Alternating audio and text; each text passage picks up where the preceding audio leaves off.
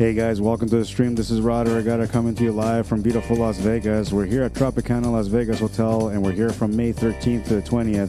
This is now day 3 of the American Cuesports ACS Acme 2023 ACS National 8-Ball and 9-Ball Championships.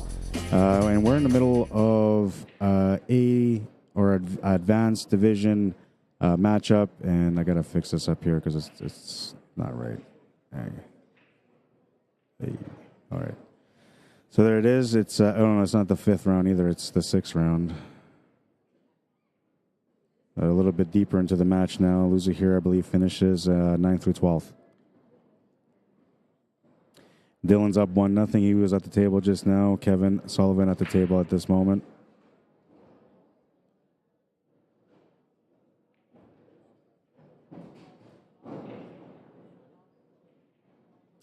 I apologize for the last stream. My system crashed, so there's nothing I can do about it.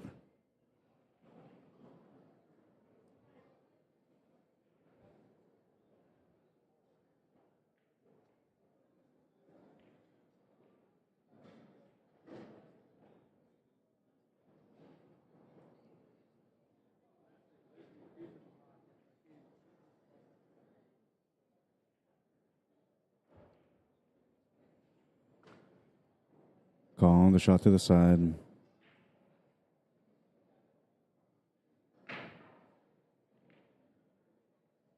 Just gonna miss it. It's gonna give Kevin a chance to get even up on the score here. He's got the shot on the 7th to the side, so he's okay here. You can see from this angle, it's a fairly good shot to take on. I gotta fix my other camera because the coloring is not good. I gotta fix it.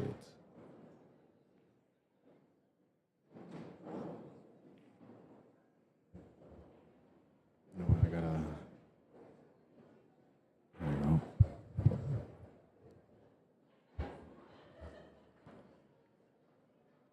Makes the 6. Has position on the 5 to get back for the 3. I'm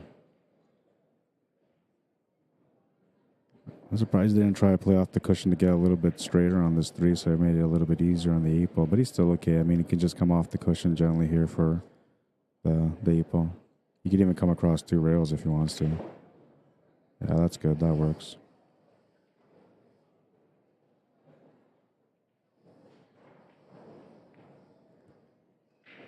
Gets on the board. It's tied at 1. And Kevin's going to be breaking next.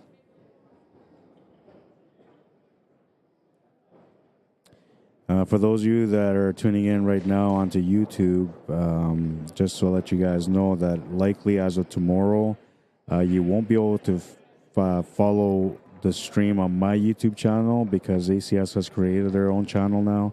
So now, as of tomorrow, I need to wait for the 24 hours to go through. After 24 hours, I will be able to stream directly on their ACS page or our channel, which is what the plan is for me and for them. But if you do enjoy the commentary that I do and you find yourself here by some chance because you followed the link, I do stream on my personal page for pool all the time.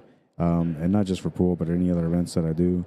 So if you want to subscribe to my channel, you can, and then you'll still be able to tune in to watch me do commentary on pool tables whenever I'm playing or whenever I'm streaming. And I usually stream at least once a week. I might be streaming a little bit more. We'll see. Coming up in the future. But I'll also be doing some training sessions when I get back home to Manitoba. So that's going to be part of something that I want to start doing now, like one training session a week. And that training session, I'll be mic'd up and I'll be walking around my table and working on things and teaching you things and asking you for what you want to learn and showing you how to deal with that. It's going to be more of an educational training session. For me, it's going to be about just getting my skills sharpened. For you guys, it'll be more about a learning experience directly at the table.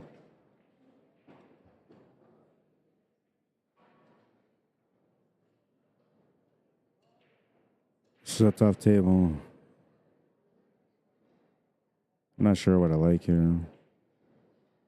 I mean, I feel like you have a better possibility with high ball, but low ball is like placed specifically in certain areas that make this run out a little bit harder.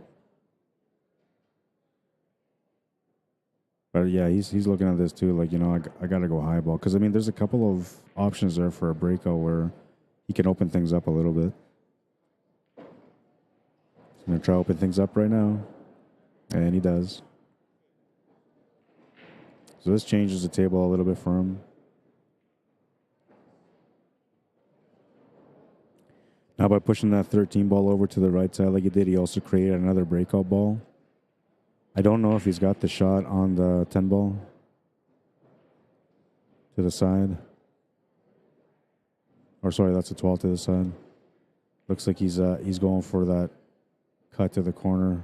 Oh, nice try. Comes up a little bit short, but he's tied up the 7 ball, so that kind of worked. I got to fix my other camera. It's bothering me. The color's not right. I can't do it, though, yet. I got to wait.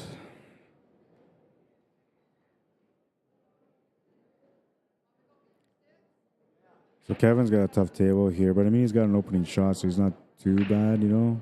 He's got a couple opening shots, actually. The one that's obvious, which is the 2, and then an option to make the 6 as well off the 12, which, I don't know. He could actually cut it in there, too. It's a little bit harder to cut, but he can make it off the 12. He's saying going to look to see if he can do anything with this 3 or this 4. If that 9-3 combo is wired, then he can just, you know, find some way to carry him off one of the balls into that 9. That would make the 3 ball automatically.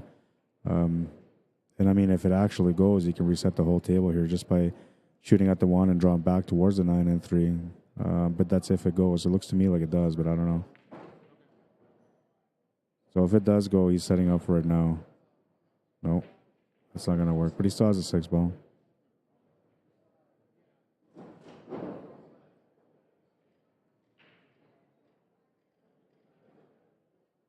Maybe the 4 goes.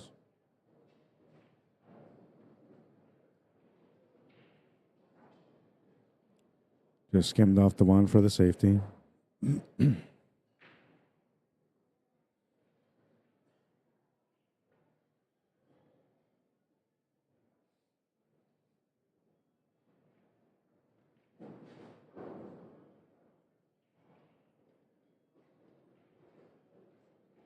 He's got good control of this table right now, so he's got to make a decision. Like, he's looking at this 9 ball. He's calling the 9 ball, so it must go. Oh, no, he was calling the combination. Okay. What I was going to get at is that, you know, the table's messy for his opponent, Kevin, so he could have, you know, tried to just play a safe thing, leave everything a little bit messy, and then let Kevin open things up for him. But now we're looking at like a hostile takeover. We're looking at maybe taking over that pocket where the 10 ball is. Some matches are like that, right? Sometimes you gotta fight for a pocket, and then whoever takes that pocket is the one that will come through because they'll have the advantage. Excuse me.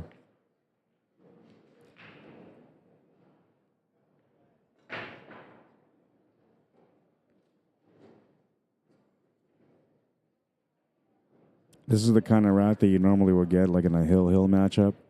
When it happens this early, it's an opportunity for us to be able to watch how they deal with their safety battles or their grind out game. But most of the times when I see these early grind out racks like this, tells me that this match is going to go to the end.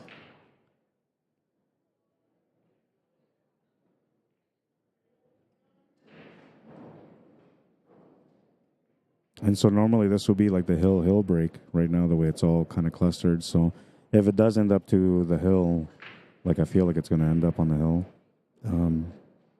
it's going to be different at the last rack. Instead of breaking and everything being tied up, whoever breaks is going to make a ball and they'll have a chance to run out. Because that's the way, you know, table kind of works all the time. I don't know if there's like a formula for it, but like from streaming all the years that I've been streaming, I've noticed that there's a little bit of a pattern in competition.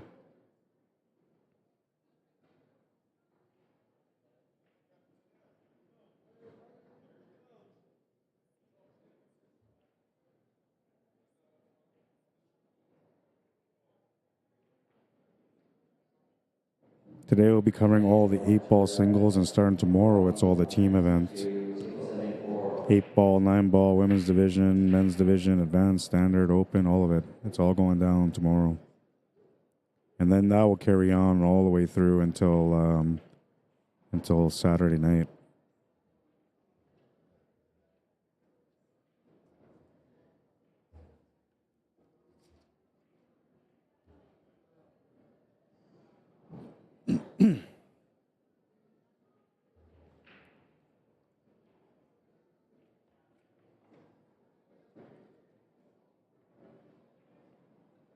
I'll try to see. Well, oh wait. I'm gonna try to fix my other camera here on the sideline. Hopefully, I don't miss anything because of it.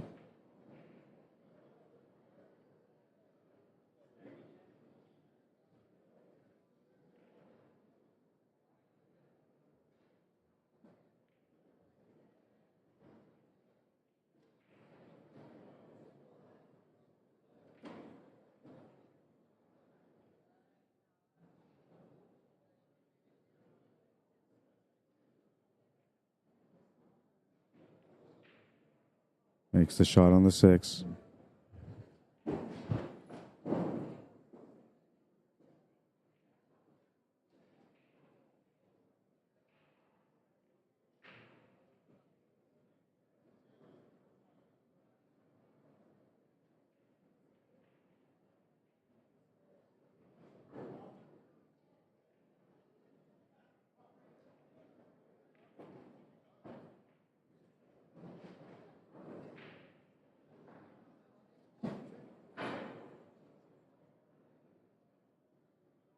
I think it looks a little better.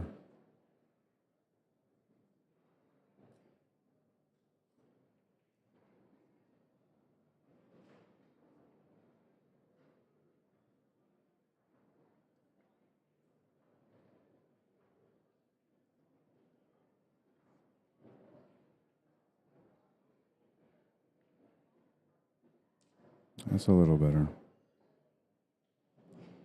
Still gotta do some tweaking on it. I had all the perfect settings yesterday for it, and then I don't know. I guess every time I start my stream, it kind of resets the camera and the colors and all that stuff. So I'll have to screen cap it a little bit later.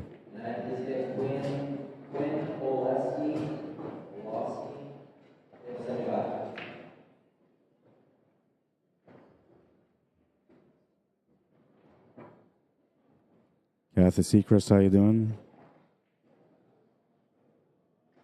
John Clewell, welcome to the stream.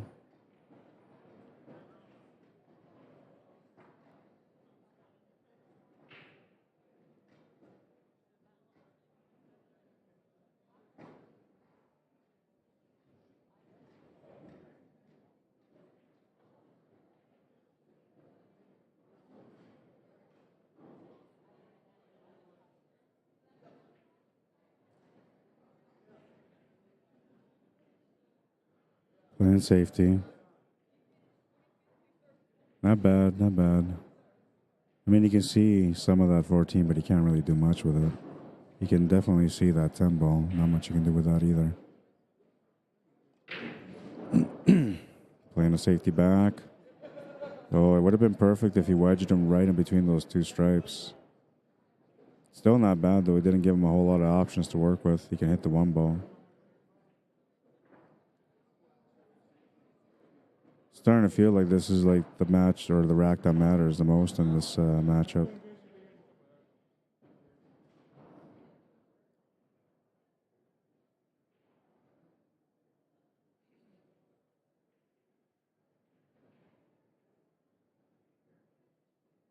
Just playing safety. He had a nice line towards that pocket, though. So both of them have situations that are tied up. One has a 7 ball tied up and the 3 and 4 tied up, and then the other has the 9 tied up. It's just a matter of Dylan, who's got the 9 tied up, to find a way to be able to get a positional shot for the breakout. And what Kevin's trying to do is he's trying to prevent that from happening. Now you can see from the angle here, like if he would had a shot on that 3 ball, he can go on the 3 off the 12 into the top right corner. That's what he's looking at.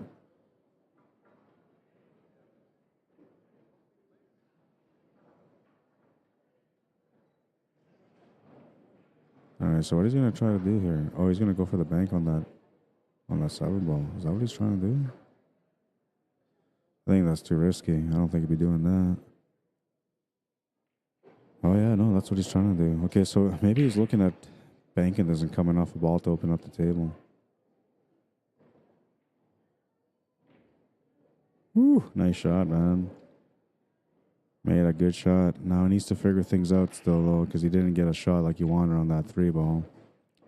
So that's why he took on the bank, because he's thinking to himself, like, as long as I get just below this 4 and 3, then I can go 3 off the 12, or off the 10, sorry. But he's come up short, and now the 1 ball's tied up, too, because he doesn't have a shot on it. I mean, it's open, but he doesn't have a shot on it.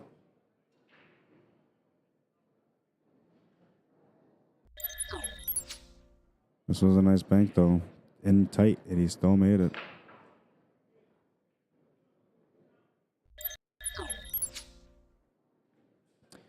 Hits the 1, and we'll try to play safe here. But the table is open now for Dylan. So now and the table has turned in a sense, because now Dylan has everything wide open while Kevin still needs to open up that 3 and 4. However, as long as that 10 ball stays there, he's got an option to get that 3 ball out. And so Dylan knows that he's been watching him look at that shot a few times. So yeah, he's going to remove that ball right away. That way he doesn't have anything like that in case if anything goes wrong. And now, I mean, at the same time, it complements the shape for him to be able to continue to run the table down.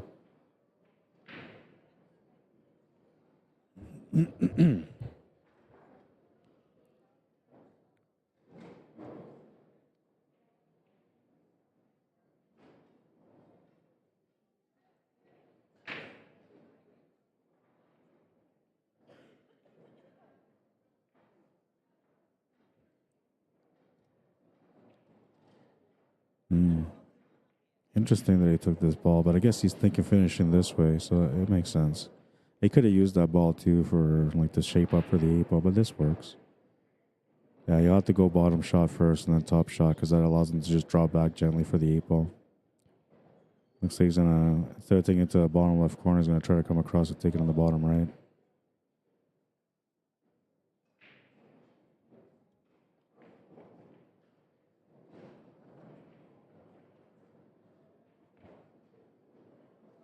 That was a good little battle for both of them, but Dylan's going to be the one that wins that rack. 2-1, he's in the lead by 1.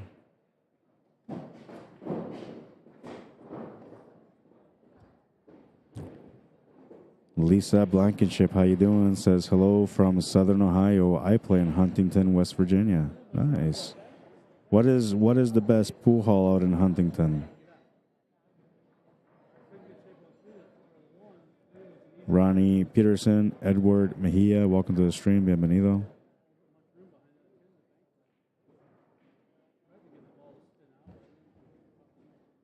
How about we do a little bit of shout outs? Where's everybody from that's watching the stream right now?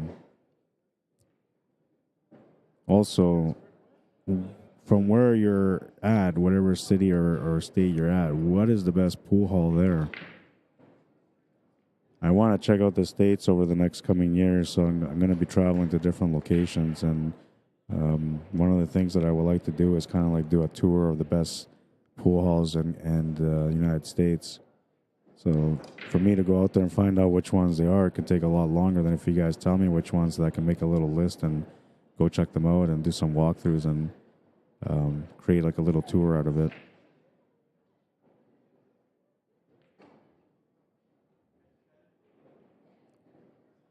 Lisa says the pool hall. Oh yes, I heard about the pool hall. And Luke's. Okay, cool. Lisa Schneider, how you doing? Says hi from Pennsylvania. Tamia Durant, welcome to the stream. Tyler Henninger, welcome to the stream. John Clewell says Sharky's Billiards and Lounge, Palmerton, Pennsylvania. I'm taking screen caps of all this stuff too, just so you guys know. Because I want to know. I want to know. Kissimmee, Florida. Hey, Rod, says Kathy. Brian Dionysus says, PA, Dillon's area. I think Eagle Billiards in Dixon City. Order a steak. You won't regret it. You're making me think about a steak right now, man. I love steak, you know, especially something that's like on the rare to medium rare side, you know, but it's got to have some marbling in it. It's got to have some marbling in it. If you ain't got no marble in your steak, you're not eating steak. I'm kidding.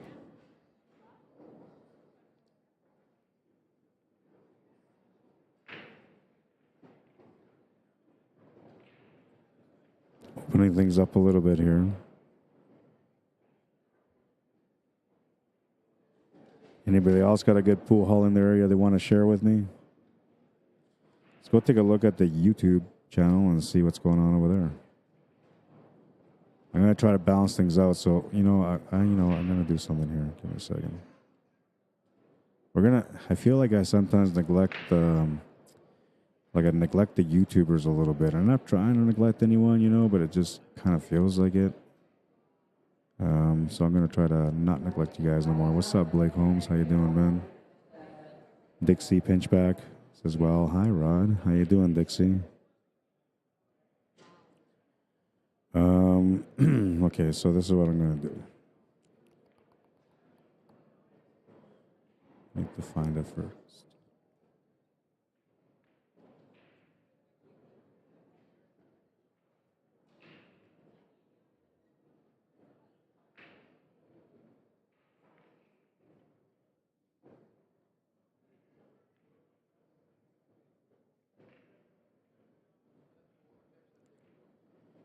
Now, why did it not work? Let's see.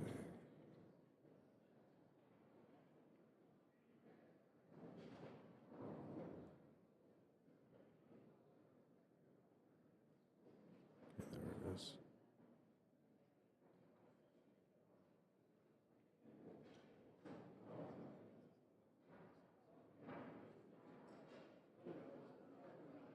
All right, so I got the YouTube chat on the window here. Now we can see what's going on with YouTubers.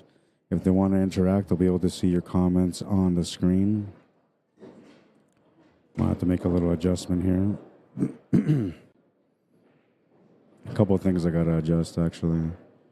We'll put this up here with ACS banner underneath it. That's that.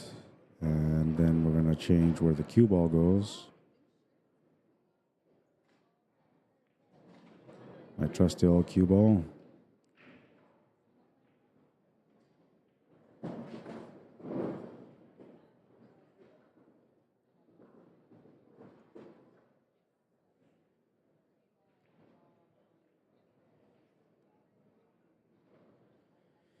All right. So what you see there, learn more, that's just the YouTube channel. Anybody that starts interacting on YouTube, those comments will start coming up. That way I can see them right away. I can do that for Facebook too, but it's a little bit of extra work for that. Brian Leisure, how you doing? Kathy says, I play out of sidelines in St. Cloud, Florida. Well, I might be coming out to Florida, so if that's the case, I would love to meet you down there, Kathy.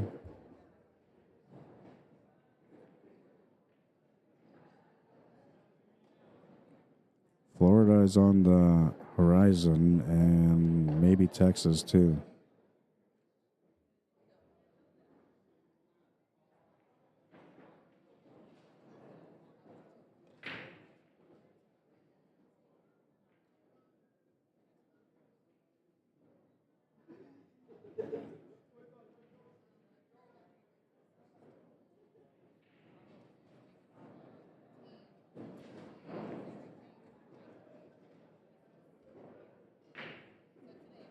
Dixie Pinchback says, LOL, not sure how I got here, but been away for a couple of weeks due to family funerals. Oh, I'm sorry.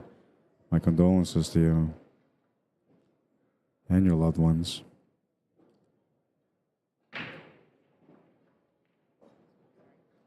Makes the shot to the corner, and he's got the 8-ball. Kevin says that's good, so he takes a 2-game lead now. It's 3-1 for Dylan. Stepping up his game as he's going through the racks.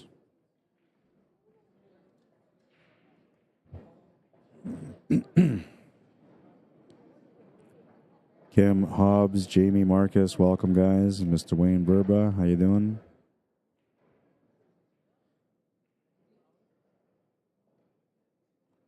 Blake Holmes says, good old Black Cat Valley tables. I heard that the Valley is trying to change their tables too. They're trying to become competitive with Predator and Diamond.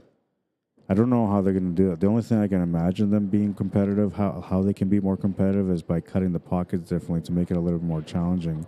But one of the things about Valley tables are that the reason why they work for their leagues is because the pockets are a little bit wider, so then the games don't take so long. Now, the idea never was about league. It was the idea why they open up the pockets like that and why you can cheat the table so much. It's because the idea was to be able to have racks go a little bit faster in the bar, because these tables were originally meant for the bar. So that's what it was supposed to be like. And then that way, when somebody plugged the table, they weren't on it all night, right? It allowed more people to plug the table and to play more racks. And then, you know, the leagues kind of started, and then they all started using the Valley tables, and from there it became, you know, the league table. Right? Where I'm from, we usually, in our playoffs, we get the bar tables that come in for our playoffs. It varies, right? It varies depending on how the table condition is. Makes it a little bit more challenging for the players, but at the same time, I think the players enjoy the challenge. Unless they lose, then they don't. And then everybody complains about the table. Dixie Pinchback says, so sad. Thanks, usually on Facebook. I know. I'm sorry about that. You know, unfortunately, it's a part of life. And, yeah, there's just no easy way about it.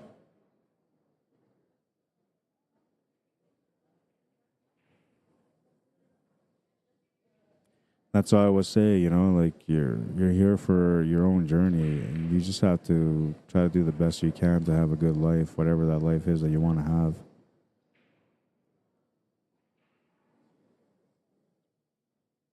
You got a little bit of fuzz going on here. There, it's settled down now. I don't know what's going on, but my wires are getting crossed over. Not in my head, on the soundboard.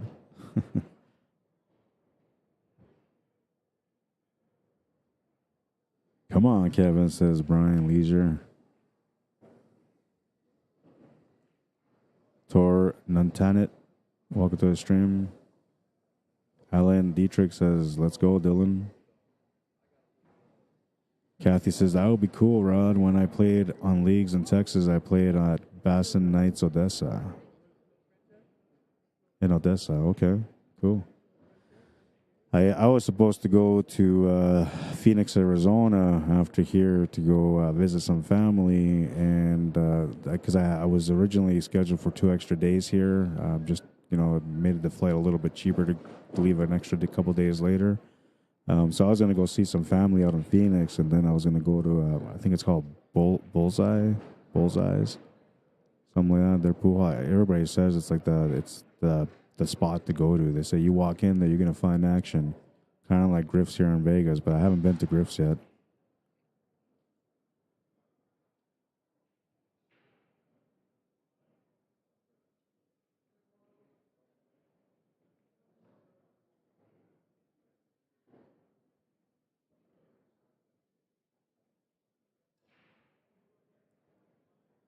Yeah, I wonder, like, I can't think of anything else that they can do to make these Valley tables better. They already use the Ridgeback rails, and when you're watching these streams throughout the week, like, these are the Ridgeback rails that are going on the table, right? And that's why the tables are so fast. That the rail action is equivalent to, I would say, like a Predator, just slightly faster than a Diamond table. Now, one thing I can think of, or two things I can think of, is one, tightening up the pockets, different cut, something slightly different than everyone else. But they're still going to want to allow some cheating, right? Unless it's just a tournament table, then they will make it specific, right? But if they're still planning to put these tables in the bar, the new ones that are coming out, they're going to have a little bit of leeway on the tables, because, you know, otherwise people will not play as much, right? One rack will last a half hour to an hour versus a rack going through in 5 minutes.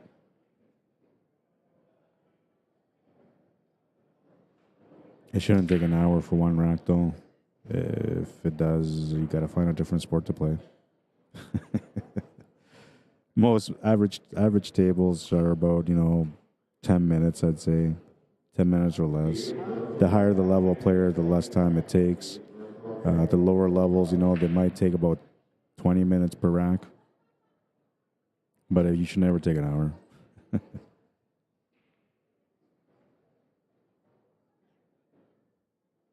Lisa Schneider says, play pool, have fun, don't sweat the small stuff, loving life. Yeah, that's a perspective, right? And I think, we just have to appreciate our days, whatever days we get in life, right? And I know a lot of times people wake up and they're like, oh man, it's Monday, or oh man, I gotta do this, oh man. Just enjoy it, everything, even the hardships, you gotta embrace the hardships sometimes, because when you learn how to see them in a different perspective, they're no longer hardships, they're just reasons for you to grow. Makes the shot to the corner, 3-2, he's down by 1. Telling you, man, I got a feeling this one's going all the way in the USA. Lisa says, I want to go to Griff's. Yeah, I want to go check it out too. So that's like I haven't gone anywhere in Vegas to look at anything whatsoever. I mean, last night I went downstairs to the casino here at the Tropicana, and I was like, I'm going to walk around, take a look at things, see if I get a feel for a machine. I don't really gamble, right? So, like, I'm being like the cheapskate, right? So the first machine I go in, I put in $1. First machine I went in, I put in $2. I was like, well, okay, I'm going to see if these things rip me off or not, right? So, and it's stupid, really, because what are you going to do with $2? I should know it better than that. But whatever, I put in the $2 and I spun. I was like, oh, yeah, no, they're robbing me. And then I went to the next one. Eventually, I walked around for a little while. I was like, okay, I'm going to slap a 5 in there because, it's stupid. Why do you put $2 in, right? So I put $5 in, and I lost that $5 too. And I was like, oh, man, like, this is bad. I can't do this no more. But then, out of curiosity, I was like, okay, well, $5 more, right? So 5 more dollars later, I'm at $17 in. I haven't won anything on any machines, right? And then I thought to myself, well, that's because you're moving from machine to machine. You're giving up right away. So then I decided, okay, I'm going to sit down. I'm just going to play this one machine for $5 more, and whatever happens, happens. So that machine, I ended up getting like $15, and then I got up to 20, and then it went back down to 15. I was like, okay, I'm going to move to another one. Went to that one. I eventually made $22, and I was like, okay, this is my night. Things are going good. I go to the next machine. I lost that $22. Okay, I'm going to sleep.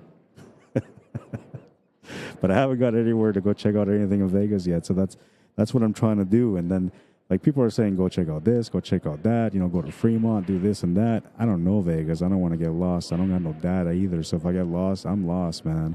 I might end up in New Mexico. But yeah, no, so my biggest plan is to go check out Griff's. That's the biggest one. And then there's Las Vegas Q's, which is owned by, I can't remember the guy's name now, but he was a local from Manitoba, from where I'm from. And he came out here and he opened up that pool hall. So I want to go check it out. You got to support local, even though he's in Vegas. He's a Manitoba boy, right? So I got to go check him out, say hi, check out the scene. If I get the opportunity to go out there and do so, I'm going to go and do like a walkthrough for you guys, all right? So you guys will have a chance to check out the walkthrough. The only way you're going to be able to watch that walkthrough, though, is if like you follow me or add me on Facebook, because I'm not going to do it through my YouTube channel, and I'm not going to be doing it obviously like this on Facebook on ACS. It'll be under my own account. But that's my thing. I love going to pool halls to check out the scene, and and I like doing walkthroughs because it allows other players to check out the scene and see what's great and what's not great about pool, right? Okay, so I got some more comments. I got to scroll up here. See a bit of a scroll up here. Dixie says, Alberta is soaked in with smoke. Socked in with smoke from fires. Can't go outside, so get to watch pool. Really? Well, I guess it is that time of year. Somebody was saying that in Manitoba it's 28 degrees Celsius. And that was yesterday. So it's the heat wave is coming in, which usually creates the forest fires. And then sometimes people they have like a season where they ban the fires, where you can't have like campfires. But then people will start like a little fire somewhere, and then it just becomes a big forest fire. Canada's notorious for that. Australia too, they got that issue out there also. Fremont Street is a must. Take local transit. Well, that's what everybody says. Even my wife, she's like, "You gotta go. You gotta go check out Fremont. Like, at least go check out Fremont." And everybody else says Fremont, and I'm like, "Okay, well, I know where I gotta go. I just don't know how to get there or get back." And I don't want to take cabs because I don't know. Like, cabs have like this sixth sense when, like, they just perceive when somebody's not from there. Usually in the States, it'll be because I have a Canadian accent. They'll be like, "Oh, we got a Canadian." Yeah, once you got a Canadian, you're obviously going to take him for a ride wherever you feel like going instead of taking him directly there where he's trying to go. Maybe not the cabbies out here are like that, but in Manitoba, if you come out to Manitoba and you jump in a cab and you have an American accent, I guarantee you're going for a ride somewhere else for a while before you get to your destination, man.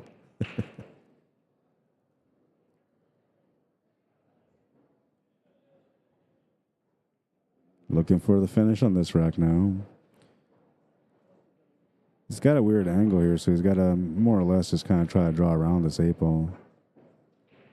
And he was trying to set up for the side. He just went a little bit too far, but he's still okay to make it. Makes the 8. Takes his 2-game lead back. 4-2. Yeah, so Fremont is the spot. Griff's for sure I got to check out. Las Vegas Q's I have to check out. I don't even know how many hours I got, but I'm done Saturday with the stream. Sunday I leave. So Saturday night I would like to go and check out some of the stuff, like maybe Fremont. I'll go do that Saturday night. If somebody here, you want to guide me, you want to take me for a walk to go check things out, I would appreciate that. And then on Sunday, that's where I'm going to make my best efforts to get the Griffs and try to do some walkthroughs out there.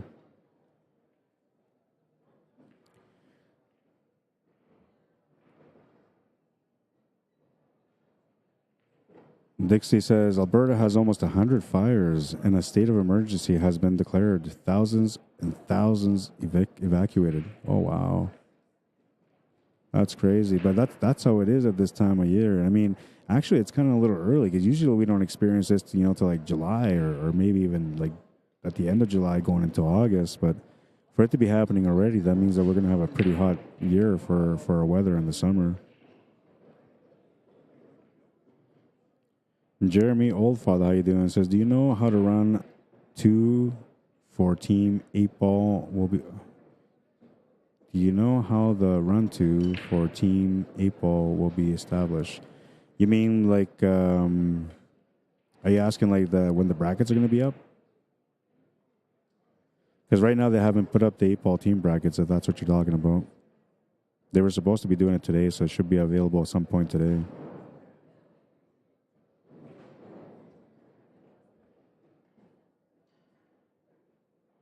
Lisa Schneider says, yeah, I got to see it. Take an Uber. Yeah, I really want to go take a look at it, honestly. It's like, I don't know. One of the things I was thinking is like I wanted to go, what's that place with the big pyramid? Well, they have a place with a big pyramid here. So that's one of them that I wanted to go check out because that's I don't know, when you look up Vegas, that's like the first building that pops up.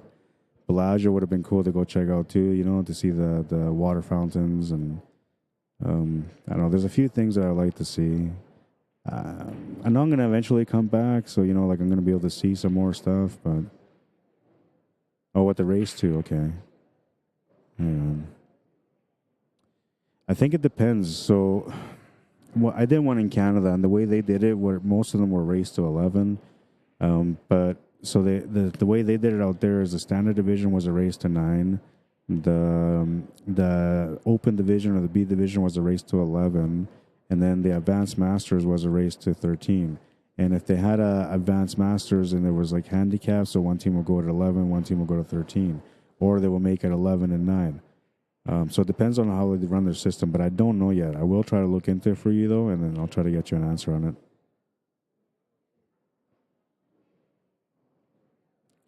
You know what? I'm going to look at it. Might even say here on my manual. I'll take a look at the manual right now. I'm trying to be a little lazy here, man.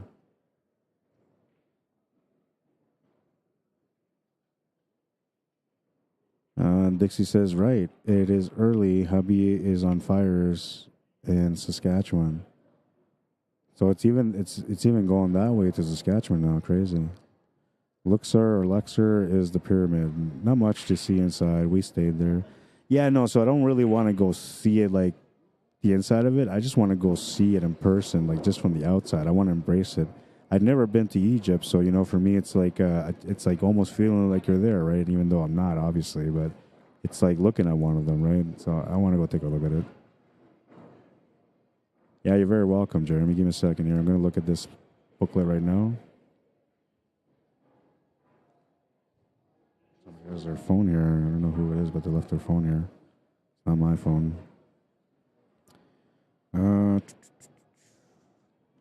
So it talks about a lot of different stuff in this manual, but doesn't actually talk about the races. So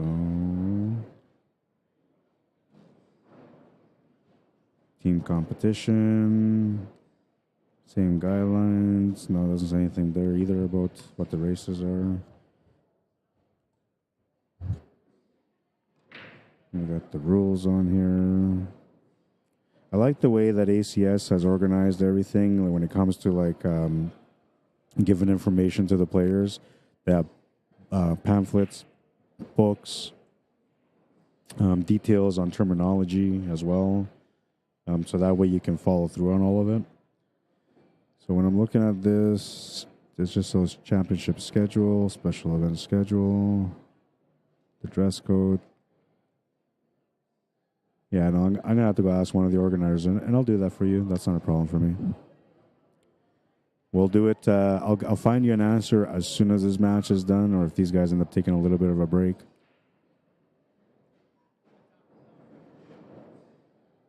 They usually don't take a break, but they might.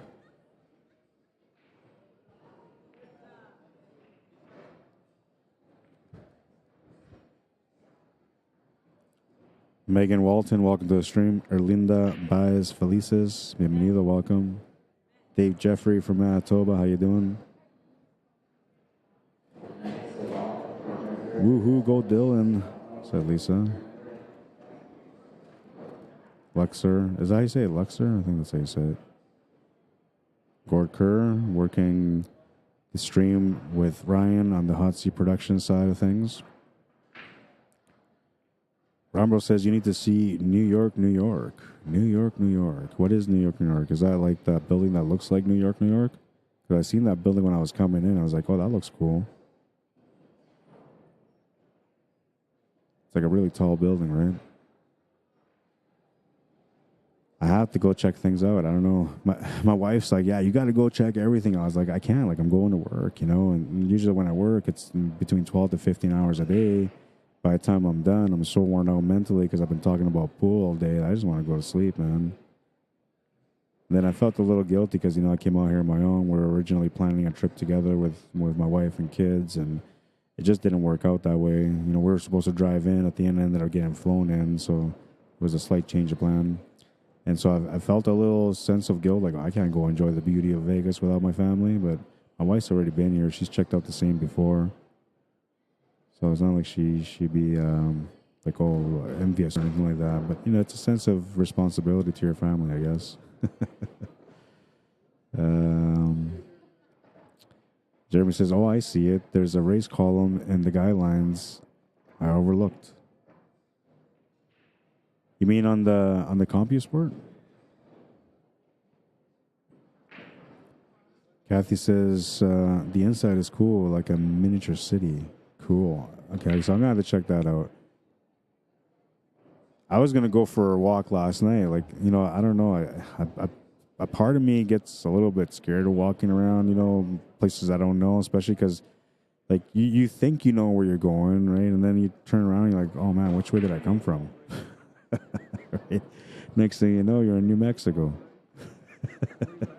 I've been walking for 10 days, man. I can't find the Tropicana. Don't want to be that guy. Prosper Hool, how you doing? Harold Hooligan, welcome to the stream.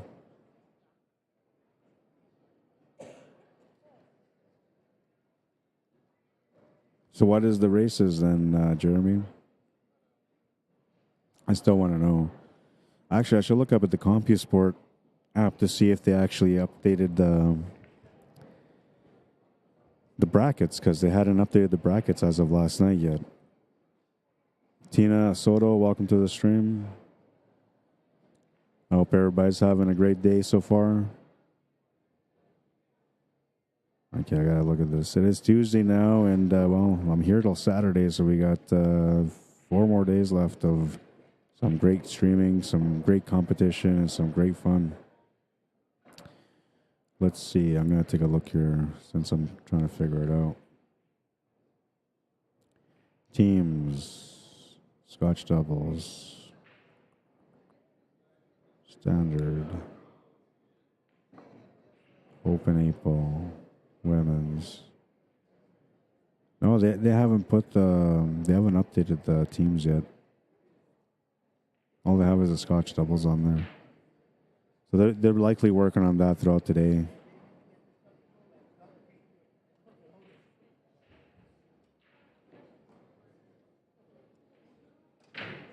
Makes a nice shot here to get onto the 8-ball. He's playing some really, really good pool. I watched him play in the Scotch doubles on day 1, I think it was, and he was doing pretty good on Scotch doubles too.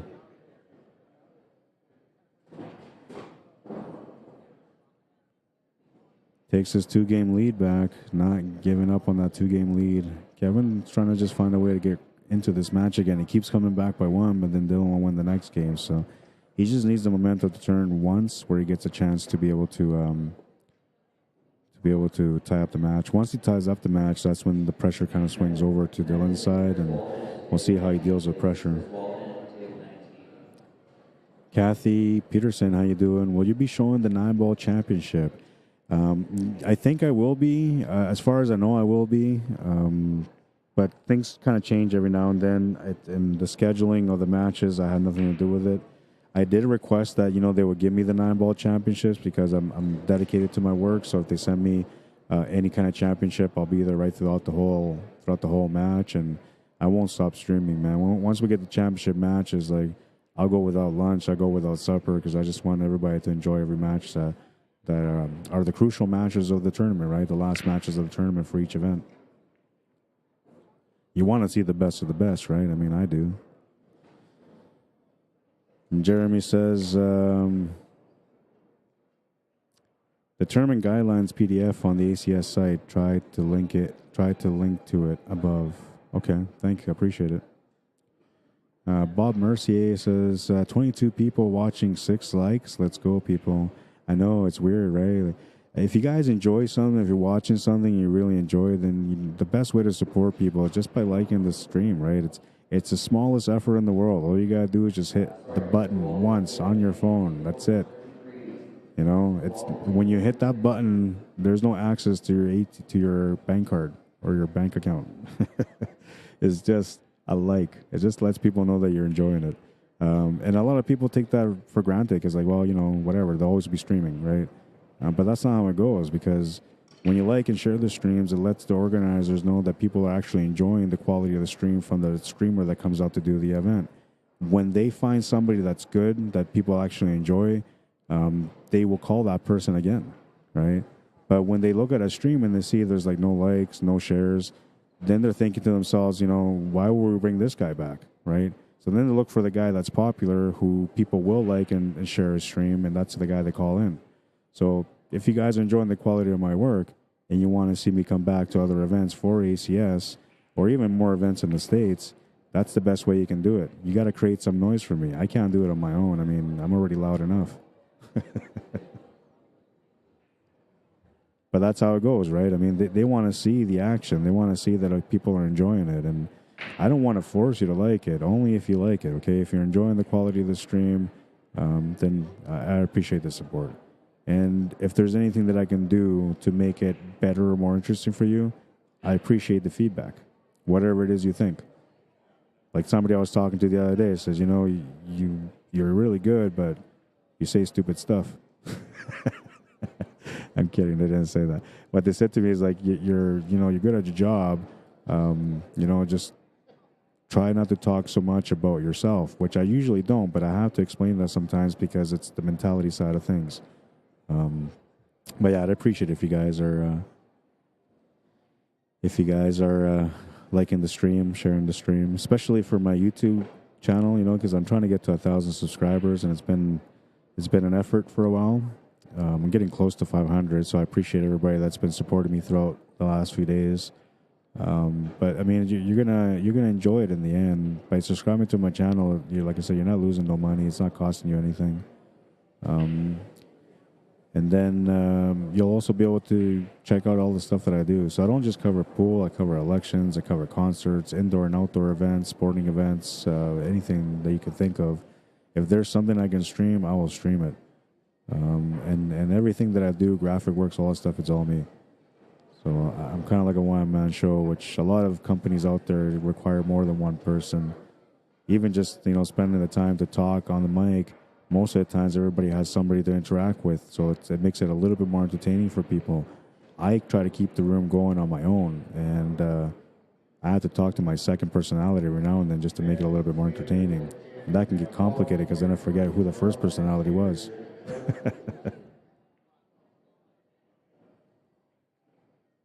Barry McLehany, is that how you say your last name? Go break and run, said Diane Banks. How you doing, Diane? Welcome back. She's been tuning in to watch the streams every day. I appreciate that as well. Michael Collymore, welcome to the stream. Daryl Abelis says more commentary on game. And usually I am. Usually I'm deep in the game. And then that's the part where, you know, like I say, like I just get carried away sometimes. But yeah, I agree. And usually I am like that. Usually I'm right into the game. And sometimes when I'm so into the game, I don't even see the comments and I neglect people. Those of you that watch me for a long time, you know, sometimes I'll be commenting for like an hour and then I go back and start reading back comments from like an hour ago. Women's Team 8 Ball, says Jeremy, is 10-10-13. The men's Team 8 Ball race is for Standard Open in advance are 13-13-13. Okay, that's cool. I like that.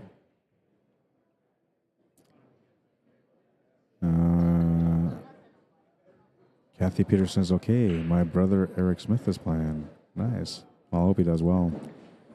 There you go. So, you know, Kevin's been doing his best to keep up, and he's kept up here once again. Down by one, hoping for a lucky break. And, I mean, the momentum's going to turn at some point, so he might get the momentum going for him right now.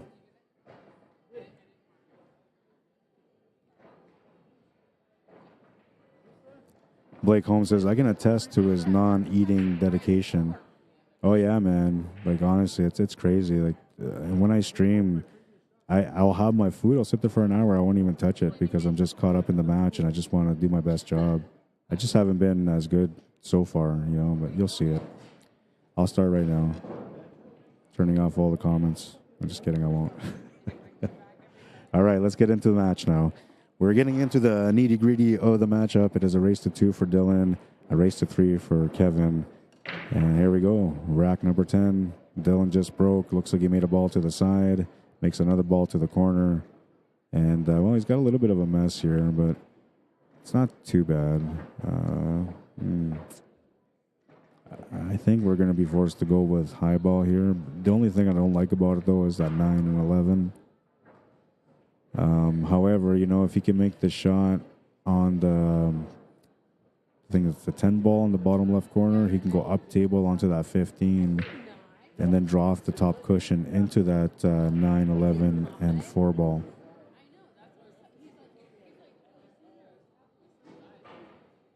That's another option, too. Let's see. Does that combo go? Oh, it's pretty close, man. I think it goes actually into the 7. So I'm looking at the 4, 9, 11, seeing if it goes to the top left corner. It doesn't quite go. It's going straight into the 7. But if that was an option, he could have started off with a combo like that.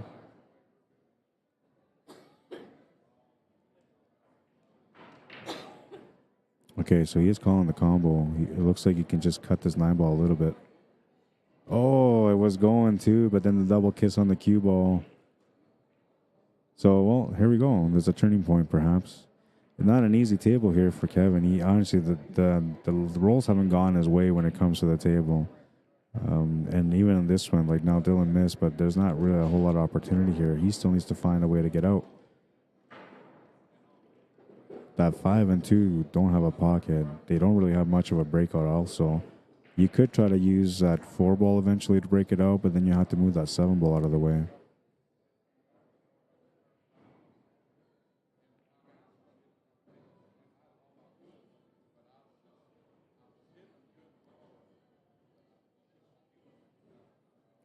I'm wondering whose phone this is that's sitting here. It's not mine. It doesn't have any power on it either, I don't think. Yeah, no, it's completely dead. Is it an iPhone? No, it's not, so I can't even charge his phone either. I didn't bring that cord with me, the one that he needs.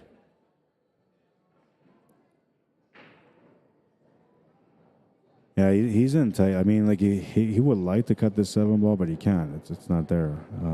He can take this 3 ball, but the problem about taking that 3 and the 4, those are both options for him to be able to break out that 2 and 5. So he's gonna more or less stuck taking this 1 ball, and then he's got to make a commitment to get the shape to be able to get the breakout.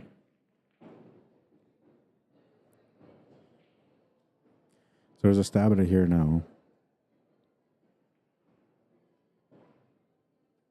He can take that 4 ball and draw off from there into the pile.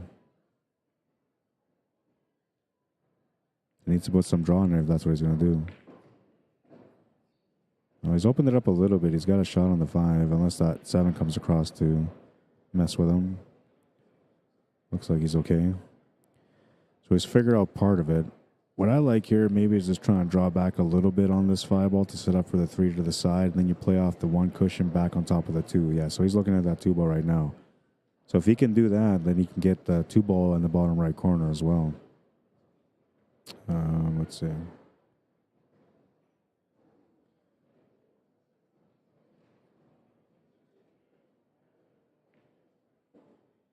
Oh, he just drew straight back for the 2 ball, so that works also. He's going to have a tougher cut, though. But the good news, if he can just make this cut to the corner, he's pretty much out, as long as he doesn't run into any trouble, which he shouldn't. Now, if he doesn't like the position here, he can still take that 3 ball to the bottom left corner, come off the left side rail, go back up to the top side rail, and then try to get a little bit straighter on the 2. But the tables are fast, so you have to know your speed. If you don't know your speed, you're going to be in trouble.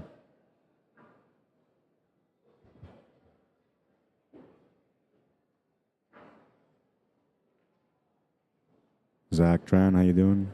Eric Bell, welcome to the stream. Eric Terry, welcome to the stream. Kathy on YouTube says the 9 ball is at 1 p.m. your time. I hope it's on your site. They should push it my way, so it's probably going to be like after this match, they're going to push it towards me.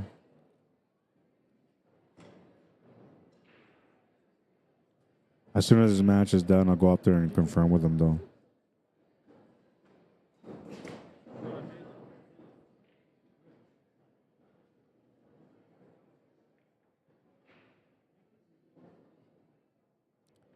Oh, it's unfortunate. He's come up short. So that was the one chance there where he could have maybe got evened up on the score. Now Dylan has a chance to be able to get on the hill. And all the pressure is going to be on Kevin's side because he's going to have to win the last 3 games. The good news for Kevin, though, is if he can win the next one on his break and can get a break on Dylan's break on the one after that, he would be breaking for the match.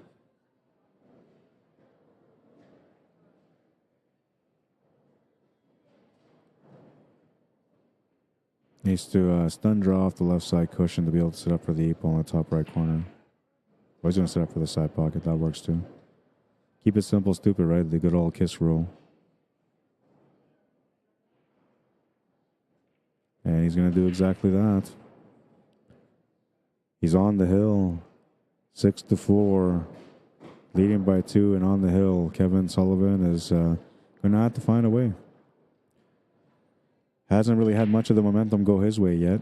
And I'm pretty sure he knows that too, right? Sometimes the matches get a little one-sided. Usually things kind of work out and the momentum will switch over to the other player at some point. But we're now 10 racks in and the momentum hasn't quite turned over to him yet. Though that last rack maybe was the beginning of the momentum. And him coming up short on that 2 ball kind of took the momentum away. Now, if the pool guys really want to push this game to a game 13, Then they're going to give him a chance to make a ball here with a wide open break, and then maybe Dylan will come up dry on the next one or run into trouble on the next one. What's up, Decky? How you doing, man? Rack number 11, Kevin Sullivan to break. Trailing by 2. Smash and break. He makes the 13 to the side. Makes the 7 ball.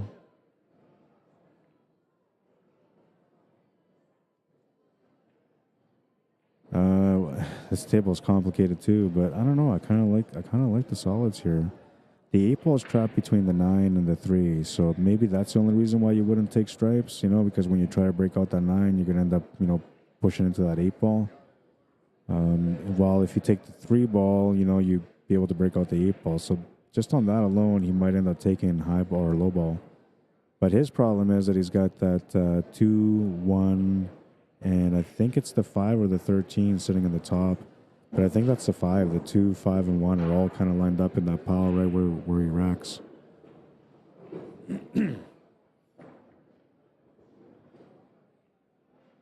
Brian Rose, welcome to the stream. Larry Merriman, how you doing? Welcome.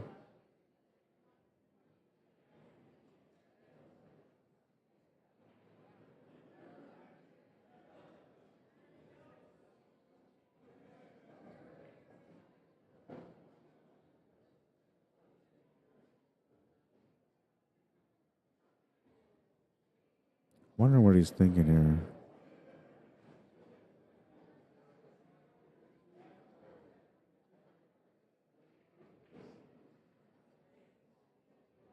I don't know how he's going to get that 9 ball out. That was the only concern for me there, but he's got to have a plan.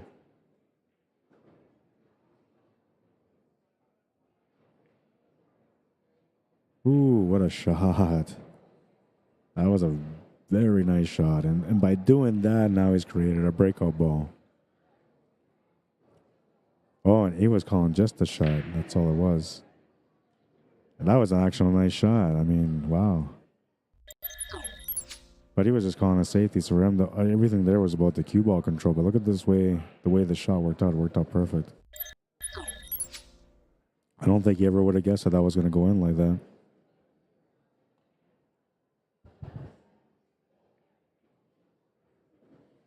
Larry says, good to be here. Thank you. Right on, man. Appreciate you joining in. So a ball in hand. That's good. He's going to have a chance here now. Still needs to figure out the breakout. Yeah, this is one way to approach it. You can just tight squeeze it in. The only thing is that there you'd be looking to kind of follow it up for the 11 ball. And when you're this close, trying to follow it up might be complicated. So the next best thing you can do is try to go up table with an angle, which I think that's what he has right now. Can't tell from this angle either, but it looks like he's got a little bit of an angle here on that 9 ball. As long as he keeps the cue ball onto the rail, which is what he's done. Now, if he tries to stun draw straight up, he's going to run to that 6 ball. I'll leave him just a bank on that 15. He actually wants to grace the 6 ball a little bit. Yeah, there you go. There you go. So now that gives him the shot on the 15. From here, he just has to come across for the 11. And then the last piece of the puzzle is going to be the 12 ball.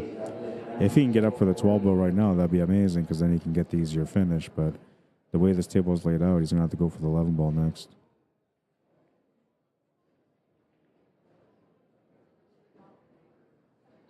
Oh, and he got to that small window.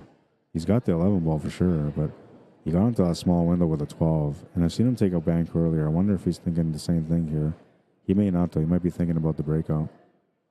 But he does have the option to bank this 12 instead, and then if he just banks a 12, he's got the 11 ball out. You might even be able to just cut it in the top left corner with enough throws. You have to put full left-hand spin on this if you can see enough of it. Yeah, and he was able to see it. And now from here, this is the work comes in for him. He's got to find a way to get down for the 8 ball. Now, normally here you would say, okay, I'm going to go out 3 rails, the right side, the top side, then the left side, and then come back down. He doesn't really have that. What he actually has to do here, he has to dig deep into this ball, into the 11 ball, and then come off the rail or come off the 1 to come back down. Ideally, he would like to be able to draw off this 1 ball on the top right side of the 1 ball And then that's going to push the cue ball down towards the middle pocket, which will allow him to have the shot on the 8 ball. He's trying to play this topspin, so he's thinking about going a different way. He might be thinking about trying to navigate through the waters type thing, right? So going between everything to get back up. If you just jack up your cue, you know, like you would do a jump shot here, and you put that lower right spin, 5 o'clock sharp, you come across clean. Yeah, see, so he tried to go back and forth. It didn't work. Like, he was just trying to get a shot on the 8 ball. It didn't matter from where. And now he's in a tough spot. So unfortunately for him, he's running into some major trouble now. And, well, if he doesn't make this 8 ball, it's going to be game over. This rack was the most important one for him because he would have kept it within 1. Then it puts the ball in his opponent's court, which he would be thinking more about the finish at that point. Now in this one, he just has an opportunity to be able to have a ball in hand and be able to finish this rack. Good try. He's going to come up a little bit short. It was going to be hard for him to hit it from there. With all that traffic in the way, it was going to be very difficult to be able to get a clean angle.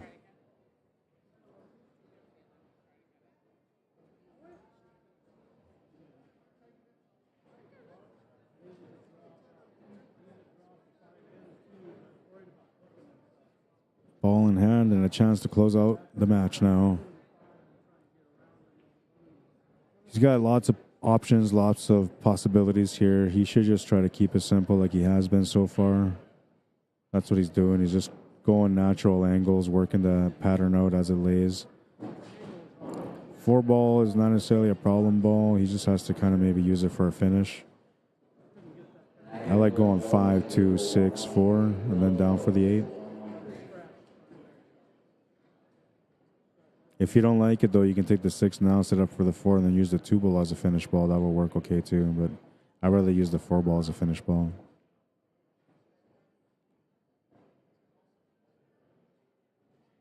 It looks like he's going to have to stun draw over here to the left side so he can make that 4 in the bottom left corner with an angle. Just like that. So now he can make the shot naturally, come across the side cushion, and then he'll be okay. He doesn't even have to hit the cushion, really. He just has to go up table. But most players will hit the cushion. And this is for the match to keep his run on the B side. 7-4, the final score. Kevin Sullivan just did not get the breaks that he was looking for. And so that's going to take us to the next match, which I'm assuming is going to happen right away. Bank cross corner headset Larry. What's up, Clark? How you doing, Mano? Renee Marsh. Matthew Heckroat, welcome to the stream. Vascoto Sabrina, welcome to the stream. Jennifer Hooten Reyes, how you doing? Welcome to the stream. Diane Banks says, nice match, guys. It was a great match. Well, you know what? We're gonna go to the table right next to us. This is another Masters Division matchup, and this is Kill and Abnett that's playing at the table right now on that one. And this guy hasn't missed, man. I mean, I watched him play since the first day. He has not missed any shots. He just took on one of our best players in Calgary or Alberta, pretty much. Maybe even one of our top players in Canada, Russ Whittle, and he had his way with him, so to speak. He never missed a shot. He just kept, every time he made a ball off the break, he ran out. Anytime that Russ would play a safety or anything like that, he would get out. This guy's like a robot. You're going to enjoy this match. I'm going to go find out about the next TV table match. You guys can enjoy this match in the meantime. I'll be right back.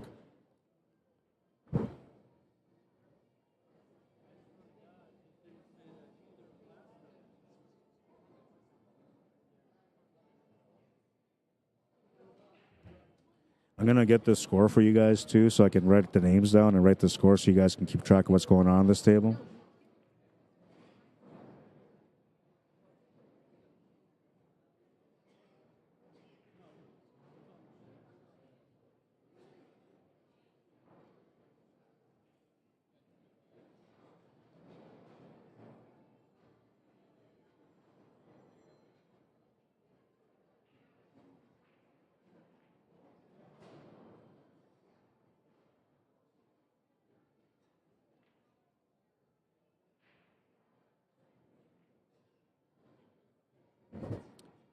All right, so I can tell you that this match is already had a really good matchup. They're tied at 4. There's a race to 7 for them also.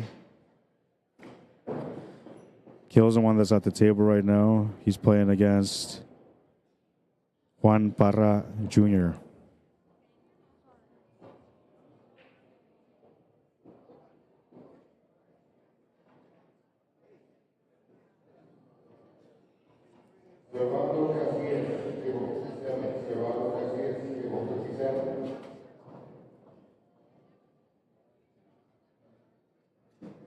Okay, and this is a B-side 6-row match or 6-round matchup also. So this is the loser will finish 9th through 12th like the last match. The winner will continue to keep going. They'll be in the top 8. The score is 4-4. I'm going to go find out about the next match, and then I'll come back with the stream. Made a nice bank. You didn't see the finish in that one, but he made a good bank. I'm telling you, man, this guy is very robotic at the table. And it doesn't seem like he sweats bullets when he's thinking about anything. He's just natural at it. You guys are going to enjoy this matchup. I just know you will. I'll be right back. I kind of feel like I should wait till... I'll wait till after they finish this rack so I can update the score first, then I'll walk away. And all I want to do is I want to go confirm about the 9-ball championship match and see if there's another table that's coming to the main TV table. If there isn't, then we'll continue to cover this one.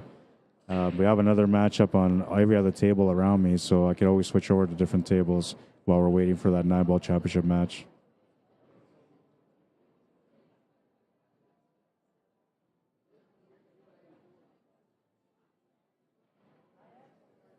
His cue ball control is top notch. That's what makes him such a good player. I mean, his accuracy too is really good. Plus, he seems to be very knowledgeable on all the systems, allowing him to be able to play a nice and clean game.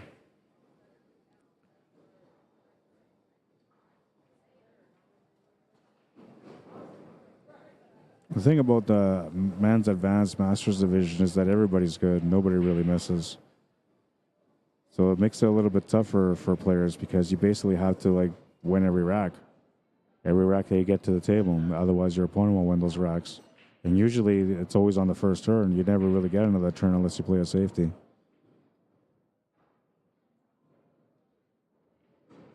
Makes the 8-ball, takes the lead. 5-4. I'll be right back.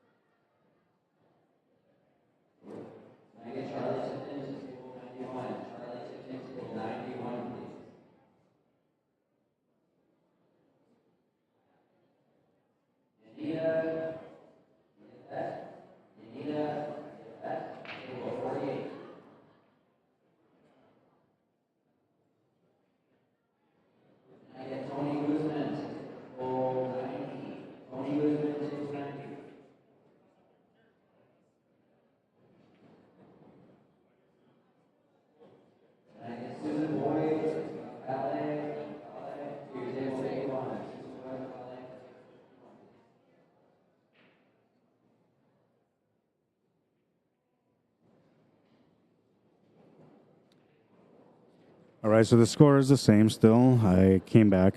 So I requested for the 9-ball championships to be on the stream, and they're going to put it on the stream here on table 2. So for those of you watching on YouTube, you'll be able to watch the 9-ball championship match on YouTube.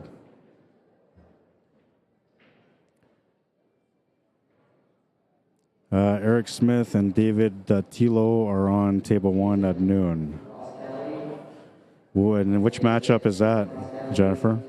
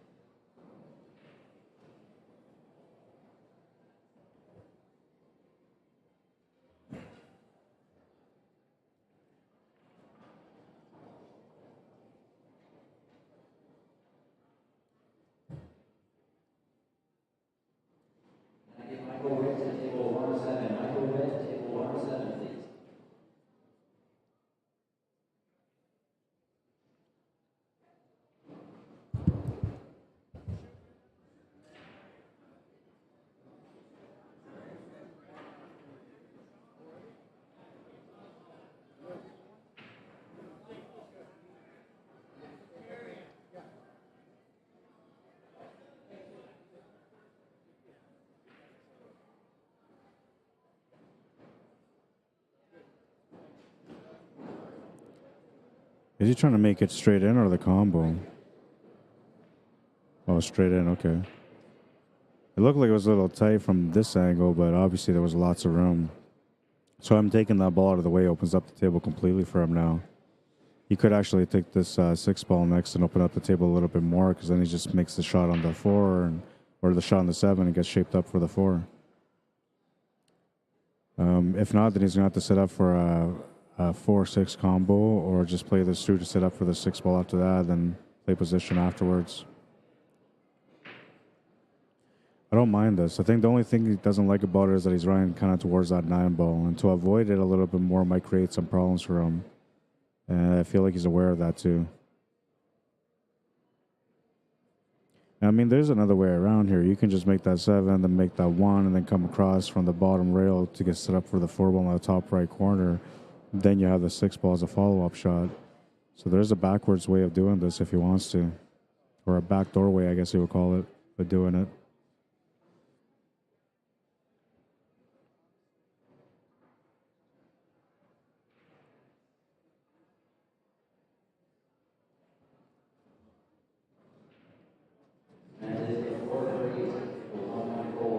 There's lots of people watching this match too. There's not just on the stream, but actually around the table. There's a lot of people watching this match right now. Kale must be a well-known player because it seems like a lot of people are interested in watching that match. And if it's not him, it must be Juan Parra that's a well-known player because there's a lot of people here, like I said.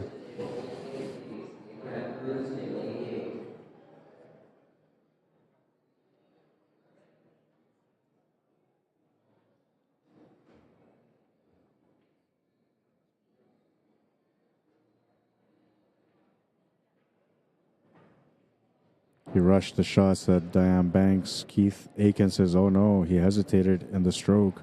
Come on, Juan, regroup. I'll tell you one thing, though. Like, it's hard to play against Kale because he's just, like I say, he's robotic, right? He just sees shots, makes shots, knows his patterns, knows his spins, and he's making it really uncomfortable for every player. I've watched Russ Little play a few times already, and he's never uncomfortable on the table. But when he played against Kale, he felt uncomfortable because he knew, like, he couldn't afford to miss a shot.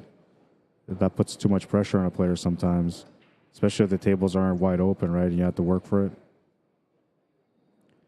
Big drawback shot here. He needs to stun draw over for that 4 ball now. Really nice execution. And look at that cue ball control. I mean, he's just on point. Absolutely on point.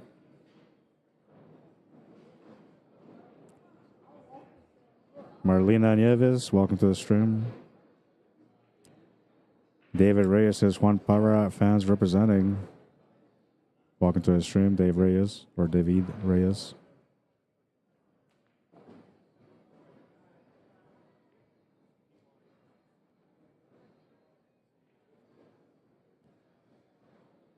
Back cut to the corner, or a cut to, sorry, cut to the corner or back cut to the side. That's what he's got. I actually like doing the cut to the side, the back cut to the side a little bit better, but then you got to put a little bit of stroke on it because the tangent line is taking you towards that side, corner pocket a little bit. Now, taking the shot to the corner is a little bit safer, but then you have to be on point. Looks like he's decided to go to the corner. Oh, he's not made up his mind yet. So the one thing he doesn't like about going to the corner is that the tangent line's a little kind of flirting with the side pocket also. So therefore, for him to play this shot, he has to kind of like force it just a little bit, and that little bit of force could be the difference on him making or not making that shot. Now, taking the shot to the side, it's a little bit harder of a cut, but the same thing. He's got to put a little bit of stroke behind it just for him not to scratch. That makes it maybe even a little bit more challenging than the corner shot. We'll see what he decides to go with. Goes for the side, makes the shot. He's on the hill. 6-4 is the score, and Kale's going to be breaking for the match. Now, one thing that I've seen in the last match that he had is that he usually makes the ball off the break. If he does, Juan's not going to get a chance at this table. So if there's any momentum in this match left for Juan Parra, he needs a break here. He needs to have either Kale come up dry, which is something rare, or him end up having a tough table that he can't get out on, which so far we haven't seen much of that either. Kathy Peterson, how you doing? Says, hey, Rod, I stepped away for a moment, but I heard you saying something about the 9-ball match. Yeah, so I went up there to ask him about the 9-ball match, And because I dual stream here on Facebook and YouTube, and the other stream is only on Facebook, I asked for that match here on this table, and they're gonna try to give me that table for that match at 1 o'clock.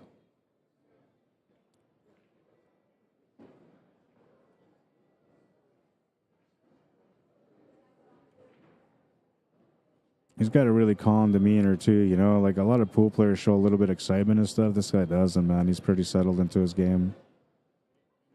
Doesn't really have any facial expressions, you know. You can't see when he's like upset with something, and I haven't really seen much of that face. Like when he missed the shot, he hasn't really shown that face because he hasn't really missed too many shots. Rack number 11, breaking for the match. Smash and break, and look at that. A little bit of momentum here. Juan Parra with an opportunity. This isn't an easy table, but I'm really liking the solids here. I'm really, really liking the solids here. I think we go with the 1, then the 3, try to come over for the 7 ball after that. Then you take the 6. When you take the 7, you push that 8 ball over a little bit so you can open up the 6 ball shot after the 5. Once you take that 6 ball, you're running up shape for the 4. Yeah, I'm okay taking that 2 ball too, because then the 1 ball will be the next shot anyway. Now, the only thing he's got to watch out for here is the speed of the table, not to catch him off guard and end up setting him up with a combo of some sort. I feel like he might actually have the 4 ball here too if he wants to take that on to open things up, but you don't have to open things up. Everything's open for you.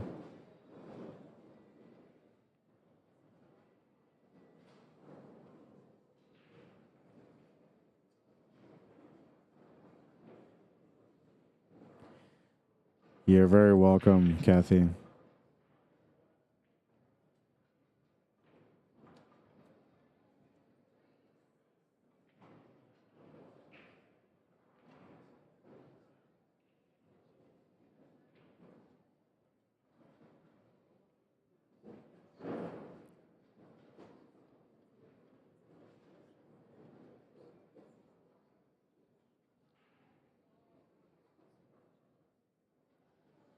So that was going to be sort of a problem there, how he dealt with the position, and he's ended up a little bit tight on the shot, but I think he still has it. Yeah, he still had it. And he's going to have to work a little bit harder now just because, you know, the 7 ball is out of position where it was originally. If he has a shot on the 7, he'd take it now. I don't think it goes to the bottom left corner. It might go to the left side middle, past that 12 and 9, but I don't know if it will. If that shot does present itself to be available, then he can make that 7, set up for the 4, then take the 3, then take the 5, and he should be out. If not, he's got to take that 3 ball. He'll have to bump into that 8 ball just to open things up a little bit more and then try to create a better angle on the 5 to get back over for the 7 and 4. Or he can drive right back for the 7 and 4 right now and then try to get back up to the 5 afterwards. So that's what he's looking to do.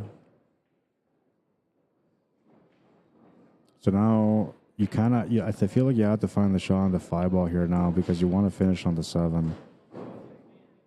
You could try to get onto the 7 though. It makes the work a little bit easier to get onto the 7, but the finish might be a little bit harder. Speed of the table, creating an angle there though. And so now he doesn't have to touch anything here. He just has to make the shot and come clean. If he gets the cue ball onto the 9 ball, he's out. That's all he has to do is just keep it clean. Don't move the 14 or anything else. Oh, he went all the way around. Oh, and he got a nice little break on that one. A good roll.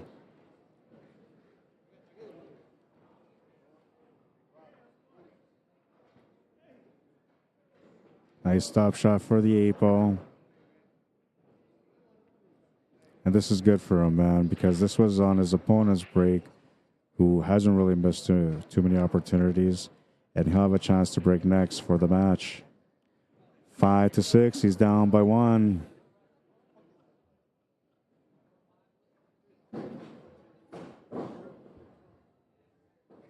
How you doing, Reese Lewis? Welcome to the stream. Kate Harris says, let's go, Kale.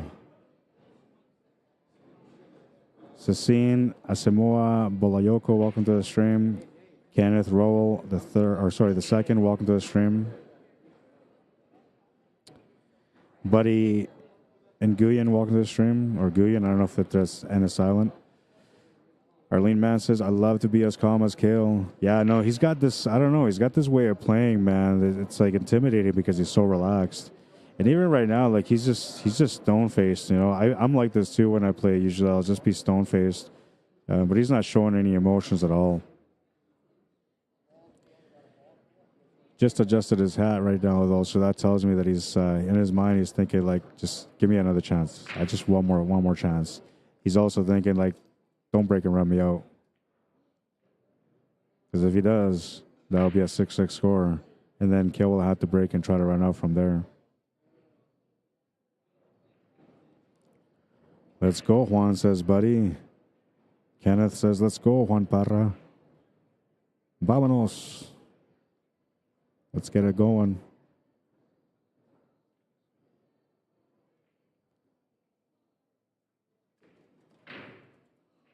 Leo Schubeck says, I just wanted to say thanks for the stream and great job. I live about 30 miles from Kale, so get to see him in local tournaments and events.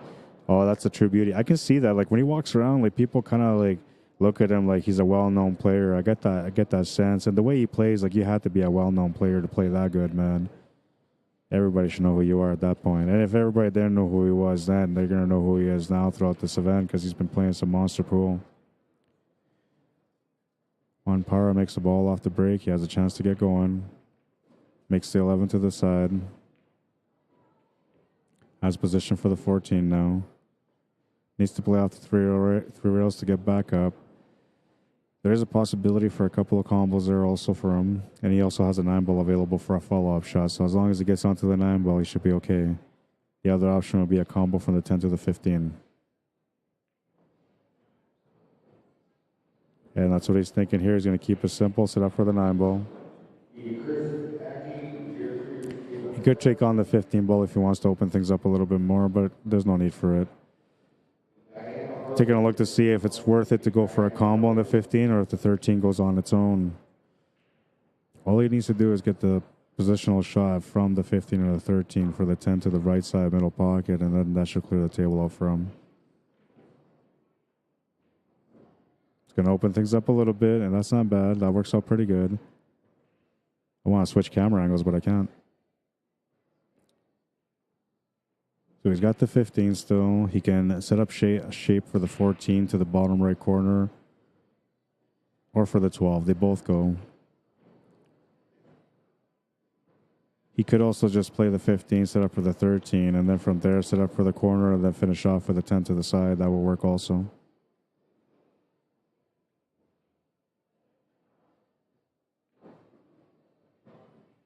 Duke Chavez, how you doing? Says Texas is rooting for Juan Parra. Reese Lewis says, sorry I missed your stream last night, but I had league and didn't get home till late. Actually, I ended up not streaming for the rest of the night last night because I ended up playing back-to-back matches. It took so long that by the time I was done, there was no more matches for the TV table. So I ended up only streaming a little bit yesterday. Today, I'll be doing this all day long. I mean, I'm going to take a break for lunch eventually, and then I got a few people that are enjoying my coverage out here. They want to kind of hang out and shoot some pool, so we shooting some pool, getting to know some of the people that are watching the stream. I say I'm gonna get to know you on an intimate level, right? That's why I say it, because to me it's like knowing somebody is meeting them, talking to them, whatever. But to get to know them intimately is to see their game, how good they play. So he's ran into trouble here, and he's gonna have to figure out how to get out here. I don't know if he's got enough to be able to make this shot to the side or if he's got enough comfort zone there to be able to back cut this 14 to the bottom right corner. But he's in his moment of truth right now. And that's one reason why I would have left that 13 ball there, because it's like your escape shot. So right now, had he just played the shape for the 14, he would have had the escape shot on the 13 if he got into any trouble. But here, because he went for the 13 and the speed of the table caught him off guard, he's in a bit of a jam. And Kale's still not showing any expressions here. He's got that stone cold killer look right now, just waiting for an opportunity.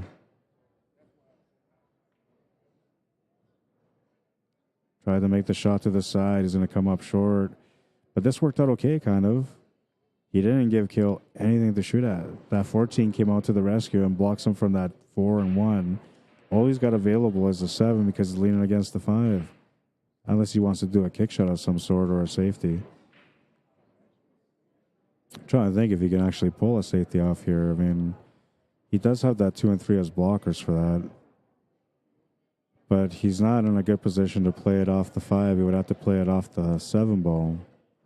And then you're kind of more or less trying to lean towards that 3 ball as your main blocker. Yeah, so that's what he's looking at right there. So what he's doing is the number one thing that you should do about safety is never just think about like, okay, I'm just going to do this, go there, that's good enough.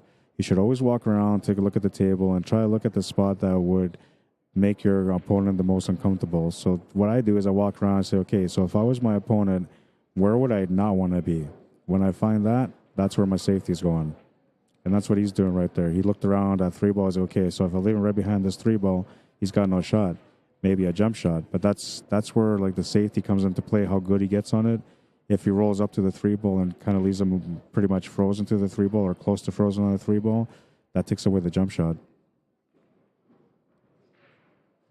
If he just tries to play this cue ball above the 3 ball onto the top rail, it will give Juan a chance to be able to do a jump shot.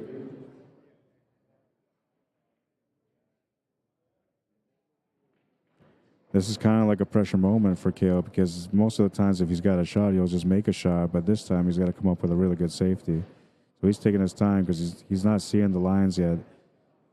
Or maybe he's seeing the lines, but he hasn't really figured out the speed that he wants to use for the safety.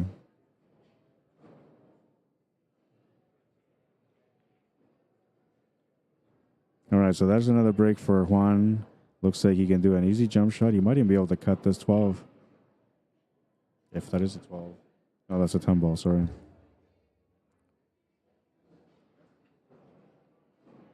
It's really close. It looks like he could almost cut it to the corner, but I don't know. He's calling the corner. Got to watch out for the tangent line because it's pointing towards the side pocket. Should be able to hit the horn and just miss it, though. Well, see, that was a problem there for him, man, is that he needed to be tight on the shot because if he played it all the way through, naturally, the tangent line would not help him. He would have scratched. So what he did there is he was trying to focus on making sure the cue ball hit that horn and didn't scratch. That's the reason he came up short. And he needed to hit that horn just to control the shape for the 14 ball. So Kale got a little bit of a reward there. I actually liked the jump shot there for Juan, but, you know, it was no guarantee he was going to get a shot on the 14 ball afterwards. And the shot through the corner was available, like I said, but the tangent line was pointing right to the side pocket on the scratch. So a massive break here for Kale because it looked like he was about to go to a hill-hill matchup. Now he's got a chance to close out the match.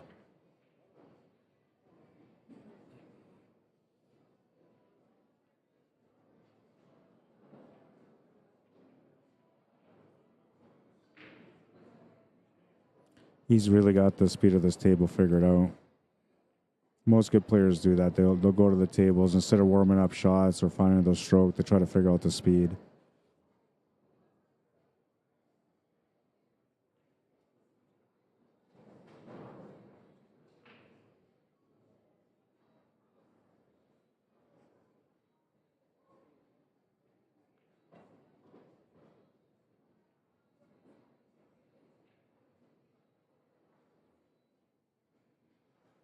Looks like he might have to maybe draw into this 2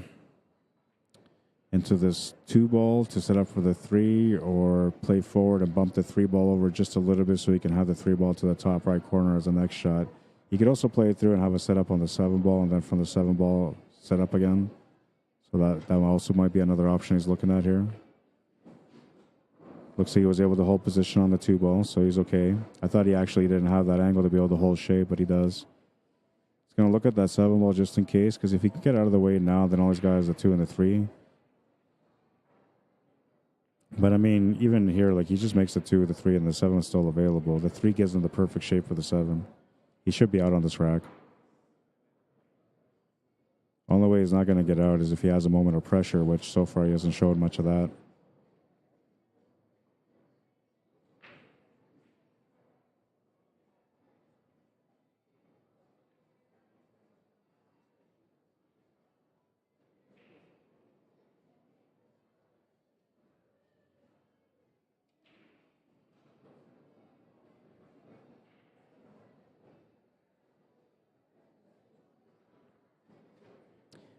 I'm kind of curious, who's the guys that sent these guys to the B side? Because honestly, like these guys have played so good, this should be an A side matchup.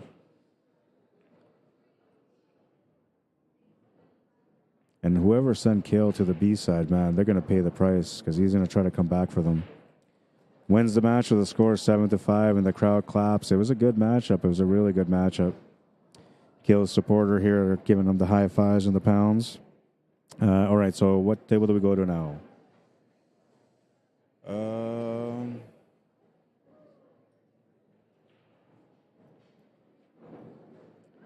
We have a ladies matchup.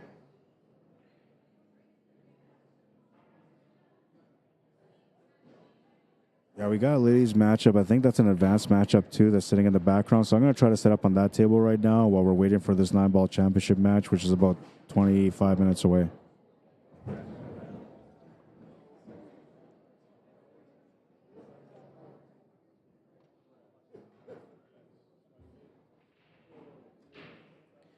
Now, I'm going to go over there and find out what the score is. I know one of them is a Canadian and the other player is American. I just don't know what their names are. So I'm going to go find out. And from there, I'll update the score. How did I do in my game? I did good, but my opponent, my last match, I never caught a break. You know how I always talk about momentums? The momentum never came my way in that matchup. It was all him. And then the one chance that I got on there. So I lost 5-3 at the end. But it was what it was. Go Iowa, says Kate Harris. Good match. Let's go Eric Smith, says David Reyes. It's going to be the next match, I believe. LJ Weathers, how you doing? I'll be right back. I'm going to go find out what their names are, what the score is at, update the score for you guys. And we'll bring down the championship thing here because it's not the men's division. It is the 8-ball singles. I'll be right back.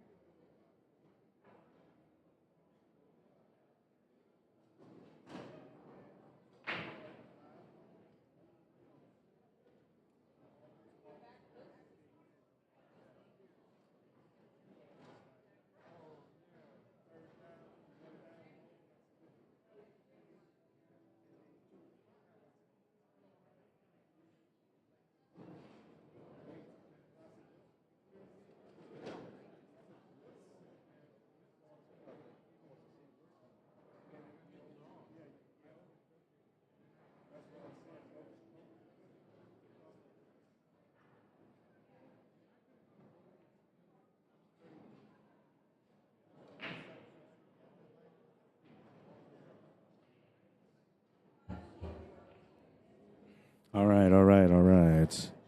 Didn't take me very long. I just rushed over here. Still no matchup on the main TV table. All right, so this is Tracy Goodyear at the table right now.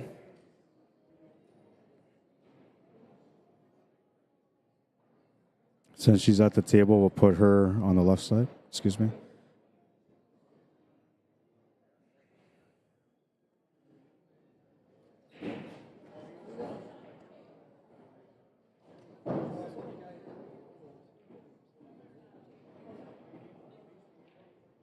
They're racing to 4.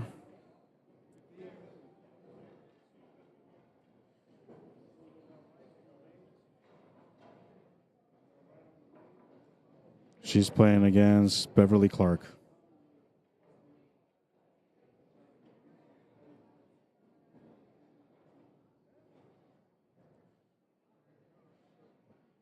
And it is 2-0 right now for Beverly. And Trace is at the table at this moment. And this is Women's Open.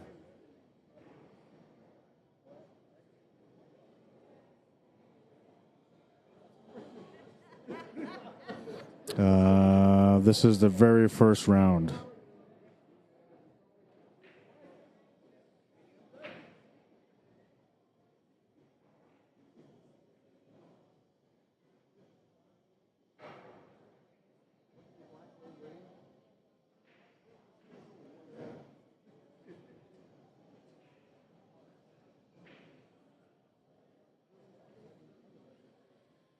All right, there we go. Everything's been updated now. And this is Beverly Clark at the table, leading by 2, looking to try to get on the hill here.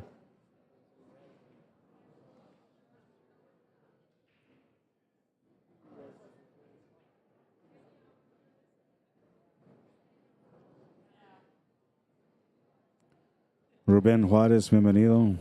Welcome to the stream.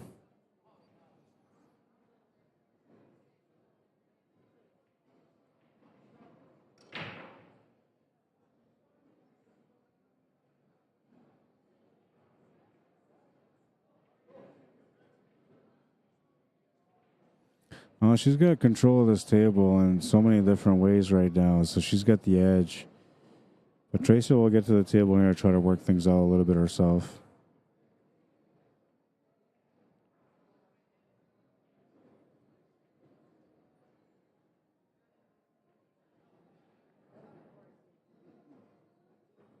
And I'll tell you guys where these ladies are from. So, oh, look at that. It's a all-Canadian matchup.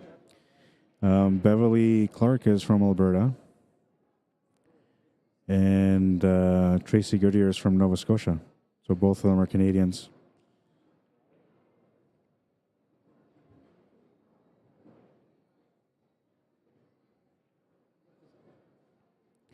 We're just waiting for that. Well, you know what? I'm going to adjust the camera a little bit here.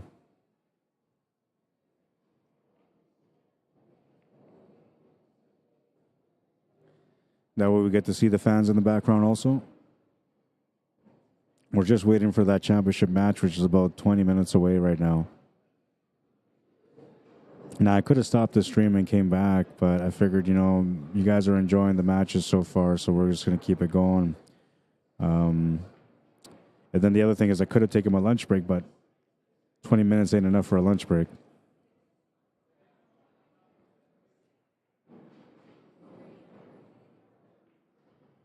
I'm likely going to end up stopping the stream after the 9-ball championship match. Unless there's another championship match right after that, I'll just keep it going.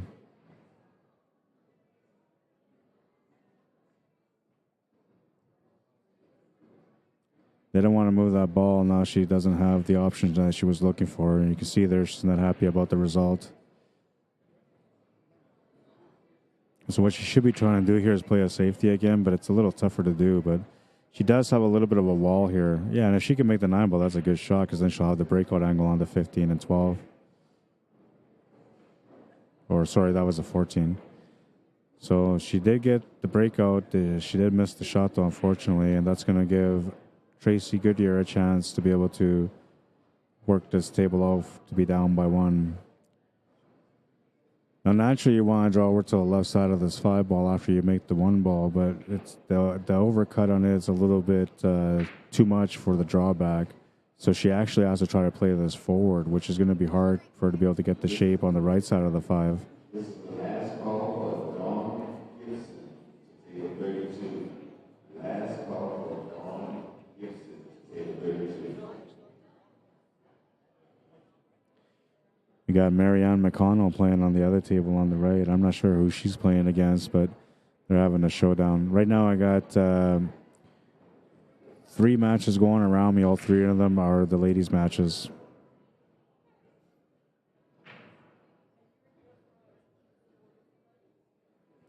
How you doing, Len? Colton Milligan, welcome to the stream.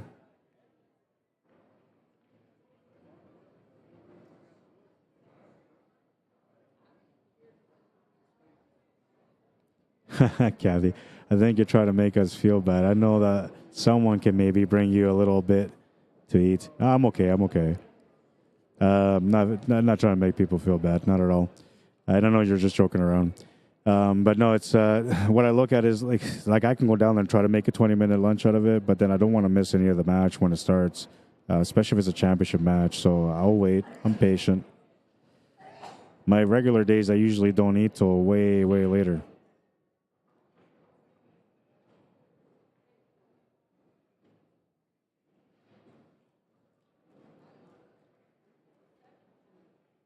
Oh, she's got the shot now. Got to keep her calm and cool on this one. She's a little close to the ball, though, so she's got to jack up her cue a little bit. That makes the shot a little bit more uncomfortable. She shouldn't have to jack it up too much, though, because there's enough distance on it. Oh, yeah, she ended up missing it. But she was forcing the position for the 8-ball. That's what she was doing there. And they're also aware that they're on the stream right now, so they might be feeling a little bit nervous.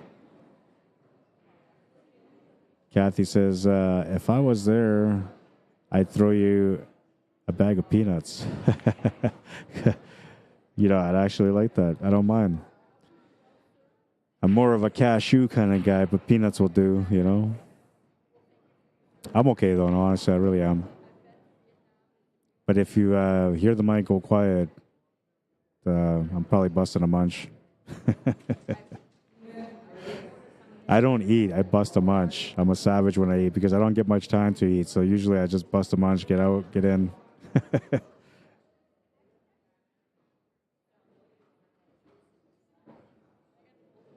ball kind of curved a little bit on her there, and it's going to change the angle here for the 8-ball. She still has a shot on the 8, but it makes it a little bit tougher for sure. You could just try to play safety here, but it looks like she's calling the shot. And I think she's thinking two-way. Like, oh, no, she was calling the safety. Good call. All right, so we got another 8-ball match here right now.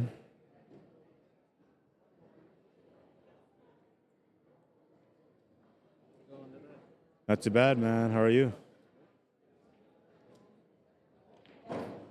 You're playing really good. But you're consistent. Yeah. How many years have you played for? I started when I was like 12 or 13. So Oh, yeah. Yeah. So you've been really well seasoned. How long have you been playing at the high level? 16 when I got moved to Masters in Iowa. Really, eh? And then I've been stuck there since. Yeah, you're never going to go down. Went a lot of years where I was like just donating the whole time. Yeah, And this year I won it in Iowa. That was the first time I ever placed real good. Yeah.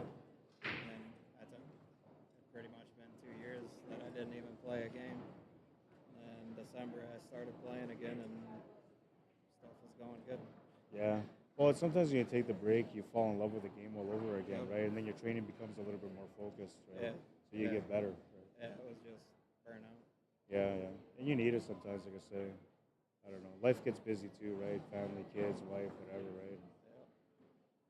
But it's funny how it works because, like, when you play in handicap events, you really stand out. But when you play at the same division, it's such a tough battle because everybody's the same, right? And it just comes down to, like, not making mistakes, really. Yep. Yeah, that's fine. All right, so you guys going to warm up first before you guys get started? I'm good to go. I'll see what Dylan, if he wants to hit some balls, he can. Okay.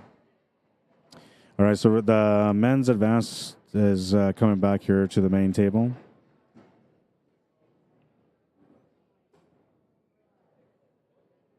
Go, Bev, go, says Len. After the match, say Spicy was watching to Bev. Okay, I'll let her know.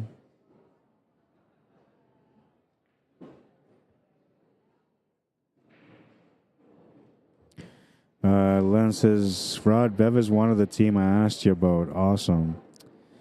Well, unfortunately, I gotta move away from that table because we got a main table matchup now, and it's not the 9-ball yet, which is supposed to start in about 15 minutes. That one's probably going to start around 1:30. It's oops.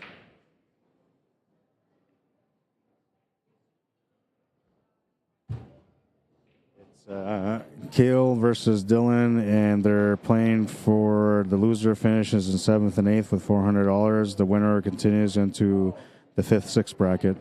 It is a race to 7 between them. It looks like they're going to get going right now.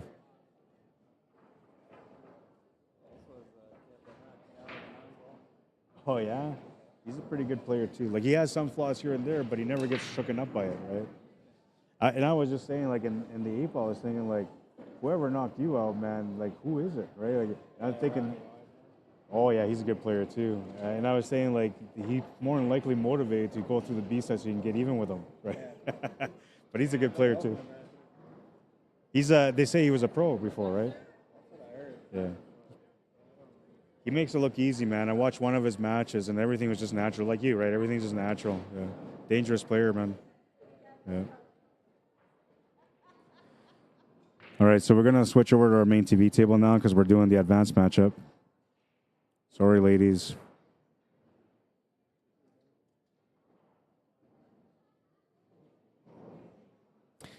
And we'll fix everything up here real quick on the scoreboard for you guys.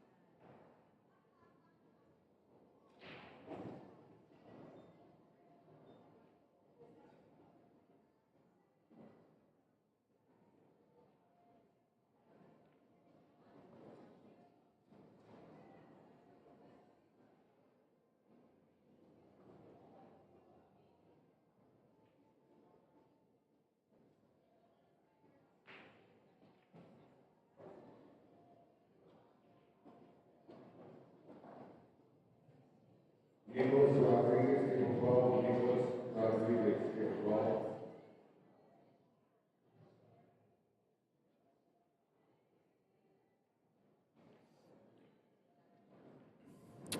All right, so there we go. This is men's advanced division B-side quarterfinal.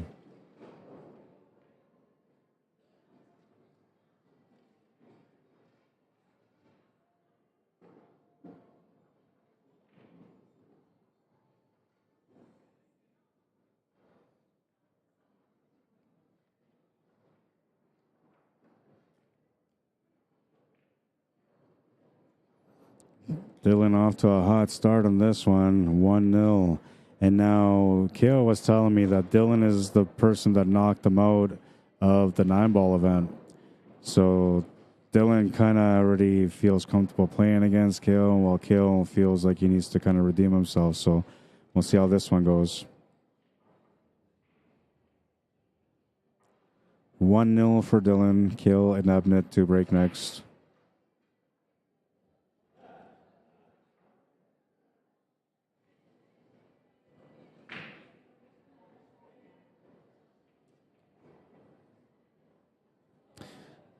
I feel bad that I had to switch from the ladies' match to this one, but I mean, the reason why I do is because this is my best view, right? And with this one, I can work with different angles, so it allows me to be able to see the match a little bit cleaner or clearer. Where with the one angle over there, to me it looks weird, awkward, and then I don't have any other angles to work with. So when somebody stands in front of the shot, I don't see what's going on. But that's the only reason why. Just so you guys know, I am a women's pool player supporter.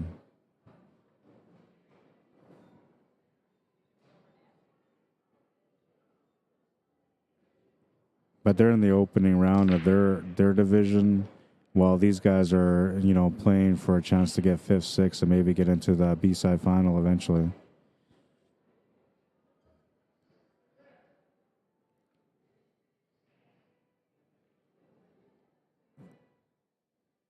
The guy at the table streamed the other day, Scotch. That's right. Yeah, they were both these guys were on the TV table once before.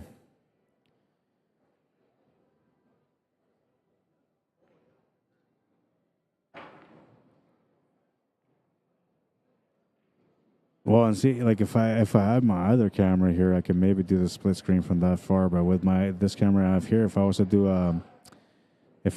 a split screen, it wouldn't justify it. It would look a little rough.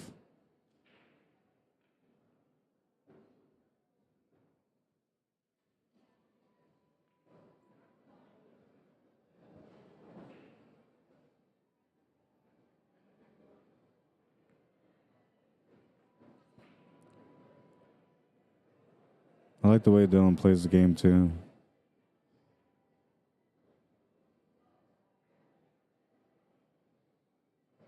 Opens up the 2 ball. Position here is going to be hard to get. It's going to have to let the cue ball loose a little bit on this one. Although it looks like he might be able to get perfectly across. Not bad. He's giving himself a small chance at the shot. I think he actually has it. Let's see. Yeah, no, it looks like he's got it. He's got the shot to the corner. Makes the shot to the corner. Perfect shape for the 8-ball. 2-0. Dylan SPOHR off to a hot start in this B-side quarterfinal.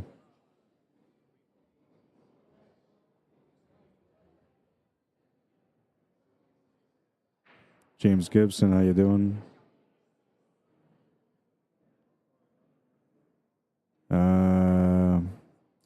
Dixie Pinchback says, watch that diabetes, Rod. Yeah, I know. It's unfortunately for me, like the lifestyle that I have from doing this kind of work kind of limits how I can control my sugars throughout the time. And then when I go eat, sometimes like I'm just so drained I need to eat more, and then my sugars get a little too high too. I try to find balance. So usually if I feel like I'm starving, I'll just eat more greens and stay away from like anything carb. And I've been doing pretty good about staying away from carbs so far.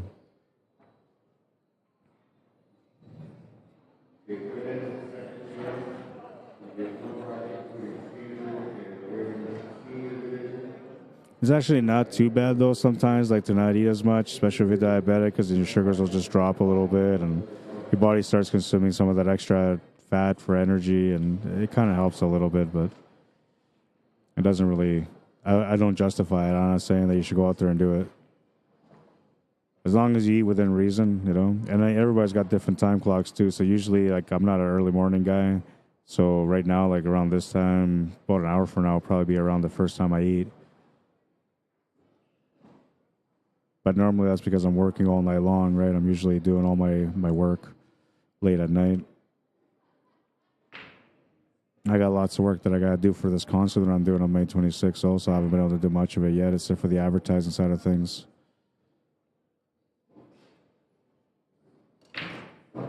Smash and break. Makes the ball to the corner. He's got an opening shot. And he's looking good here on this one.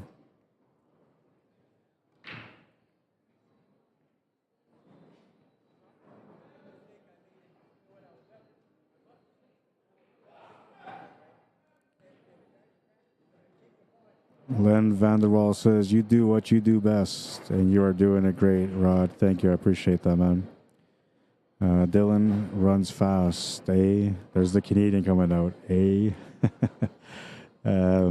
Yeah, no, he's I don't know. So there's left hand or left brain thinking players and right brain thinking players. Okay, that's the way it basically works when it comes to pool. A right brain thinking player just sees a shot, naturally knows what to do. A left-thinking player usually has more of a methodical style of play. They walk around more, they think more, takes them a little bit more time. And it doesn't matter whether they shoot left or right or not. Like, there's left-handed people that think right-brained, right? But that's the difference in the table on styles of play, is that right-handed player has no need to process any extra information. They just go and react to what they see. And usually they're very good with their instincts. Those are the dangerous players, because like they just gobble up a table real quick, and it just kind of makes you feel like, damn, that was fast, you know. Makes you feel a little bit intimidated afterwards.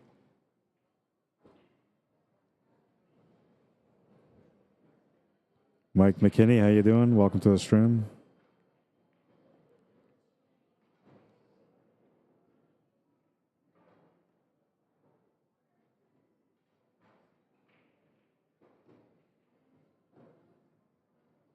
He just knows too, you know, like he just knows exactly what he's doing, where the cue ball is going to go. It seems like he's got that speed pretty good too on this table.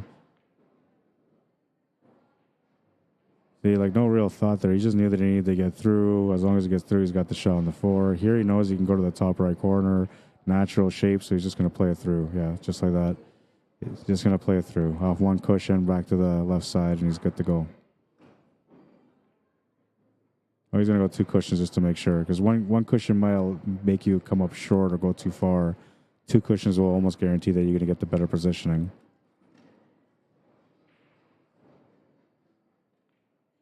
Eight in the corner. He's up 3-0. And he's shutting down the robot right now, man. Kale has not had a chance to do much in 3 racks so far. He'll have a chance to do something here on this one because it's his second break.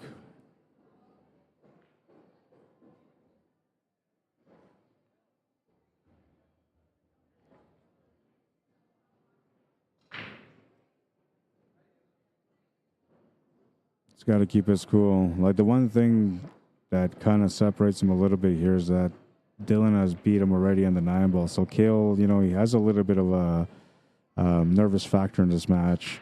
Not that he's showing any signs of being nervous, but you know that inside, you know, he's feeling a little bit of it, especially with his opponent jumping on to a 3-game start like he has. Makes you feel like, you know, you have to do something here on this rack, and technically he kind of has to. For the advanced masters level, a 2-game difference isn't that big of a deal, but when you start building out 3 or 4-game differences, it makes it that much harder for somebody to be able to get back in a match. Because you'll be able to run out two tables to get, you know, within 2, but the opponent having that extra 2 games the whole time, you know, he's always going to be up 3. He's always going to try to get up 4, and it just makes it harder for you to be able to battle.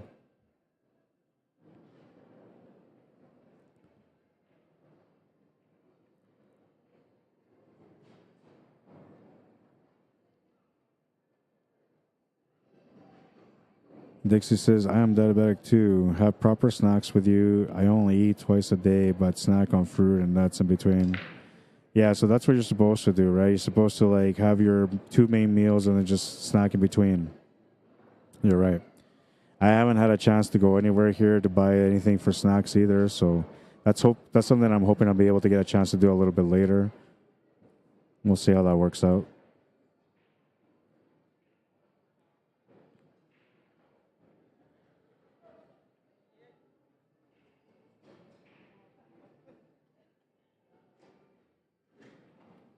By the way, if you're watching my YouTube channel right now and you haven't subscribed to my YouTube channel, but you're enjoying the way that I cover matches, just know that this is the way I always work, and there's nothing different about today and every other day. So if you're enjoying what I do and how I do it, by subscribing to my channel, you'll get a chance to see more of that when I do other events.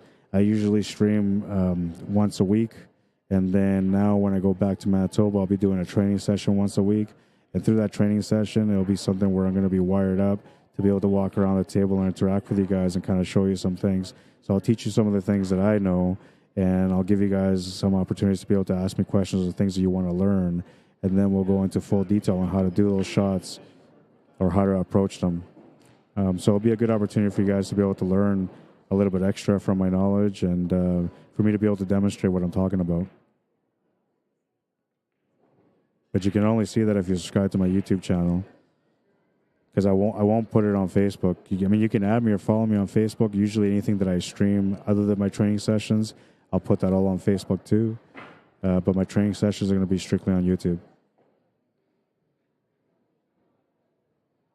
And it's going to be fun. I mean, I'm going to be training on the bar box, on the 9-foot, on the snooker table. You'll get a chance to learn a little bit more about snooker, the inside of snooker, how to play the game properly, how to train to be able to become a better snooker player. It will help your game in quite a few ways. 4-0. He's absolutely dominating this match so far. Hasn't really missed anything and has been playing top-notch pool. he had a little bit of a struggle in the last match, but he ended up finding a way through to win. And now in this one, he's just he's got all the momentum going his way. Not that he's gotten any lucky rolls, but he's earned every game that he's played on so far.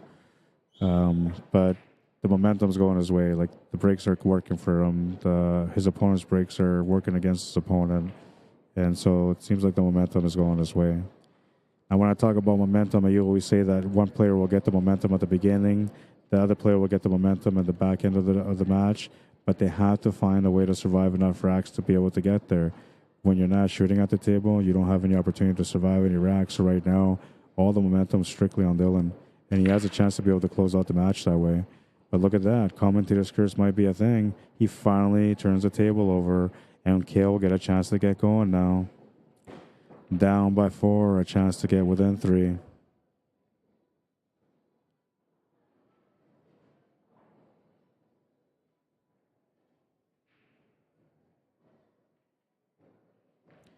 Daniel Lampkin says, I appreciate what you do. Thank you. I appreciate you guys tuning in and appreciating the work that I do.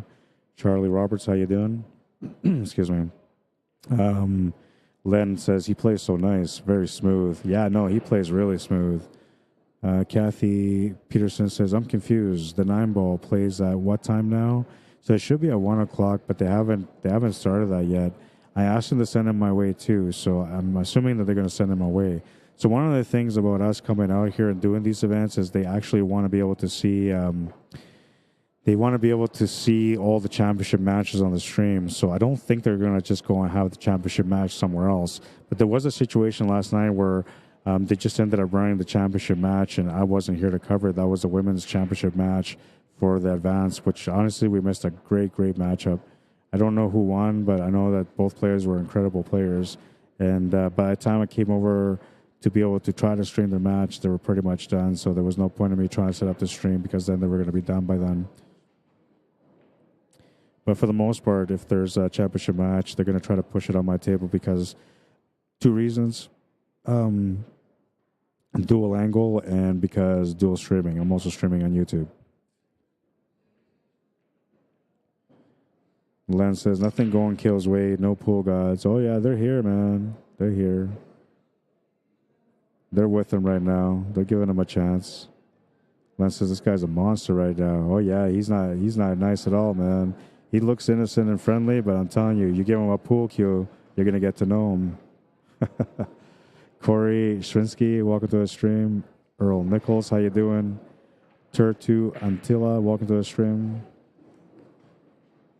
Reese Lewis says, wow, he's on fire. Oh, yeah, no, he's on fire, man. He's been like that all week so far. Bruce Jensen, welcome. Kathy says, okay, you're doing great. Thank you. I appreciate that. Nicole won, Dylan's doubles partner. Oh, okay. So that was a match that everybody was asking me about, and unfortunately, I didn't get a chance to stream it. I'm hoping that won't be the case, for all the other championship matches. But every now and then it's out of my hands, like I say, because I don't have any control on the matches. I just go up there and ask for the matches. Robert Griffith, how you doing, my friend? Says, thinking of you, Rod. A suggestion for you. When you do eat, be sure to include some sort of fat or oil each time. Will smooth out your numbers better. I'm really enjoying your streaming. Thanks, San. I appreciate that advice. I never even took that into consideration. But some sort of fat or oil each time. Okay. And see, when I'm cooking at home, I usually eat healthy, right? And I always work with like virgin oil, extra virgin oil, for salads and for my cooking.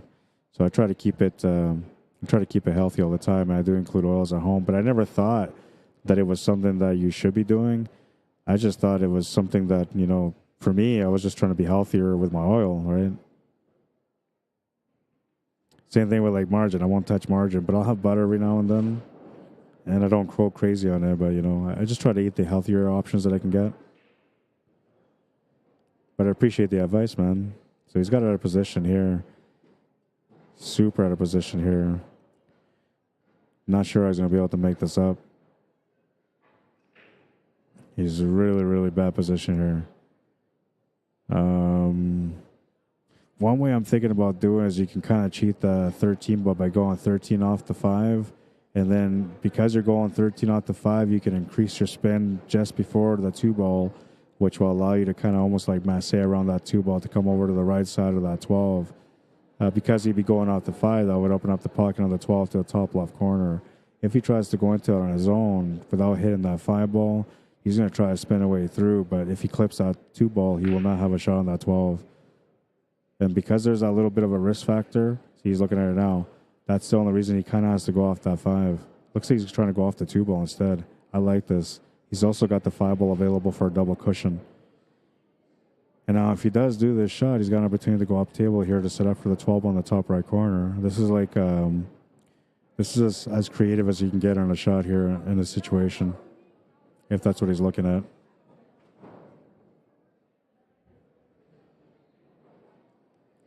Colleen says it was a great set. Her opponent played great. Yeah, no, I mean, I seen Nicole play, and she's a good player. Marianne, she's from Canada. She's a great player, too. And just so you guys know a little bit more about Marianne McConnell is that she's, from what I understand, at least a 3-time Canadian 8-ball champion. So that was a huge match that, unfortunately, we got to miss because it just didn't work out.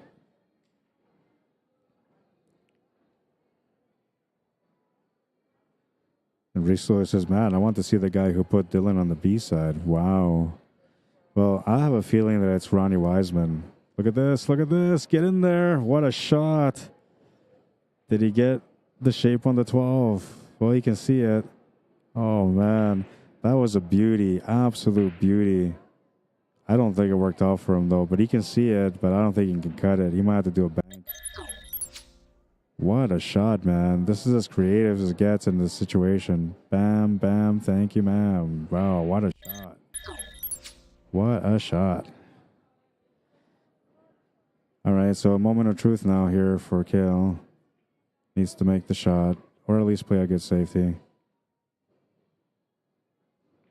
Goes for the bank. It's going to go in. Another great shot. And he's got position on the 8-ball. You have to do what you have to do sometimes. And he just said, I have to do this. And he did. A great shot. Absolute great shot. And Dylan paying the respect back says, you don't have to shoot the 8-ball, man. We're good. Down by 3. Breaking in the next rack. A chance to get within 2. You don't count this guy out, man. I'm telling you, the way he's been playing so far, if you just give him a chance at the table, you're going to get punished. And, well, he got one chance at the table so far, and he got that game under his belt. Little rub and slide, says Len. Len Vanderwall says she just won the Canadians, Marianne, in Niagara. Yeah, no, she's a really, really, really good player for sure. Reese Lewis says, thank God for the Valley table. Well, I know, because that bank, like, see, in that situation there, if you would have played that bank on a diamond table or at the Predator table, there's no way that ball goes in. Absolutely no way. But on this table, it's going to go in. So that allowed him to kind of be able to flex position for the 8-ball also. And he knows that. I mean, if he plays every table, he knows that he had a little bit of extra room with his Valley table. And he went for it, made the shot, got a great result. He's on the scoreboard and now breaking for a chance to get within 2. Terrence Young, how you doing? Len wants to know what matches this. So the loser here finishes in... the loser here finishes in 7th, 8th. The winner moves on for a chance to get 5th, 6th, and to maybe get into the top 4. Still nothing, man. It's still, I haven't stopped streaming yet. So, and then I have a 9-ball championship match that I'm waiting for still. But I haven't been able to walk away yet. You're a busy guy. You're a busy guy.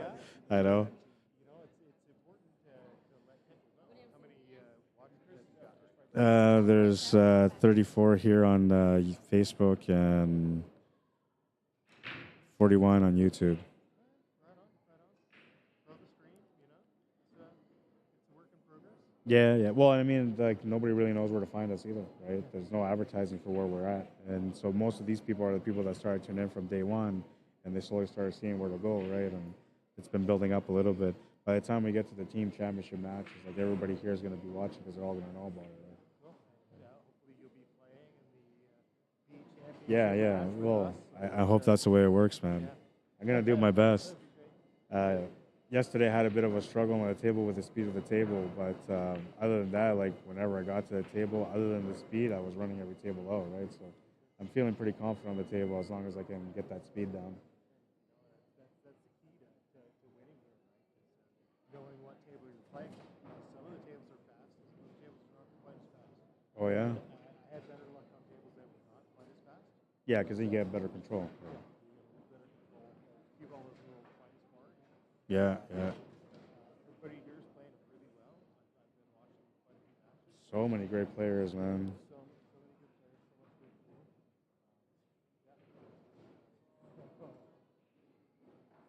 much good pool. I hope that things work out. Yeah. And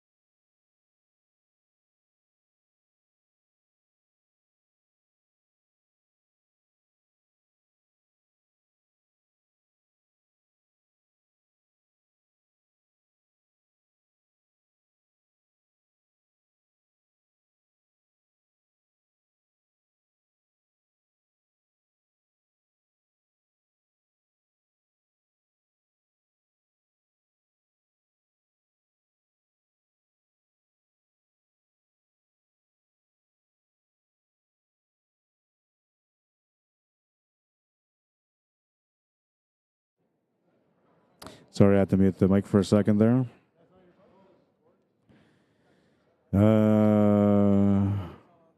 I'm playing in the team event. I'm playing in the open division team event. It's a race to 7, Jason Boyd.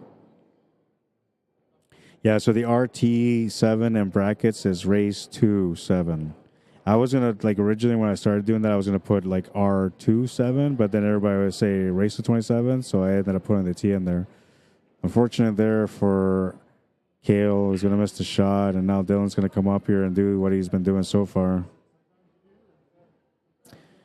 I see it now, watching on my phone, and I thought it was their Fargos. The font is small. Well, I could make the font bigger, but the problem is that when I make the font bigger, like some of the names are so long that it won't fit, and I got to reduce it, and then I got to do it all right there. So my system is not automated like some of the softwares out there.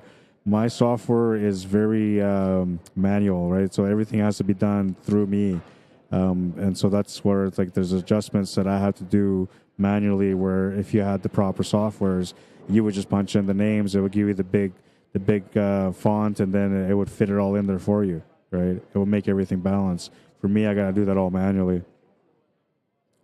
Clinton Holmes, what's up, bro? Len says, go full screen and rotate the phone, Jason. Yeah, that works too, right? So if you go rotate, you'll see the bigger screen too. My phone won't rotate anymore. It says, I've dropped it too many times. Oh, no. Unfortunate kiss for Kale there. Yeah, I'm hoping that he gets a good battle into this one, that he gets back into this match. But Dylan is playing with some authority right now. He's not really turning tables over, man. And he's going to make it really, really hard for Kale to come back.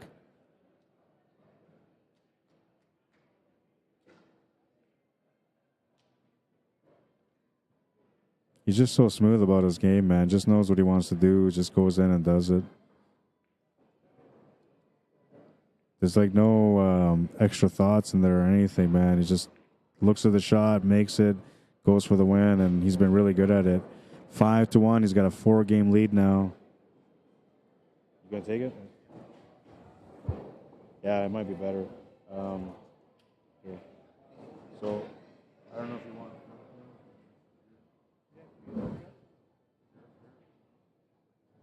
Make one today, so you can like trim it or whatever, right? Just bring those back because that's gonna be the lifesaver eventually.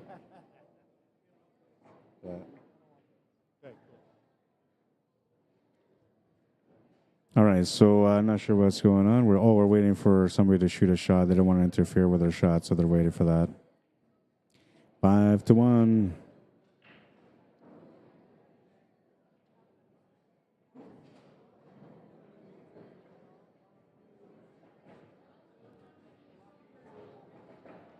All right, now let's check up on the YouTubers. See a couple of comments here. Kale, beautiful rack. Yeah, no, he plays a really good game. He just hasn't had the rolls go his way, man. They're fighting him right now. Kathy Peterson says, this is nuts. I'm telling you, it's only going to get better. Rack number 7. Dylan is 4 to break. It's going to smash the rack, and I don't know. I think he came up dry. Or did he make a ball? I hear something drop, so he might have made a ball. Yeah, no, he made a ball. He's grabbing his cue. And now he's looking at this table. It's a really nice table here, too, especially if you're looking at the stripes. The solid's not so much, but you're only one breakout away from making a really nice table, which is something you can accomplish on this table. Lots of possibilities for the breakout. And he's kind of acknowledging that right now, too. And so most players will try to address their breaker right away. He's got a chance to do so here. He can go off the top cushion, put some left-hand spin to be able to get into that 2-ball and open it up. And he has. Now he needs a little bit of luck here. And, well, it looks like the 4-ball might still be available. I don't know if he's got a follow-up shot, though. That's where the problem is. And he can't really make this 3-ball by going off the rail and in. He could maybe do a jump shot on it. I don't think, it's going to be that easy to do, though. Banking the 2-ball doesn't work for him because the only pocket that's available is the top right corner. So what he's looking for here is maybe a shot on the 4, which from this angle, we'll see. It looks like he might be able to clip that 4. Now, if he clips that 4, the only thing he's got to watch out for is a scratch going off the 11-ball, scratching in the side pocket. Well, he missed the shot, so that's something that he hasn't done yet. And, well, he's going to give Kale a chance, so here we go. The pool gods are trying to turn the table over, and they're trying to give Kale a chance to get back in this match. Mike Green, welcome to the stream. Jason Reese, welcome to the stream. Spencer Oliver, welcome to the stream. Lisa Blankenship, welcome back.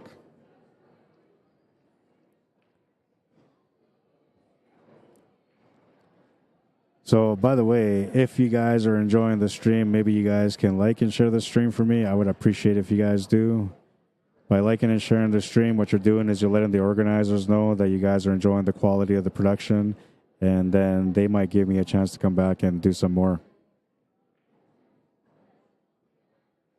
I mean, you don't have to, but then if the next time around you end up getting a streamer that's not very good, it is your fault, not mine. I did the best that I could out here.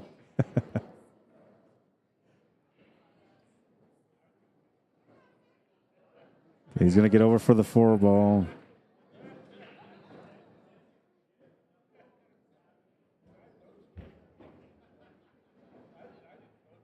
He's just quick on the gun, man.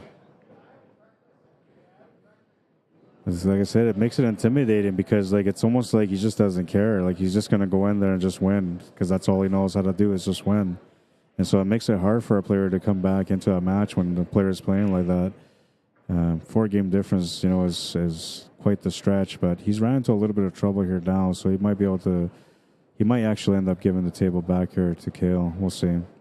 Big shot coming up, and unfortunately for him, there's so much he can do when it comes to shape on the 8-ball. So he needs a little bit of luck on it. Goes for the bank, and he just missed it. So here we go, Kale. You don't get 2 chances against this guy. 1 is all you get, and you got 2 chances now, so you got to make it work.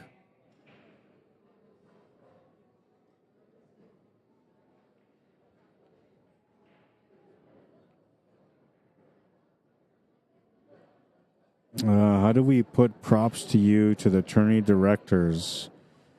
I guess, you know, the one thing you could do is you can, like, maybe message ACS, like send them an email or something saying whatever, you really enjoyed the stream, and, you know, whatever, you can give my name out, and they probably see it from there.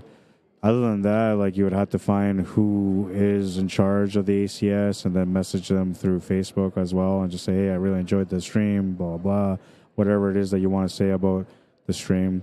And if you have any negative feedback, you know, you can do that too. It's okay.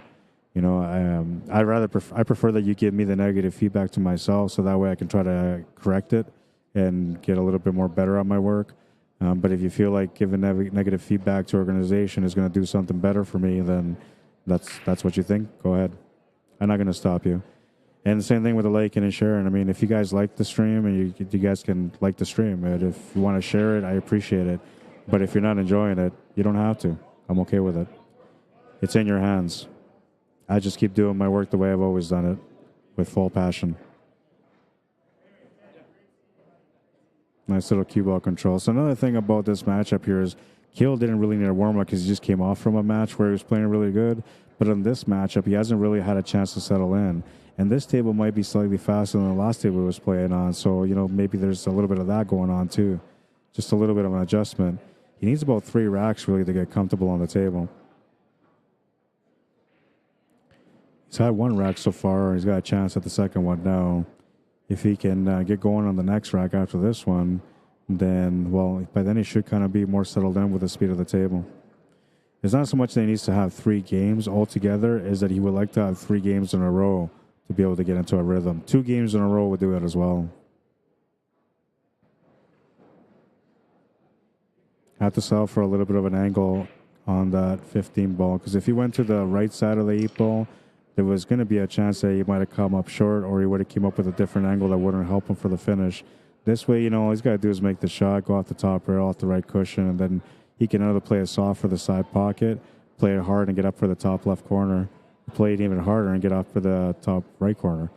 So I have a few different options here on how he can approach this shot.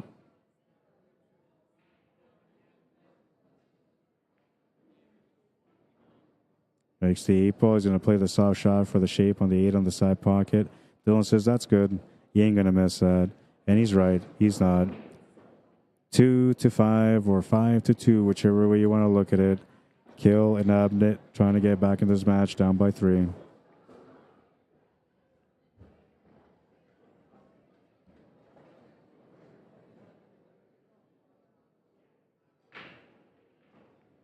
Jules Mortensen from Manitoba, one of my friends and pool players from Manitoba, where I'm from, says, great job, Rod. Is there a tournament sheet? No, but you can go on CompuSport, look it under, hang on. I think it's under Acme ACS 2023 National Pool Championships. Look it up that way. Will Thompson, how you doing? Doug Winnett, welcome to the stream. Erlinda Baez Fileses, bienvenido, welcome. Jason Reese says, let's go, Dylan. Orlando Morales, what's up, my man? Says, you're doing a good job, Rod. Thanks, man. I appreciate it. I appreciate you tuning in, too, man. By the way, I'm going to add you on Facebook, okay? We're not Facebook friends, but, I mean, you tune in to watch my matches. I feel like I've known you for a long time now, so I'm going to add you on Facebook a little bit later today. And Reese says, and you are doing good. Thank you for streaming. You're very welcome, man. I try to be consistent and professional when I work all the time. And you'll always hear my passion come through the mic. It's all me as far as that goes. I'm truly passionate about the game.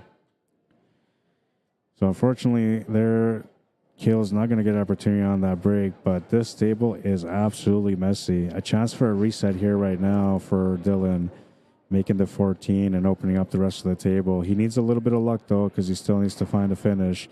It looks like the 13 actually goes to the side pocket. This angle doesn't tell me much. This angle doesn't tell me much either, but I can see that the 13 is a little bit more open than the 5, so he should be able to get that 13. Once he gets that 13, he's going to want to open up that 8 ball, and the 8 ball should go towards the 6, pushing the 6 ball out of the way, but it might run into the 2 ball, which will push the 2 ball into the pocket, making it a little bit harder. So that's what it comes down to in the end for the finish. And looks like Dylan said, you know what, like this is a nasty table. We need to change things around. I'm up 5-2 right now, so there's no reason for me to force any situations. Let's see what you can do. If you run out this table, it's okay. I'm still up by 2. I like the way he thinks. I like how he keeps it simple at the table, too.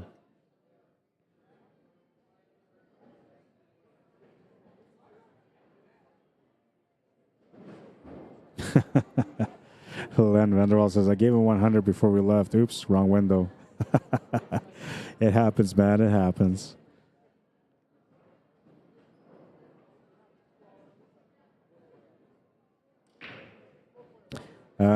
Curtis Chaborak, another Manitoba tuning in.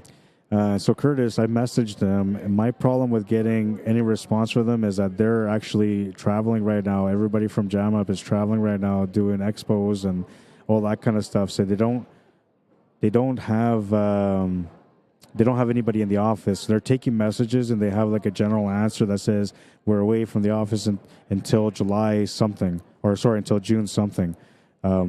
So I just need them to check in on the email, and hopefully they got back to me. But I'll check my email right now. Actually, I haven't seen any notifications on my email, so I don't think they got back to me. But I'll do a little glance to check it out.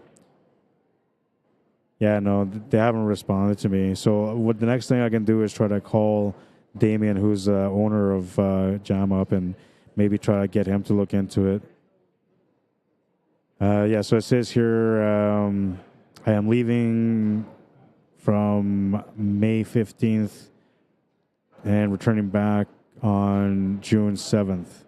I'll be trying to check emails as much as possible. Please allow 1 to 2 business days for the time I return for a response to the email. So they should have got back to me, but they're going to be getting back to me soon. She's just got to be busy. Oh, he's going to miss the shot to the corner. And that's unfortunate there. But, I mean, this table is still a little bit of a mess, so it's nobody's game yet. But that was a shot that he wanted to make sure that it went in. An overcut, and the ball's still going to go in.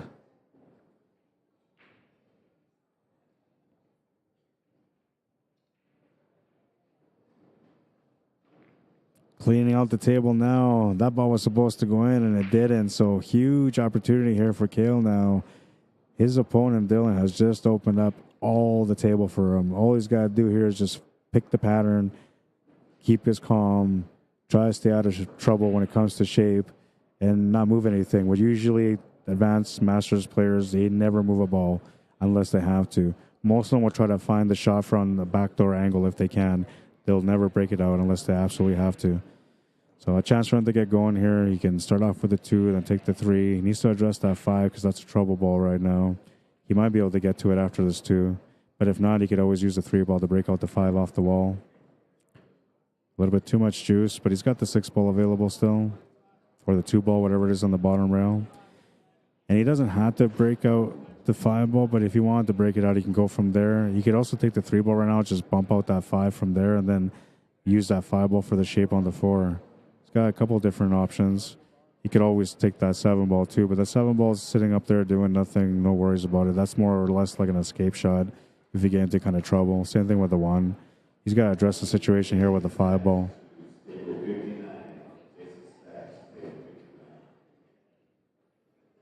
And so he didn't get it opened up. He has a shot to the corner on the 5 ball, though, so he doesn't necessarily have to open it up. He can just play position for it, and he can do that with the 2 ball.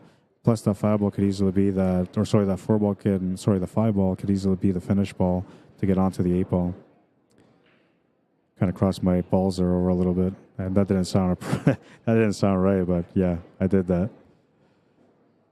Len Vanderwall says, "Wow, Rack, how everything is up the 1 rail." Yeah, and so those are kind of like I don't know, the hill racks usually, right? But usually that's something when somebody changes a break and they go second ball will give you clusters. A lot of people that master the second ball break can usually avoid the clusters with spin, but I don't know, man. Most of the times the clusters that come up are usually because of the second ball break. So he's played the shape for the 5 ball now, which is smart because then he doesn't have to worry about finishing perfect. he can just make the shot, come over for the 7 or the 1, and then get onto the 8 ball.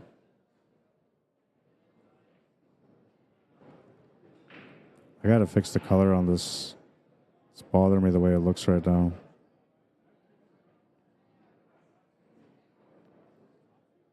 I'm going to leave it on this angle for a second so I can try to fix it.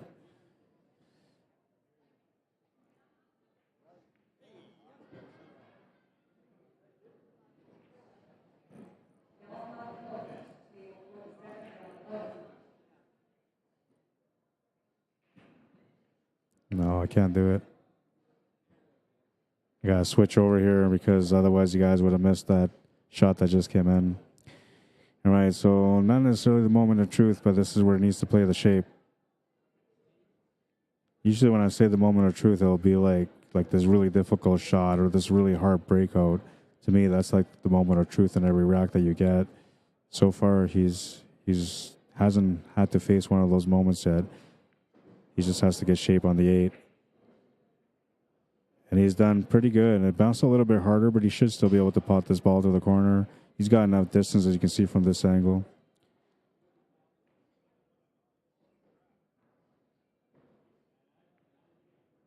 Makes the 8. He's down by 2 now. A huge, huge rack for him. Getting within range now. And we'll see how that affects Dylan, you know, because he's had a really good lead so far, controlling the table and doing very well at it. But, you know, anybody that's been here before understands that their opponent is starting to gain momentum. And so usually when you start seeing that, it's almost like you had to like shut it down, right? So then this rack here, he's going to try to maybe do a little bit extra power on the break, which will make him lose control on the cue ball a little bit. But if he makes a ball, he's going to do his best to run out. The only thing he's going to watch out for is to not scratch the cue ball and to not come up dry. Sometimes putting too much power is not necessarily the best for a break, but it does help. Rack number 9, Dylan SPOHR to break. Smashing break. He's going to make something. And this is a nice break for him. This is one of those shut it down breaks. Shut it down, he says.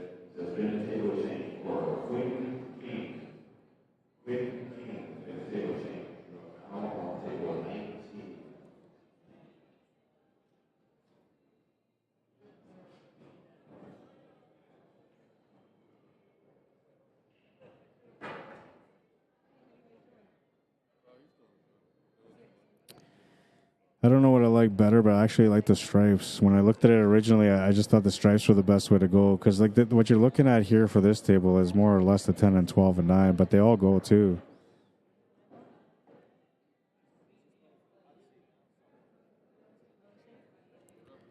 Now he does have a shot at the 9 ball here, but he's looking at this 14 because that's kind of the one that's just in a weird spot. So you want to get rid of it. And now he's going to take that 9 ball or that 12 next. If he's got the 9 to the corner, that's what he's got to do. He has no option other than that. And he does. It would have been better if he stunned over just a little bit to the right because then he would have been able to get clean on the next shot. So now what's going to happen is he's going to have to open up this 10 ball a little bit. And he needs to find a shot for it afterwards. Uh-oh. Uh-oh. Does he have the shot on the 10 or the 11? Nothing on the 11. He was trying to shape up for the 11 there, and he got a bad roll. It just went too far. And now he's looking to see if he's got a shot on this 10 ball. I don't think he's got a direct shot to the pocket, but he might have the crossbank corner. And, well, he's a little frustrated because he didn't get the shape on the 11 ball. And that frustration might affect how he makes the shot or how he comes up short on the shot. But he's going to make a beautiful shot. Ooh, what a shot. That was a shot that made the difference with that one. So that was his moment of truth. And now he's found the way. All he's got to do is just stun draw for the 8 ball on the right side middle pocket, and he's good. He can also play it through and just try to get down for the bottom left corner on the 8. That would work. That's the only 2 options he has, though. I like doing the stun draw for the 8 ball.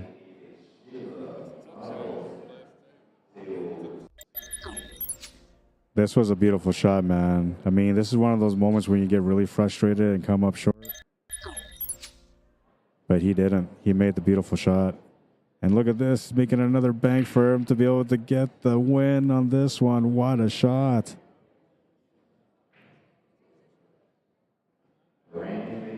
Makes the 8 to the side after a cross bank and a bank corner, man. Wow.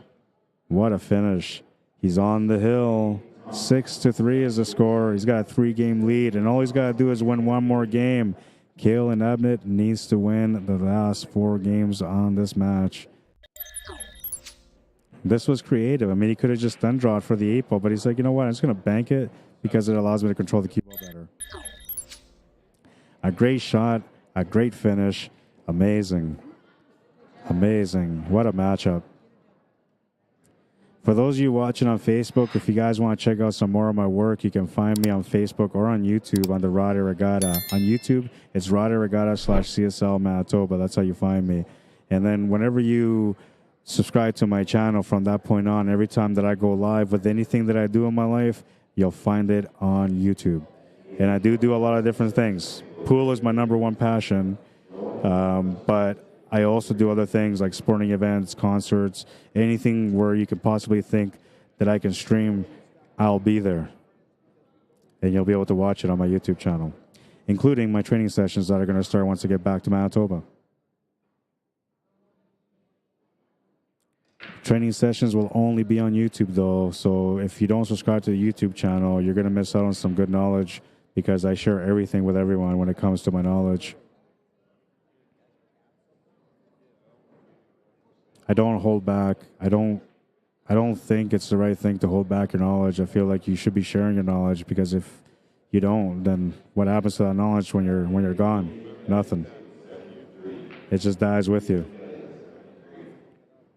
I see it time and time again with snooker and English billiards out in Canada. You know, like the players that knew the game, that were the best at the game, never passed on the knowledge, and then they passed away, and then that created pockets of struggles in that sport. Because there was nobody there to be able to up the competition, to make it greater, to make it better by teaching other people how to play the game properly. So it's kind of like a waste of knowledge. I don't want to do that. I'll share all my knowledge with you guys as best as I can. Firing on all cylinders, says Len Vanderwall. What an out, says Len. Yeah, that was incredible, man. Jules Morton says, love the new sound effects for replay. Yeah, you know, it kind of gives you a little bit extra, right? I enjoy it too. I mean, I'm going to go back to my old one, right, with Cuesports Live when I get back to Manitoba, when I start streaming Cuesports Live again. But I actually like this one. This is a little bit better. I like the extra sound. Wait till you see my highlight videos that I got coming out from the CCS Championships out in Calgary. It's going to look nice. You're going to like that one.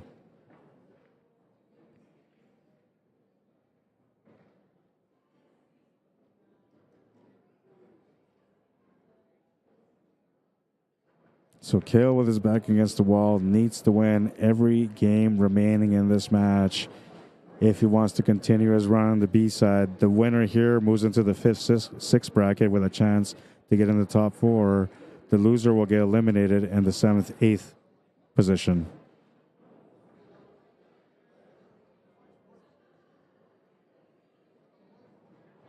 Another rack up the side rail. Yeah, I'm telling you, that's weird, right? But consistent.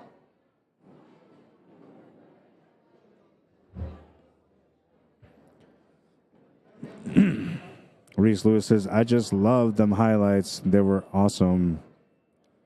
Juan Parra, how you doing? Welcome to the stream. There's a 5-ball in that cluster, yeah. The 5-ball sitting above that 11 and 12, and between that 11 and the 9-ball. So he needs a huge breakout in that pile somehow. Matt Corwin, how you doing? Welcome to the stream. So what I'm going to do for you guys, I don't know. I'm going to do this for you guys because I like you guys. I'm going to show you guys a highlight reel. This hasn't been released yet, by the way. You guys will get the first peek at it.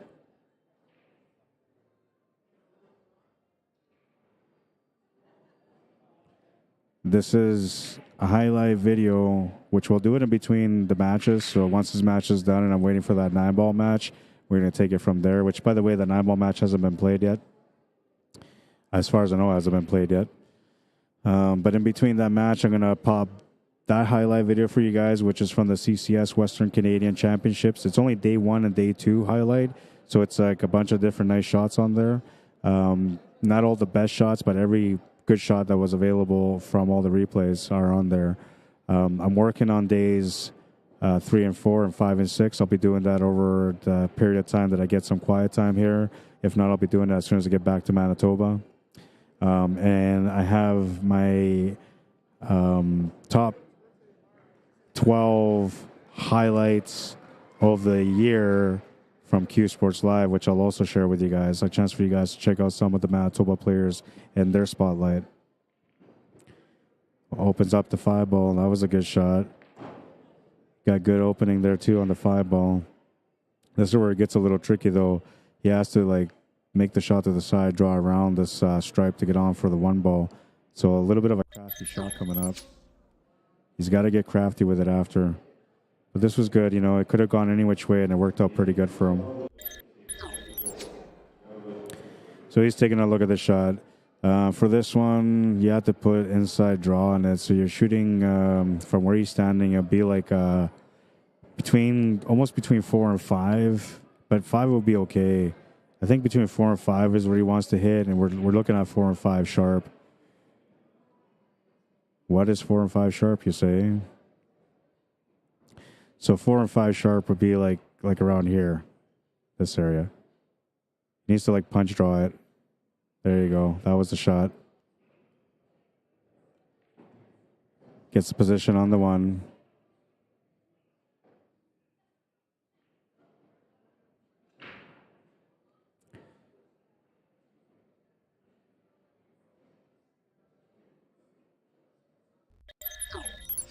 This was good. He had to get around that ball. If he didn't, he was going to be in trouble. And he got around it perfectly. Gets position on the 1.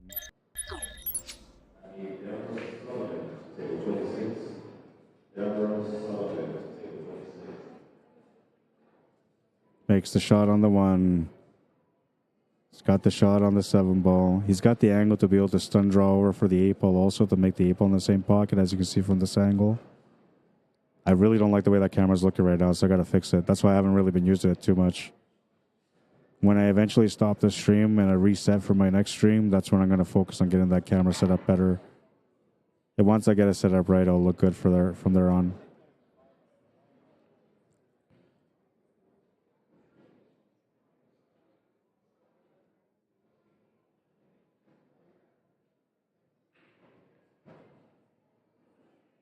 That is quite the mismatch of players on your team. Yeah, but, you know, sometimes, you know, you need a little bit of a good chemistry, and I feel like that's what we're going to have. Yeah, that was a huge, for sure, huge shot, Len. I thought he would try a stun draw, but yeah, he can just play this soft. The table is so fast that, you know, it wasn't going to be hard for him to be able to set up the shape. And as you can see now, like now we're not giving each other 8-balls anymore because we're getting deeper into the match. He should be able to make the shot without missing, but still, you know, Dylan wants to make sure that he earns his wins now, just in case. 4-6, he's down by 2, or 6-4 if you're looking at it from the other side of the coin. Dylan SPOHR breaking next in rack number 11, a chance to win the match, his first chance to win the match. Rob Matthews, how you doing? Len Vanderwall says, this turned out to be a better match than it started. Oh, I'm telling you, man, you have seen nothing yet. All these A-side or all these advanced division masters, they're all good players, man, every one of them. And we're going to have more of those matches coming up throughout the day, too. So you guys are going to enjoy some high-quality pool. I guarantee you that. I'm going to drop in on my YouTubers here a second because I've been missing some of these comments. Kathy says, so not trying to be annoying. Anything on Eric's 9-ball championship game? Loving the replay. Okay, so I don't know if they're playing yet. Can you tell me if they're playing yet? Because if they're playing, then I can't. Obviously, they didn't put that match on my table. And they didn't put it on the other TV table either, which, from what I understand, They were trying to get all championship matches on the stream. So it would have been either on my table or on the other table. And the other one is right beside me here. So I would know if it was on that table. We have somebody else playing on that table right now. But if they already started their match and they're playing on a different table, then what I will do for you is that I'll go for a walk to that table and find out what the score is and update it for you guys.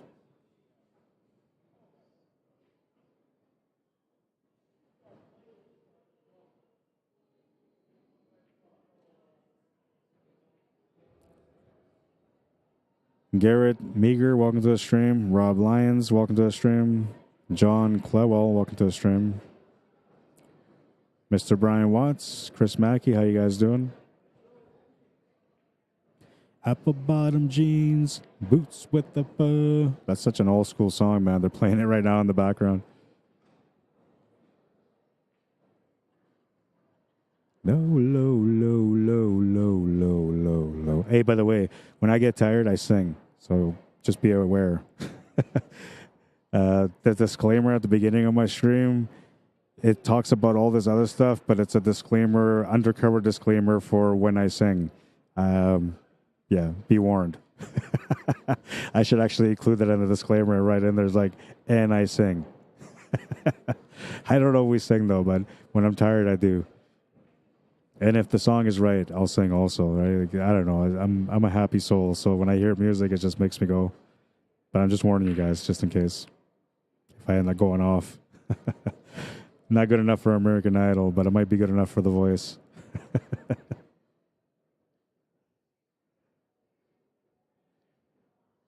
Oh, you had to go with the rail end. What's the score of the Jets game? Oh, man. We never had faith in them going all the way anyway.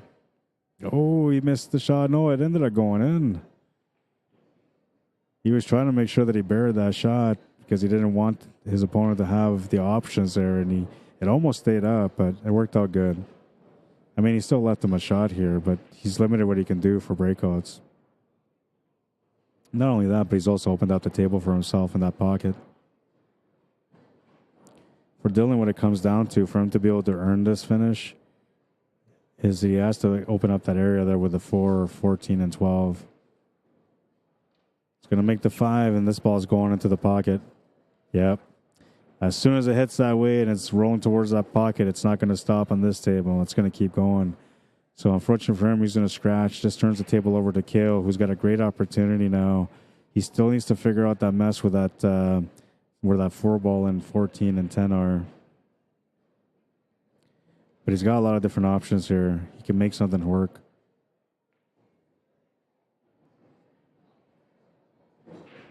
He's taking a look to see what he can do here. Walked around, made a choice.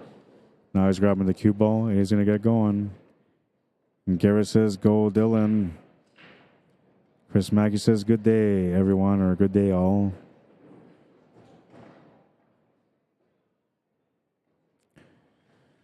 Jules Mortensen says, hey, on CompuSport, the A side is still waiting for a match. Are you talking about the 8 ball or the 9 ball?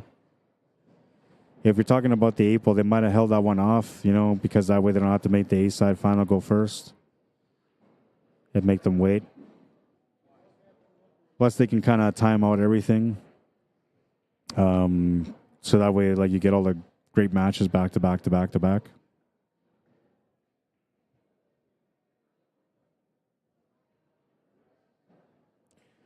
Yeah, CompuSport just computerized and spits the matches out. That's right. And so there's been some adjustments here and there with the CompuSport, right? So they'll change certain things about it. And then when they refresh it, everything gets adjusted again on the CompuSport. Bruce Wessels, welcome to the stream. And the 8 ball, okay. So yeah, so that's the A side is a table across from this one. Okay, so that's the A side final. So those 2 guys are the ones that sent these guys all to the B side.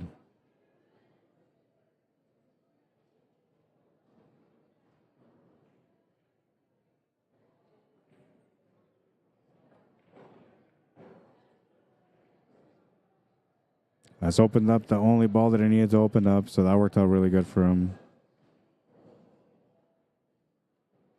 Wow, so these two guys even took out Ronnie Wiseman. Crazy, man. So Ronnie Wiseman is going to be on the B side. He'll be looking for the winner of this match, I think, which I know Ronnie put Kill on the B side. Don't know if Ronnie put Dylan on the B side. I don't think he did, though, but he might have. I'm assuming that Ronnie's still in the tournament because he would have only lost once so far. And he likely lost in the semifinal round of the A side. Uh-oh. Uh-oh. A little bit too much there, the speed, but he still has a shot. Still okay to the corner. Just going to have to change the way he finishes this table now. He can't hold shape here for this 11 ball. He's got to play through for the 14 now. And so what his problem is here that he's trying to get the shape on the 11 ball because from the 14 to 11, it'll become that much harder for him to be able to get shape. And he doesn't quite have the angle to be able to draw off the left cushion, go back to the right cushion, come back to the left cushion for the 11 ball. If he tries to do that, he'll be forcing the shot a little bit. When you're forcing the shot, the one way to be able to make the shot happen is by reducing the amount of spin you put on it. And we'll see if he actually has that under his belt.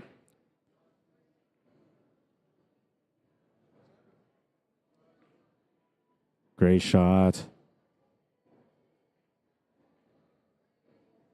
Came up a little bit funny on the 11 ball, though, but he's got a shot on it.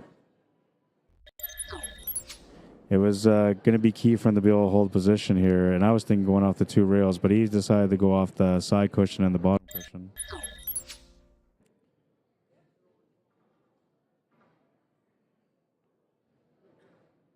You're welcome, Kathy.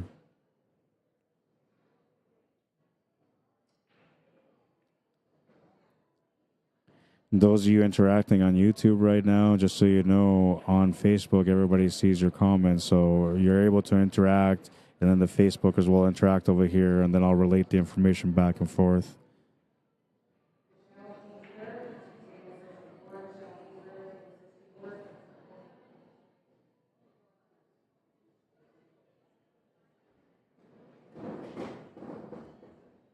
Laura says, let's go, Kale. Kevin says, and Dylan.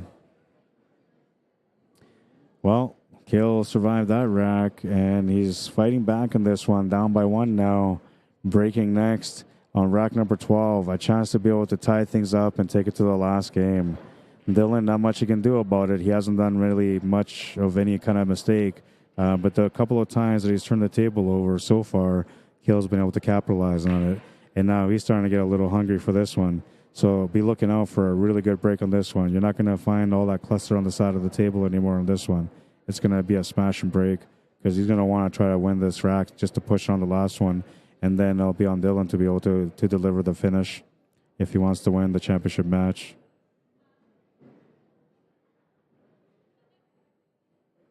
Okay, says Jared is in the semifinal, not the final on CompuSport. Well, the CompuSport doesn't usually lie, but it may not have been updated, so I'm not sure. Okay, Kevin says Ronnie beat Dylan as well. Yeah, so Ronnie Wiseman, I got to watch him play in the 9-ball tournament on day one, and man, he just made it look so easy. But he was like a 700-plus player. He's pretty much a pro, and he plays like a pro. It's scary to watch him play, man. I wouldn't want to play that guy for money. But believe it or not, there's people out there that'll beat him. So a smash and break, and he makes the ball off the break. He's got an opportunity here. He takes a deep breath because he knows that this is the work. If you want to get to the next one, you have to work this one out. It's going to have options for solids and a tough cut. You'll have options for stripes, no problem. Looks like he's going to go with solids. And he's just measuring it out right now to see, if it works for him to make the shot, which I think it will.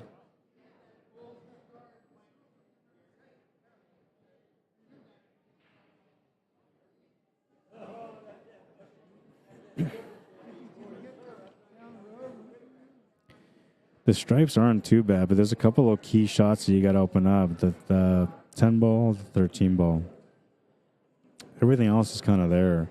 Solids, well, once you make the combo to the side, you'll have the shot on the 4.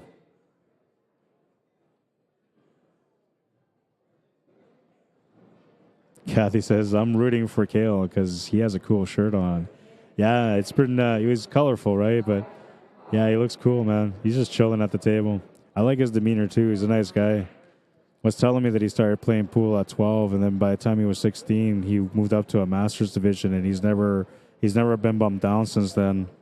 Also told me that he hadn't played pool in the last couple of years, so he just started back in December again, and so he's found a reconnection with the game, and he says things are going good as far as the way he's feeling at the table.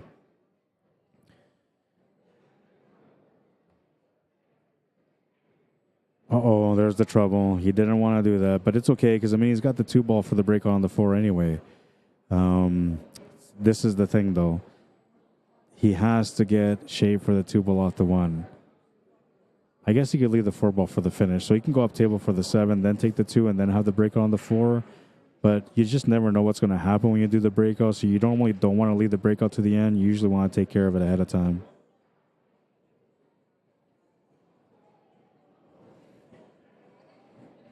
Okay, please. All seniors are trying to run a bracket. Your score sheet should be on the COMPUSPORT. He could try to just, be patient here and just try to play a safety instead. But I don't know. It almost feels like he thinks he has to try to finish this table, so he's going to just try to get it done.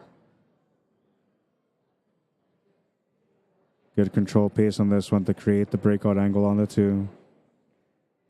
Didn't quite get it, though. But he can, force the shot to the side and just get that cue ball down.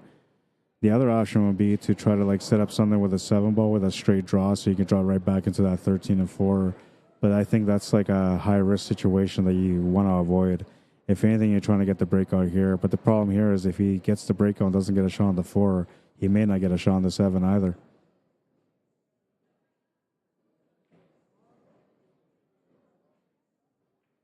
Yeah, so this is going to be the problem here. Take a look at this view.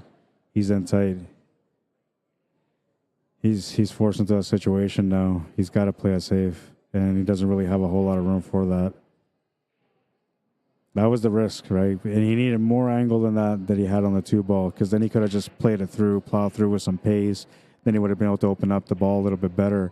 Here, what he wanted to do is he just wanted to grace the ball a little bit to have a shot, and then unfortunately for him, he got a roll that tucked him into the 4.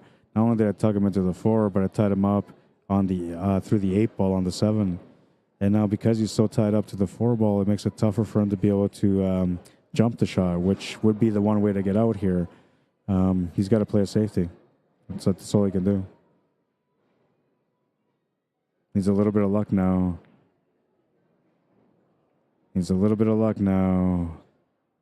And doesn't look like he's going to get much on it. So Dylan will have a chance to close out the match.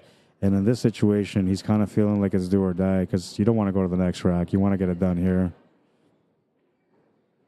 And now he's normally a little bit of a fast-paced player, but at this moment he's taking his time because he knows it's important.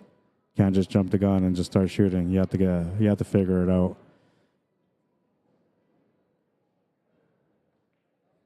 The side note of that, though, is that if you take too much time to think about certain patterns or shots, it might end up throwing you off a little bit. Especially if your pace is a little bit faster. So the first shot was the one that he took his time on. Now he's back to his fast pace, and this is good for him. The table's wide open. The only thing that he's got to try to do here is just get the position on the 8-ball, which he should be able to do. But I'm thinking he's going to finish this rack. The way he's played so far this match, he's put up such a good battle, dominant all the way through pretty much until Kale started getting back into the matchup. And now that he's got a chance to close out, I feel like he's going to do so. There's no real obstacles on the way here other than their own mindset, which to me it seems like he doesn't really take too much time to worry about those things. He just gets down to business like he's doing here. Quick pop over on the 7 to set up the shape for the 9, and he can feel it. He can sense it. He's in the finish line. All he's got to do now is just play the shape for the 8-ball to the right side middle pocket or to the top right corner, and he's out.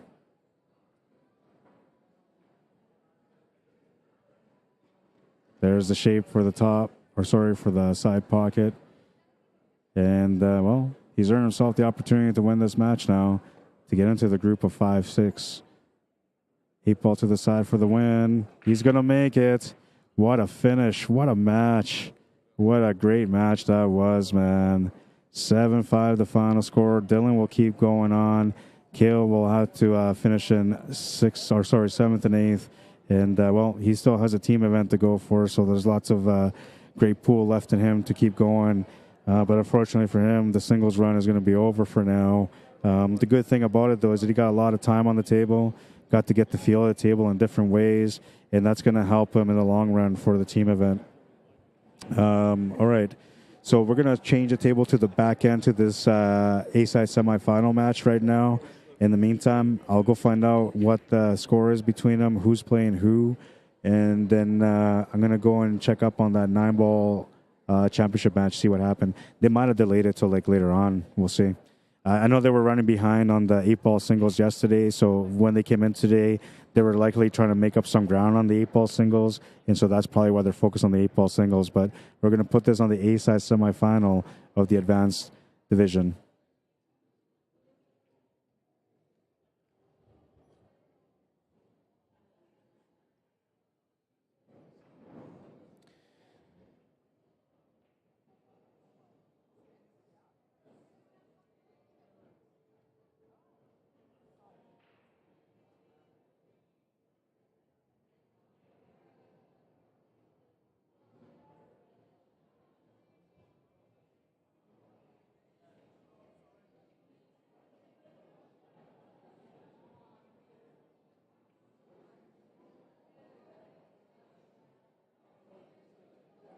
So I'll make it official here. I'll reset these scores 0-0. Actually, yeah, no, I'll make it 0-0 so you guys know it's a different match.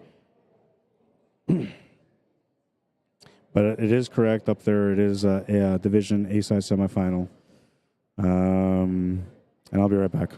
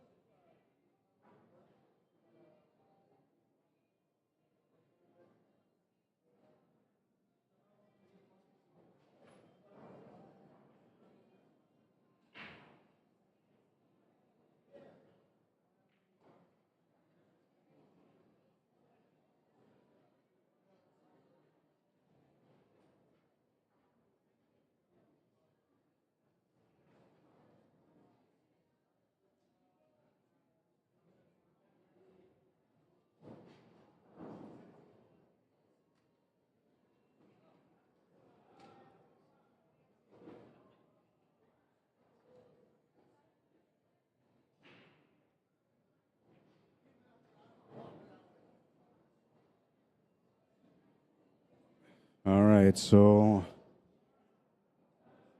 get the scoreboard set up here for you guys, including the scores. This is a matchup between Chris Akey and Jared Frederis. And Jared is up on the hill right now.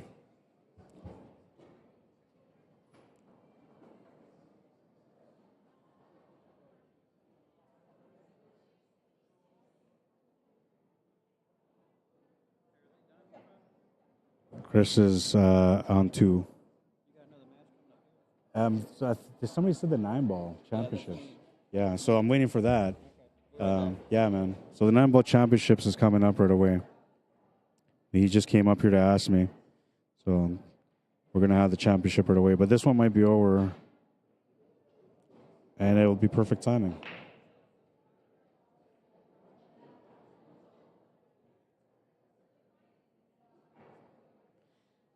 It is race to 7.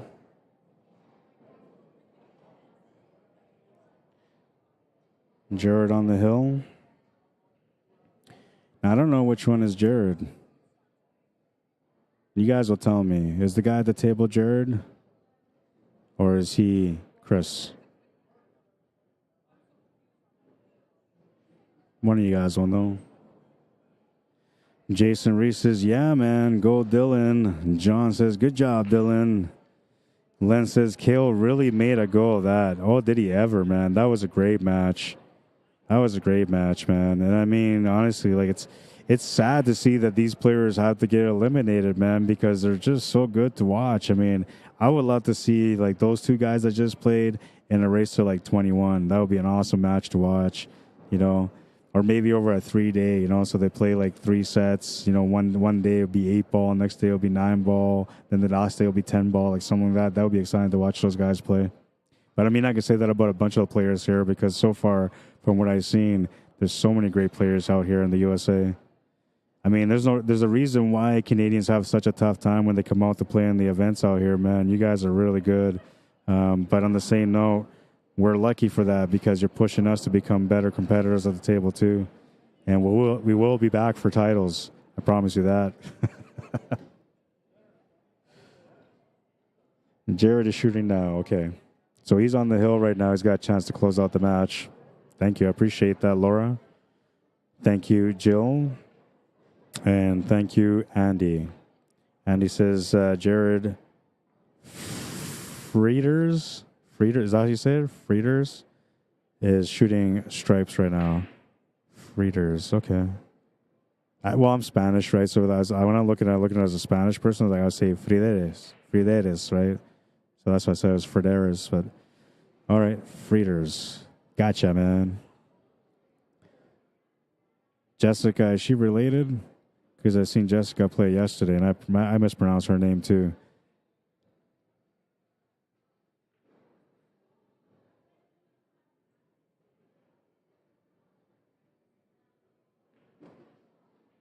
We're going to have the 9-ball championship match coming up in a few minutes. They're just getting everything set up.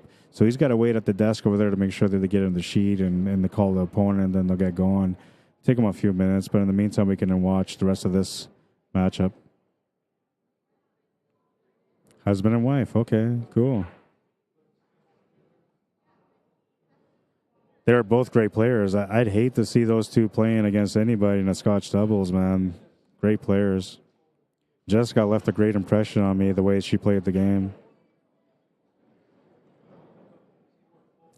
So, unfortunately, there a scratch from Jared is going to give Chris a chance to be able to get going on the scoreboard. Down by 4, needs 5 to win. And, well, a ball in hand will help him slowly get up there. Excuse me. I got these weird hiccups for the last few days. Ever since I got here to Vegas, I have these hiccups, and I don't know where the hell they're coming from. It's not from eating. It's not from drinking anything because I'm not drinking anything or eating. Laura says husband and wife. So does Jill. And Kevin says that's the wife. Right on. Yeah, I was impressed with the way they played. Andy says I didn't know any other way to correct it. Honestly, it is the best way to correct it, man.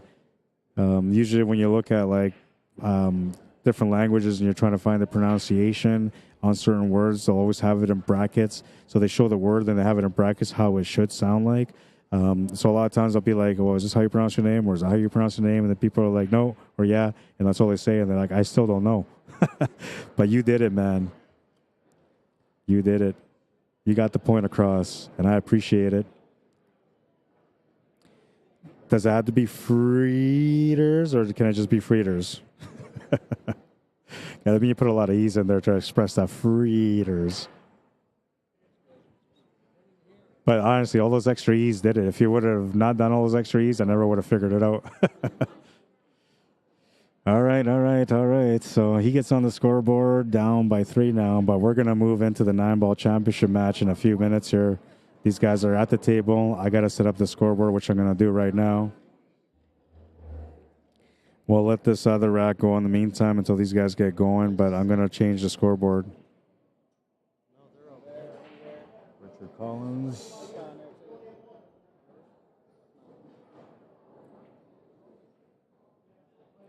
This is a race to 7 against Brian Watts. Do you need a cue holder? Oh, I didn't bring my cues. Never mind. I'll try to get one for you, man.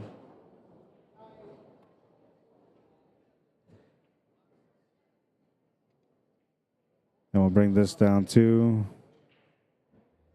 because this is going to be the championship match. This is the Standard Open 9-ball singles championship match. We'll leave it as open, though. Open division.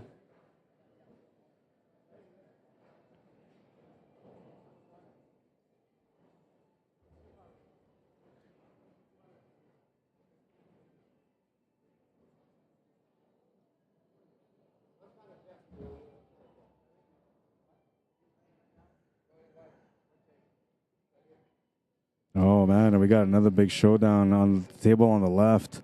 Ronnie Wiseman is playing on that table. On the B side, he's on survival mode, man. It's going to be a tough battle. All right, so these guys flipped the coin. They're going to get started. I'm going to change the camera now to the main table because we're about to get in to... Oh, wait. We got to make it all official because if I don't make it official, it ain't right. So we'll remove this one, and we'll bring in this one. It is a 9-ball singles, rack number 1.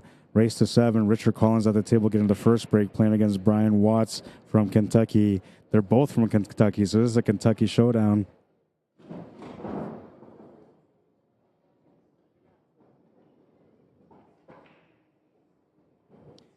And so I'll bring it back far enough so you guys can still keep an eye on the match that's going on behind there. You can see Jared is about to break for the match right now, so you'll be able to see whether or not he finished that game and he won it or not. Joe Scarborough, how you doing? Andy laughs. Yeah. It's good, though, man. You did a good job.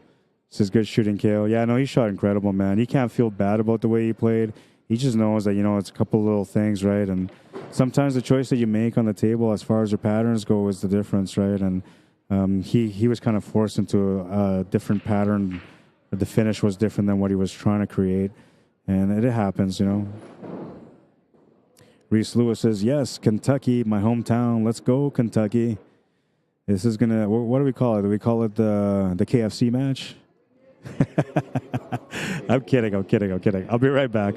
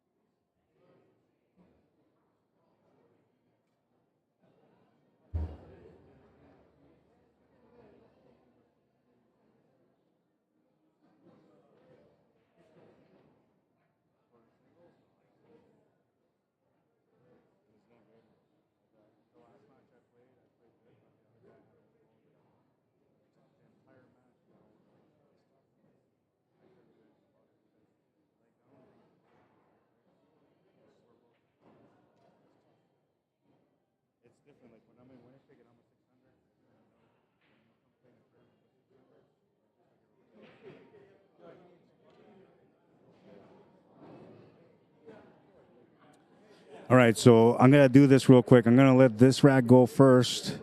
All right. I have to go and get a cue holder for these guys, and I have to go upstairs in my room to get it. So I'm going to go do that real quick. I'd rather do that now than do it a little bit later. I just want to make sure that they're comfortable at the table where they're playing. So that's what I'm going to go do.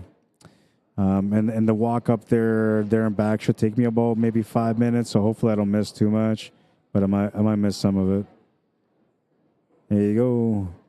Open Division Championship match. It is 9-ball.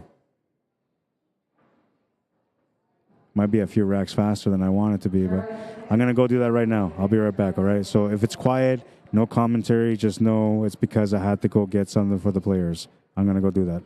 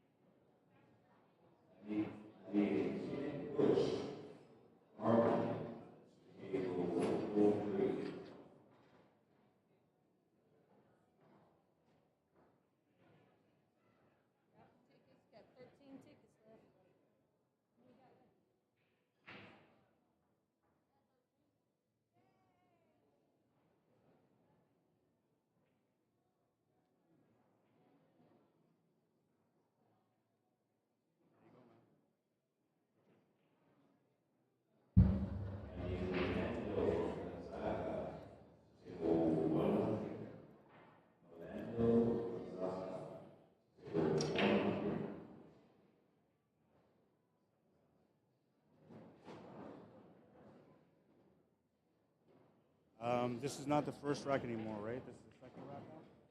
Who won the first one? Okay, thank you. All right, so I'm back, and it's 1-0 for Richard. Yeah, I know. I remember because he played the Scotch double, and they won it yesterday. Yeah, so on that note, Richard Collins and his teammate ended up winning last night. They played amazing. They played absolutely amazing. Tracy Featherly, I believe her last name was. They ended up winning the Scotch Doubles Championship match. They double dipped the A-side winners, which is tough to do, man. It's like a 30%, you know, the A-side winner is going to get double dipped by a B-side winner. But they met that 30% mark.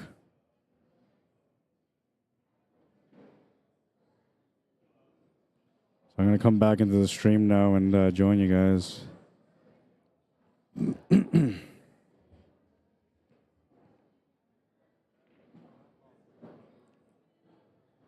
Jason Luna, how you doing, sis? Thanks for the stream. You're very welcome, man. Reese Lewis says, we are the bluegrass state. I like bluegrass. I don't know. I'm more of a hip-hop guy. Well, I used to be more of a hip-hop guy. I actually love classic rock a little bit better. But they have like this bluegrass hip-hop. It's really good, man. Really good. I don't know why it didn't become mainstream, but it was really good. Are you going to be able to stream the Eric Smith match? So are they playing right now? I need to know if they're playing right now, because if they're playing right now, I can't stream it. Excuse me. But if they're not playing right now, I can go request it. I asked them for the 9-ball championship match, and they sent me this one. I'm not sure if it was supposed to be this one or another one that you guys were talking about a little bit earlier. But if there's another one, and you want me to get that stream or that match on the stream table here, I can go request it. Eric Smith. Let me take a look. Well, what division is that? What division is that, Pamela? Andres Quinones, welcome.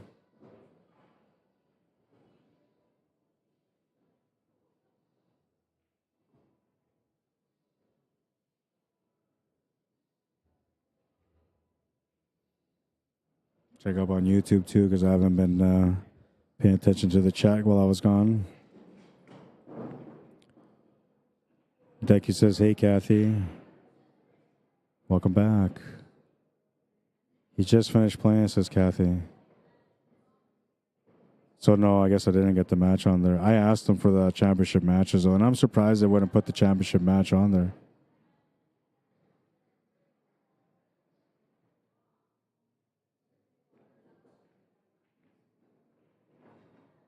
Makes the shot to the corner. We'll have to come up with a bank on the 5. He's in tight on it, but it's not impossible to do. He can make it.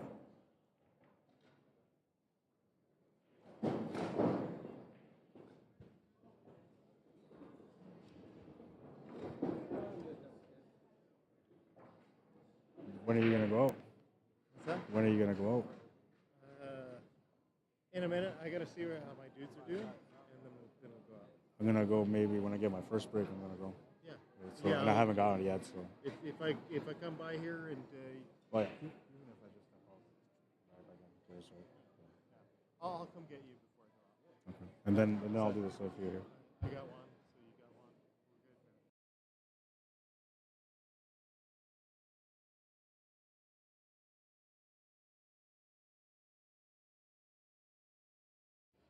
one. We're good, man.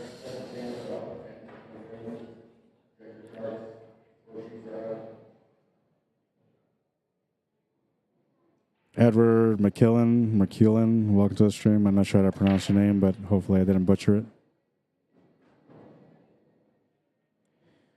So we have a 9-ball championship match here on this table. We have a B-side semifinal match on the 8-ball on the left.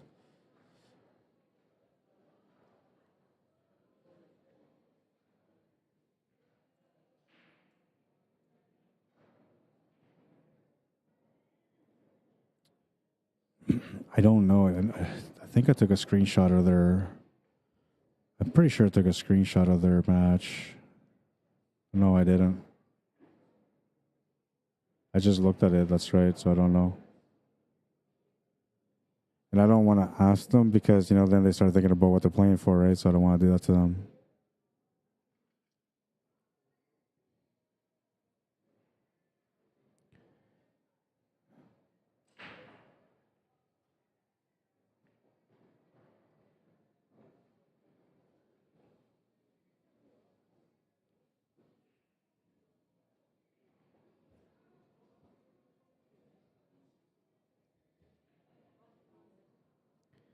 Looks like this 5-ball is destined to be banked. And that time it goes in.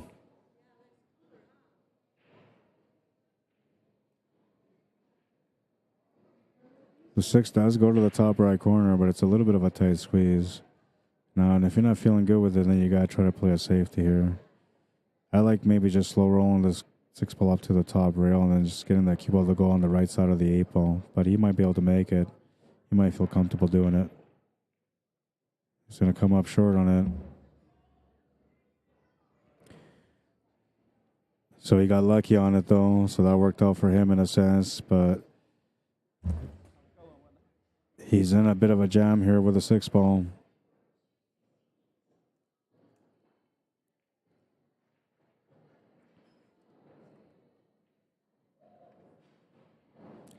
Now I know, like him waving and like apologizing for getting lucky was something that he did because out of respect, a sportsmanship type thing. But when you're playing 9-ball, like luck is part of the game, so nobody should be shocked by that. What a shot! Oh, and then he scratched. Oh no, man! So Richard will get the 2 game there because he made the 6-ball. All was left was a 9-ball and the cue ball in hand. He's not going to make him shoot that. This was a beautiful cut, though, man. Fortunate for him, though, it's a scratch.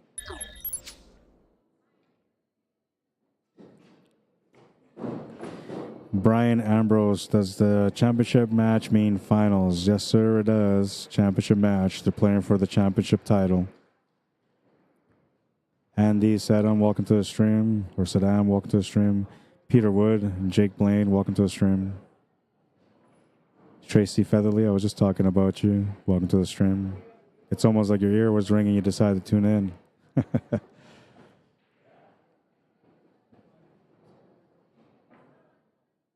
Jason Luna says, any match with Will Joe.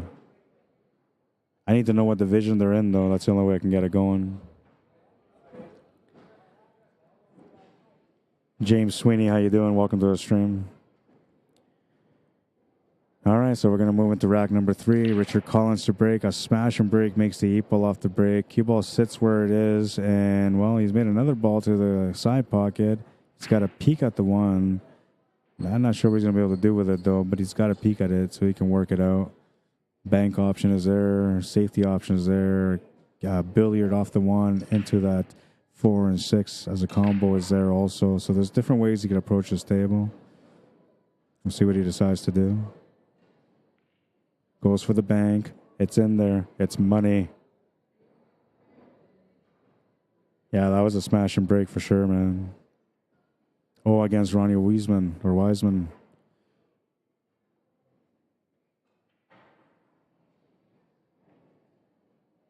I kind of knew his name was Joe because that's what, or Will Joe. That's what Gord was saying. I'm pretty sure I introduced him as Will, actually. So a turnover at the table. We'll take a look at that last bank, though.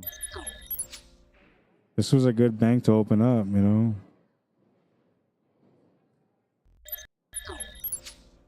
But the table is turned over to Brian Watson. He's circling around, doing the prowl, as you will. Actually, the prowl is more about when a person's like focused and they're on the kill mode, right? When you're on kill mode, you'll see players do the prowl. And what I mean by the prowl is like they walk around the table like they're gonna they're about to capture their meal. You know, that's what it looks like. Hungry, man. You know, it's like a hyena almost. You know, I don't like seeing my opponent doing the prowl because that usually means I'm in trouble. I try to do the prowl as much as I can, though.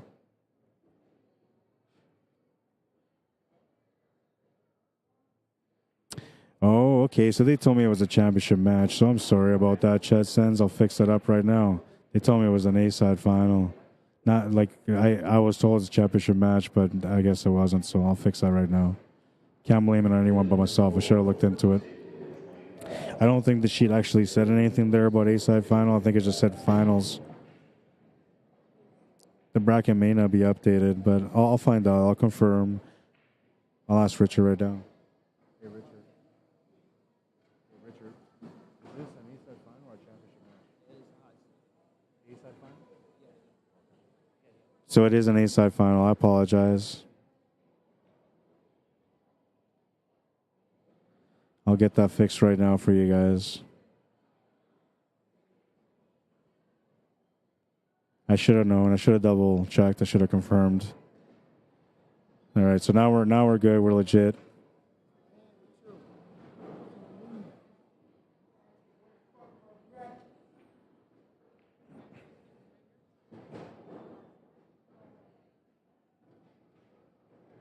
Yeah, so they might have stepped up the match a little bit just because they're trying to do some catch up. So if they can get some matches ahead of time on some dead tables, why not do it? I think that's what it is. It says that the match was supposed to be played Sunday at 3. Wow. Sunday at 3 and we're into Wednesday now. I guess I'll never complain when I have to do like a 2-hour wait.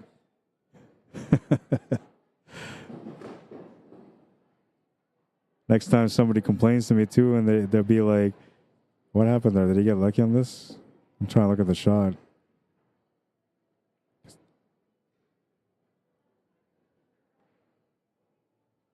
Oh no, he scratched. That's what it was. Made the good shot though. Crazy.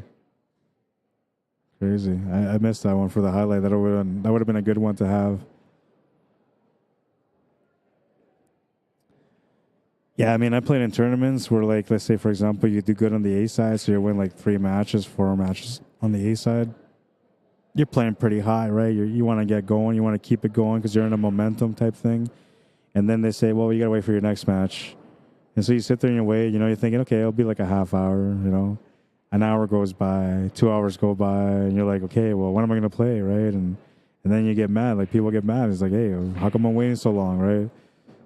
I'm going to let them know that, there's players out there that had to wait 3 days for their next match. You're lucky to be waiting 2 hours. David Blake, how you doing? Riley Poche, welcome to the stream. Any relation to Justin Poche?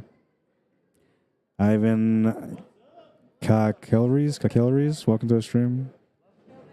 Frank Grindstaff, welcome to the stream. Chad Sen says the chart also says the finals first match is Tuesday at 5 p.m. Then if they go to second set, that is played Sunday at 8 p.m. Well, I'm hoping it's not next Sunday because I'll be in Manitoba by then. I'll be back home by then. Oh, sorry, man. I can't do remote streaming. I wouldn't want to anyway.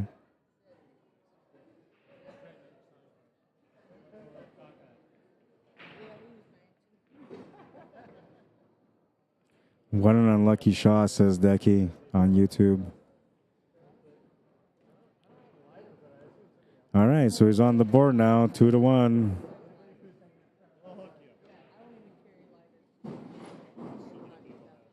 Outside? You guys need a lighter? Is that what I heard? Well, you want to come outside?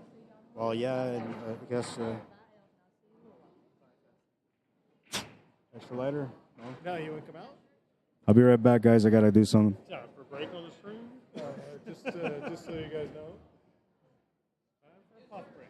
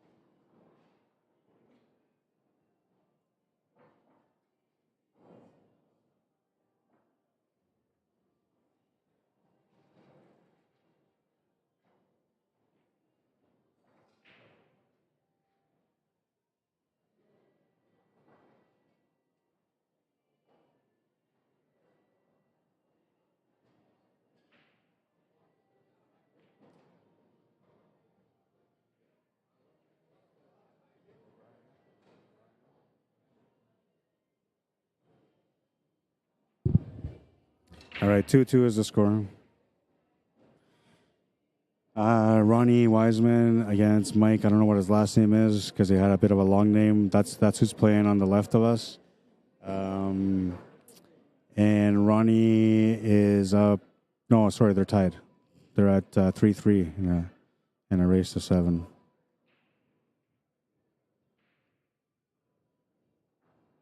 I forgot to ask these guys what the race is, but I think the race was to 7 on this one. I'm pretty sure I remember seeing that.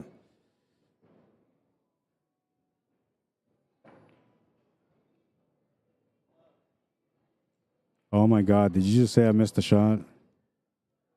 Like I stepped away only for a couple of minutes. Oh, what an unlucky shot. Oh. I was like, oh my God, that I missed a shot. I got a little nervous there, man.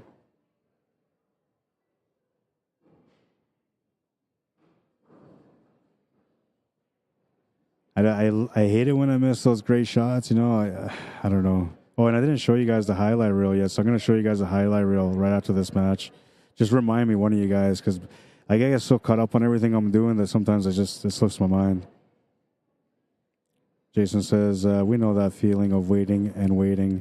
Yeah, I mean, it happens all the time. Every organization wants to be able to make sure that the events run smooth right off the hop.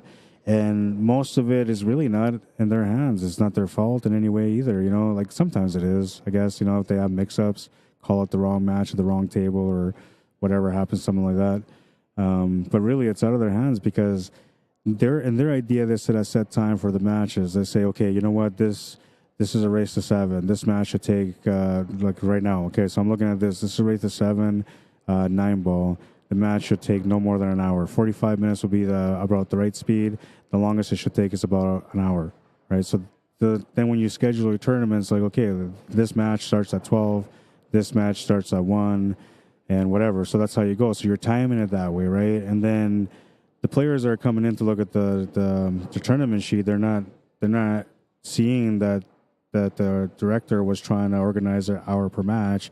They see that their match started at 1. It's now 1:30. They're still not playing. But meanwhile, it's because that other table happened to be 2 slower players that are, you know, in a grind out match and they're fighting for every single rack, taking, you know, 15 minutes a rack, right? So now those guys are playing an hour and a half in their match or an hour and 45 minutes. That affects that one part of the bracket. Well, guess what? It starts building up from there. It's just like a virus, you know. It starts at one point and then it just keeps growing and growing and growing. So I understand where the tournament directors come from when it comes to dealing with you know, the stresses of running tournaments, but they have a plan, right? So the only way, like if you're a tournament director, the one thing I would recommend for you to do is if you're thinking that a match should take about an hour, schedule the match, the next one, for an hour and 15 minutes away or an hour and a half after, because then that extra half hour you get will give a little bit of leeway or ground for a match to be a little bit slower.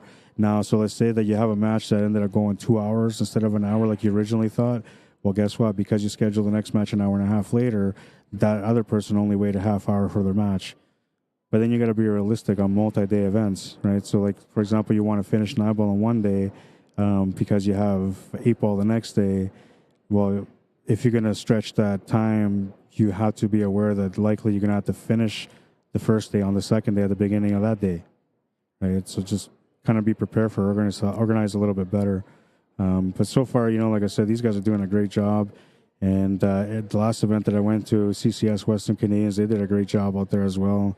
The one at home in Manitoba, the Active Pool League, they run the NEA system out there. They did an amazing job this year also. I don't recall having to wait much for my matches, teams or singles, and I wasn't really stressed out. Another thing too is that I organized matches with proper timing, so then you would like finish your match at like say 1 in the morning if you had to, but then your next match wouldn't start at 9 in the morning like they usually do. You know, you would start like at noon. So it's like not so bad, right? They really planned it all well, and I actually seen the difference on how it went for all the players too.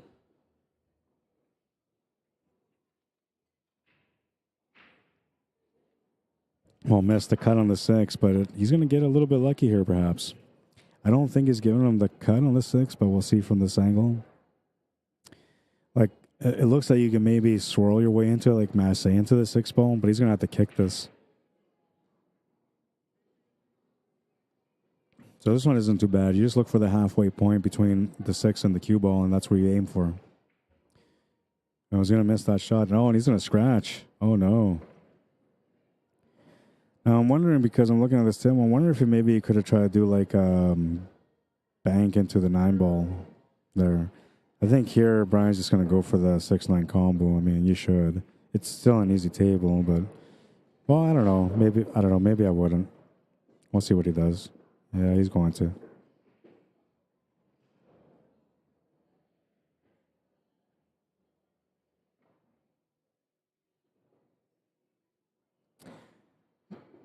Kathy says, I'm just bummed that I missed watching my brother play. Yeah, I'm sorry. I actually asked him for that too, but you know what? Like, I think that was one of those things, maybe a scenario where the TDs felt like they're running behind, so they just wanted to get the match going, and then there was already a match that was playing on here, and they figured, you know, like if they're going to make that match wait a little bit longer, then that's going to delay some matches for the other matches, the 8-ball singles, and I guess they're just trying to make sure they keep some balance.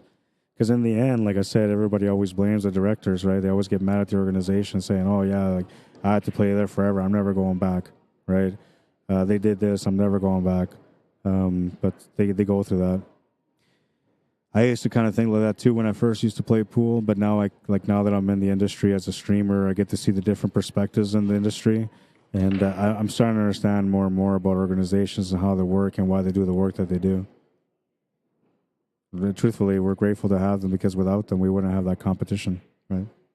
We would just be playing. Well, I guess it wouldn't be that bad. We'd be playing in tournaments. I actually like tournament play better than league play, but I love playoff competition for league. And if I had to choose between singles play and playoff play for league, I'd take playoff play. But if I can be in a championship match every single time in a tournament, I take tournament.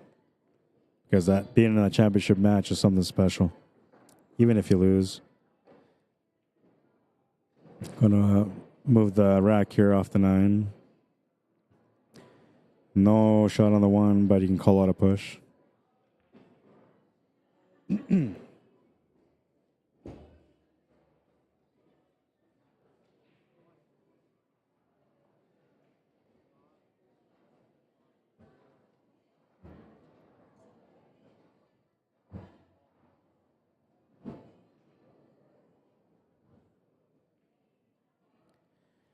All right. I have to charge my phone too, so I'm going to do that right now.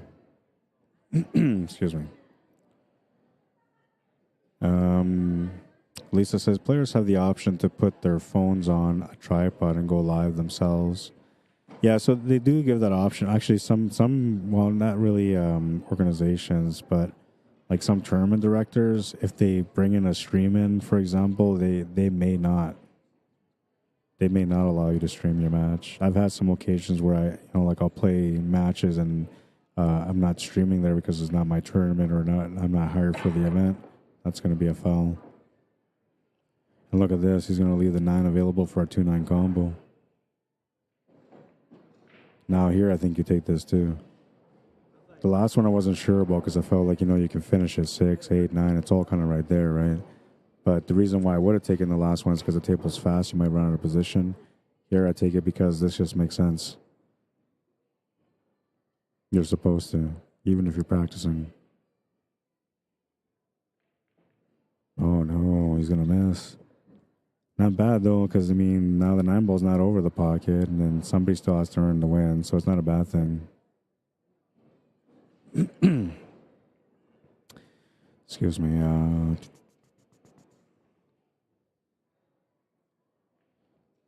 Missed a couple of comments here.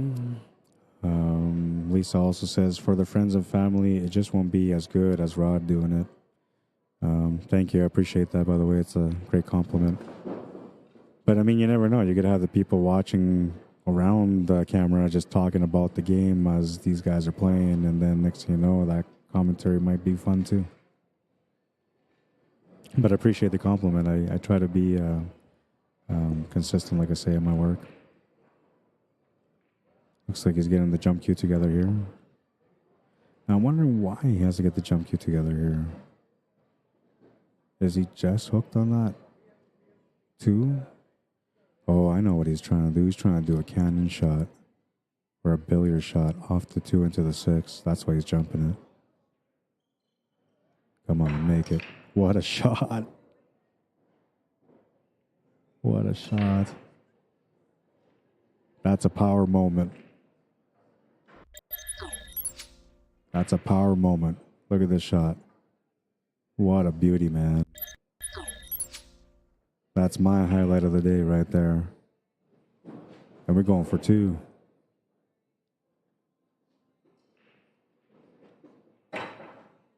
Come on now. What's my name?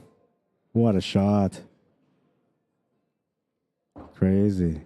He might as well just keep playing with his jump cue, man. What a shot.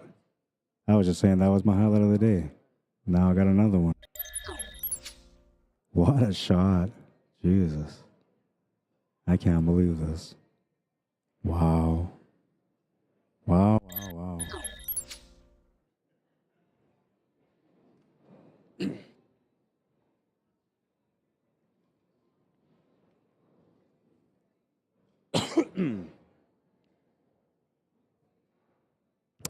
That was a couple of great shots back to back.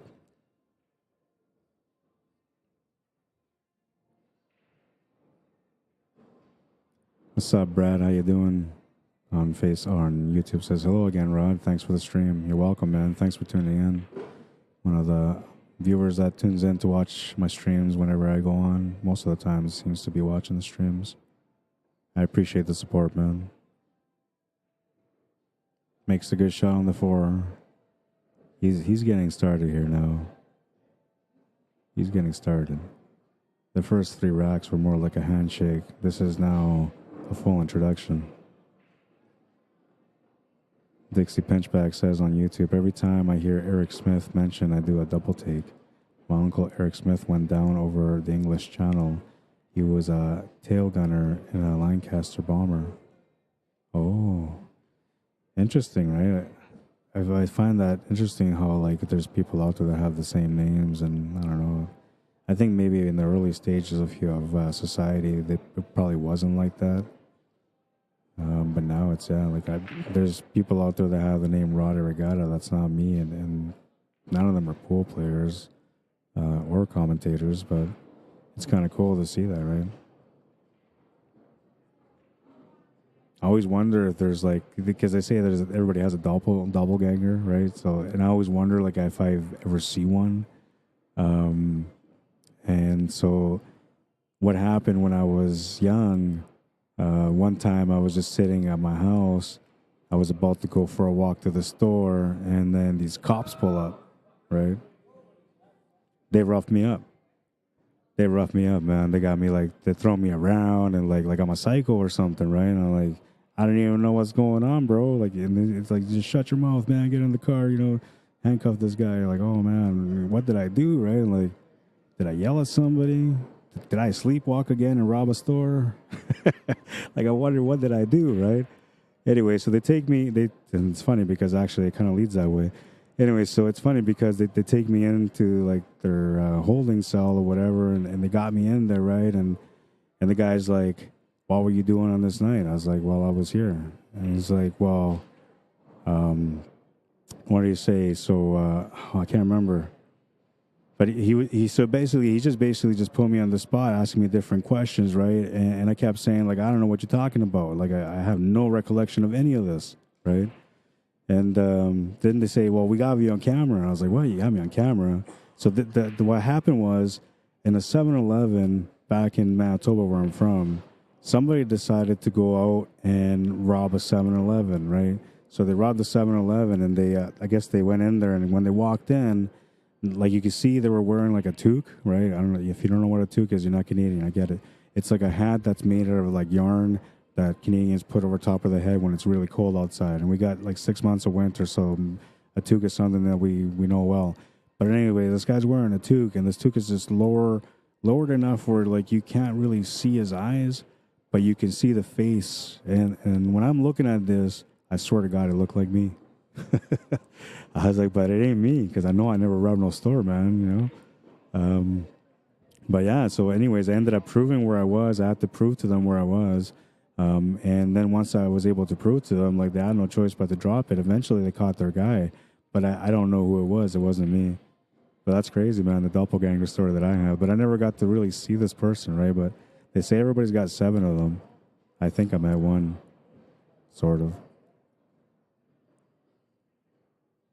Lisa says, one of my son's opponents was live streaming yesterday.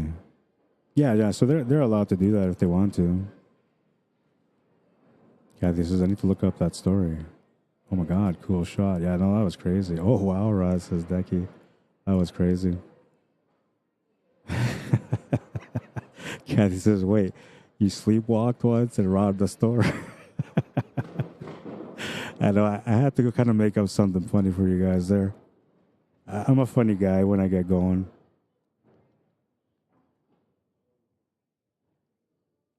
Just not at the pool table, though.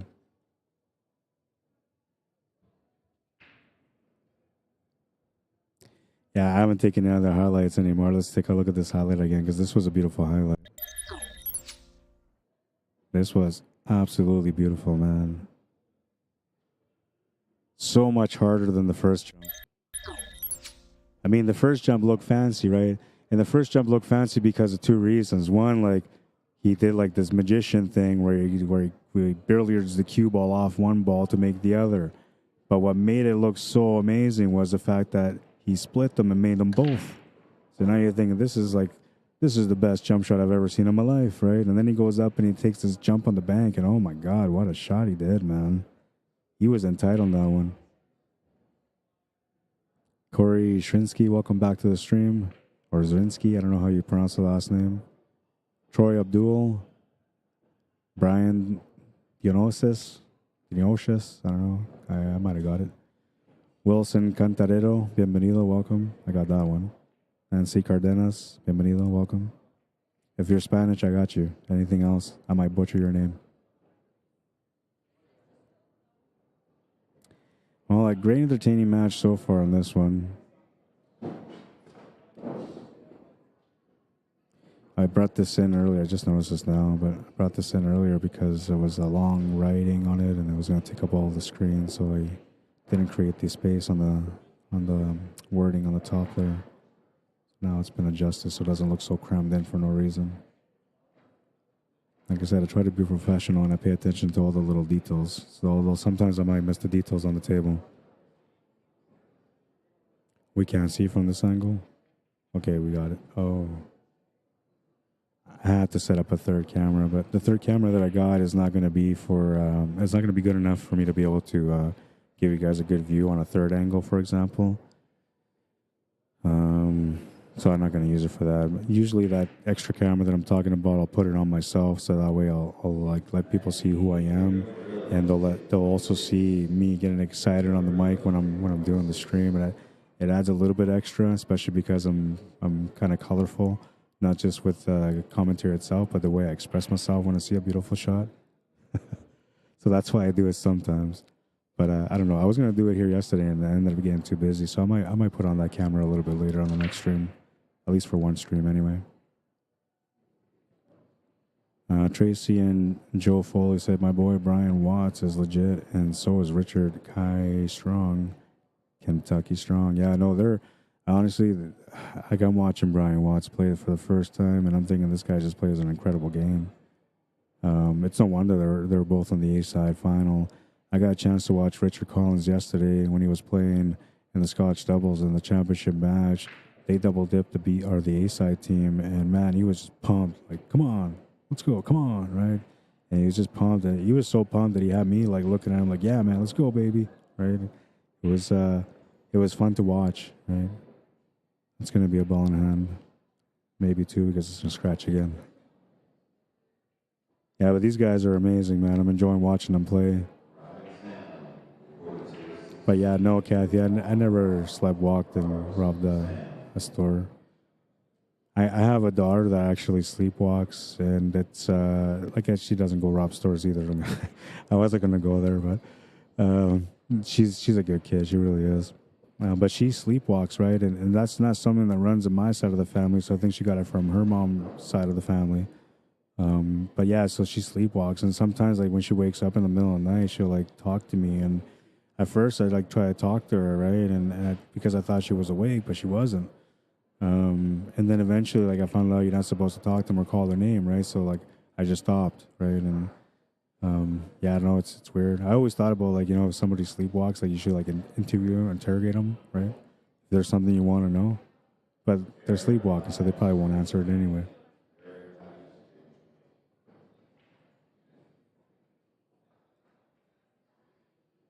Got to play the cue ball across here for the 4. Needs to be perfect on the rail. I guess you can draw it back too, get below it to make it to the side. That's what he's gonna do. That's a smarter way to go, because if you try to get on top, you got to be perfect, and on a table like this, it's not going to be easy. That's the experience of playing on the tables and adjusting to them. Oh, is it? Sorry.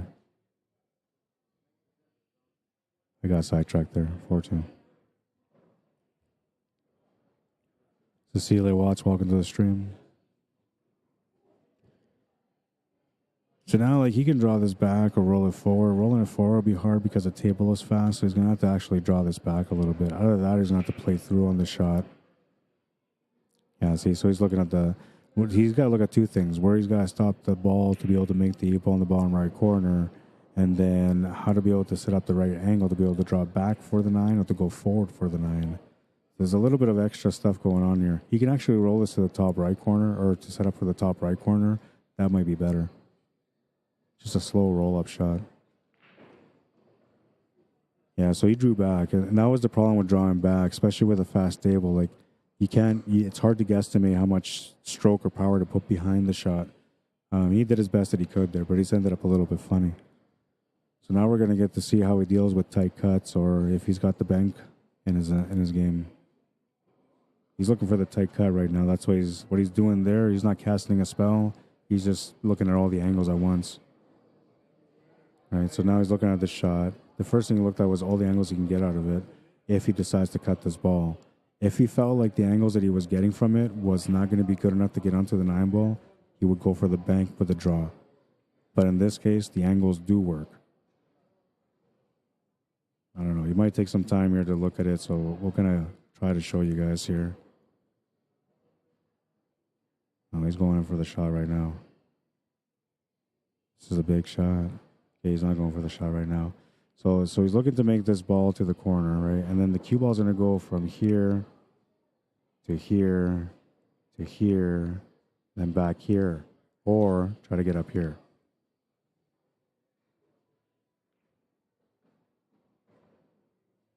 Uh-oh. Going for the scratch. Oh, saved by the horn. A good shot.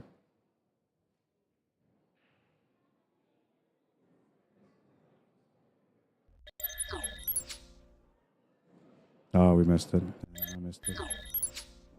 I caught the end of it, but no good. That was a good shot, too, because he was in tight on that 8. So he's making some really good shots in this match. It's going to help him going through onto the next racks.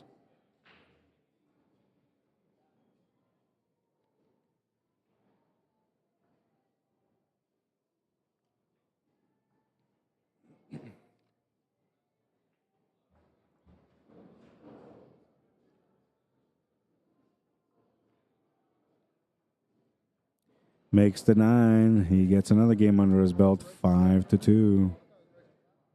He's playing a good, strong game. One of them is breaking. I'm not sure who.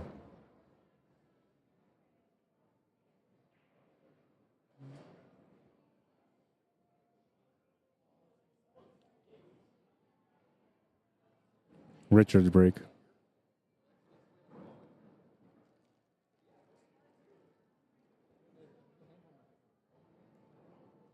Allegedly, says Kathy. All kidding aside, getting roughed up until you could prove an alibi is scary for anyone. Yeah, no, it was scary. So, like one time when I was a kid, I guess I just had some bad friends. I don't know, because like I got taken by the cops and they were trying to take me to what they call the floodway out there. If you ever get taken to the floodway by the cops, it is not a good thing. So they try to take us all out there, and I was like, dude, like I don't even know why you guys got me. And my friends were doing it too, but I don't think it was us they were looking for, because we were like, I know we didn't do anything, but maybe those guys did, right? But anyway, so they listened to us. Two of the guys started crying. I'm not going to say which two, but it wasn't me. But anyways, yeah. So they're crying like, dude, and we're gonna call, my parents. We're gonna tell them this and that, and so the cops, whatever. They decide to let all of us go. But usually when the cops take the people out to the floodway, that's what they do. Like they rough them up, they beat them up, and then they make them walk back home from there, right? And the floodway is like, from where I live in Winnipeg, the floodway is probably like about almost an hour drive, 45-minute drive or something like that. So imagine that as a walk. It's crazy what they do. But that was back in the day. I don't know about now. Maybe they straightened out. There's a lot of new police out there, and they're trained to be a little bit better. You always hear stories about the crazy cops out there too.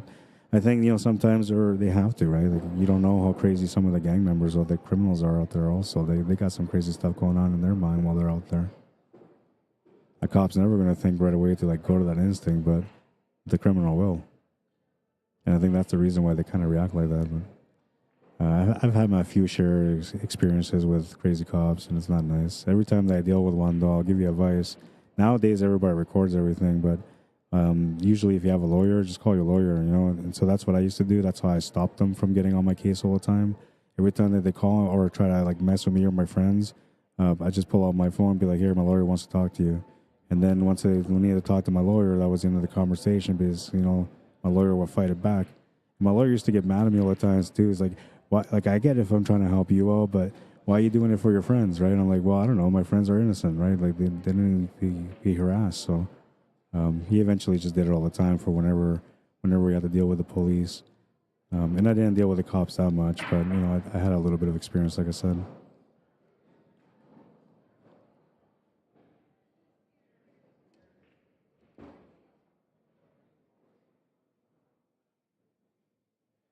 If you doubt me, you can look up my record. I have no record at all.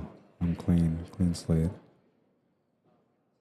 I'm glad I live in a quiet seaside town, says Decky. Yeah, no, like, honestly, some of these cities are crazy, man. But, all the stuff that happened, like, with me, with the police, was a dangerous time for anybody that was a kid, though, because that was, like, in the mid-'90s. And back in the mid-'90s, like, the gang activity was crazy, right? Like, everybody was watching all these gangster movies. There was, like, gangster rap was starting to take off. So, like, everybody thought they were hardcore and crazy. So, like, the cops out there were like, they don't care who you are. They just thought everybody was a criminal. Everybody was bad. And so, yeah, it's a little bit of in a sense, I guess it was prejudice, but I don't know. It was a rough time to be a kid.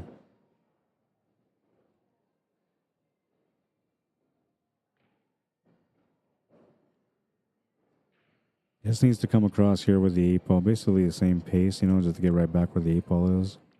He's going to go down instead, making the shot a little bit longer. As long as it doesn't get to the rail, he should be okay, but this will be a little bit of a tester for him. Pretty straight line.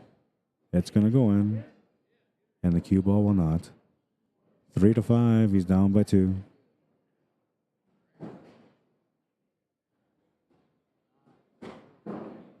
I hear the States is kind of crazy like that too, with gangs and stuff. But so I came to the States a long time ago when I was a kid. And so this is how I'll explain to you how I get into trouble, okay? A little bit of a story here while these guys are racking. So I have family in Amarillo. I used to have family in Amarillo, and I lived out there. And I used to go play basketball, right? I don't know. I used to go play basketball. And in the basketball courts, it was like gang members, right? But I didn't look at them as gang members. I just looked at them as basketball players. And yeah, so I'd hang out there and play basketball every day. And the more I hung out there, like, the more these guys got to know me. And it didn't matter which clique they were from, because it was fine, right? Like, everybody thought I was cool. I'd say, hey, I'm Canadian, So this is 2 things you need to know about me. First of all, I'm not racist. Second of all, I'm not a gang member, right? That's all you need to know about me. And I'm Canadian. That's 3 things. I'm probably going to apologize a lot. But yeah, so that was that. But I go to, like, go to the 7-Eleven down the street with them to go, like, get a drink in between our games of basketball, and the cops would pull up, and then they would, like, harass us, man, and they would treat me like everybody else. Like, I get like a lot of gang members have like tattoos and stuff all over their body. I don't, right? So I don't really suit the description, but because I was with them, you know, it's connected through. How do they say it? Guilty by. Oh, I can't remember what they call it, but it's because you're there with the group. It's crazy, man. The stereotyping. But that was back then, like I said, in the '90s. Now things are different. We're in a different era now. Gang members are still out there, but they're not like how it used to be.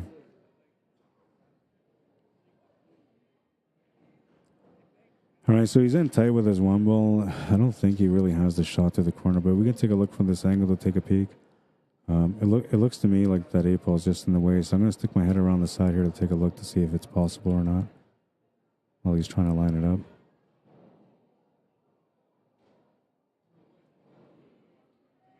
All right, so what I can tell you is that there's just enough for it to go by. He just has to get past the 8 ball. Ooh. And that was because he needed to make sure that he just got by the 8 ball, right? It was a little bit too much. I really don't like the way that other camera's looking, though. I'm going to try to fix it here.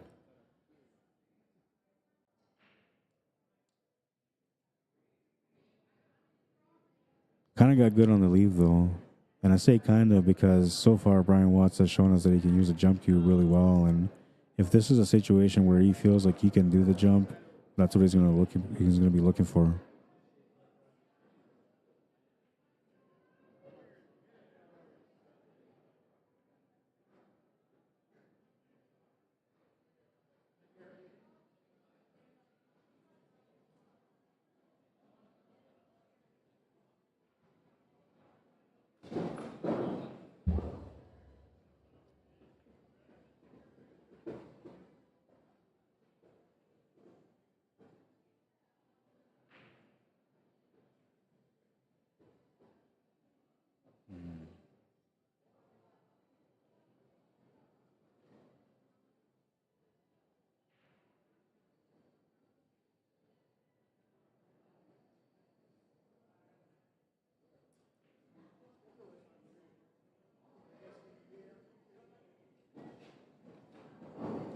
He's going for the jump. Oh no, he's going for the massive. I like that, you know, because not a lot of players know that you're supposed to use that jump cue also for a mass A shot. It's just kind of weird because of the bungee tip or whatever kind of phenolic tip you have on it for the break.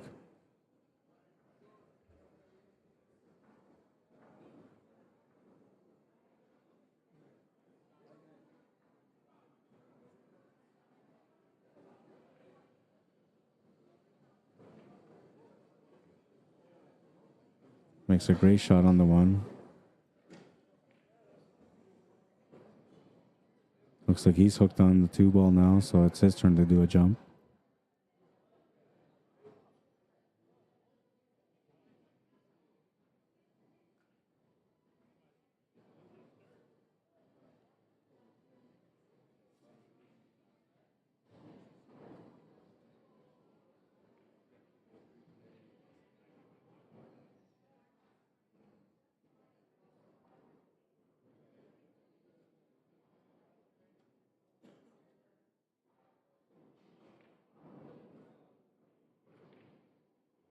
Oh, missed the bank.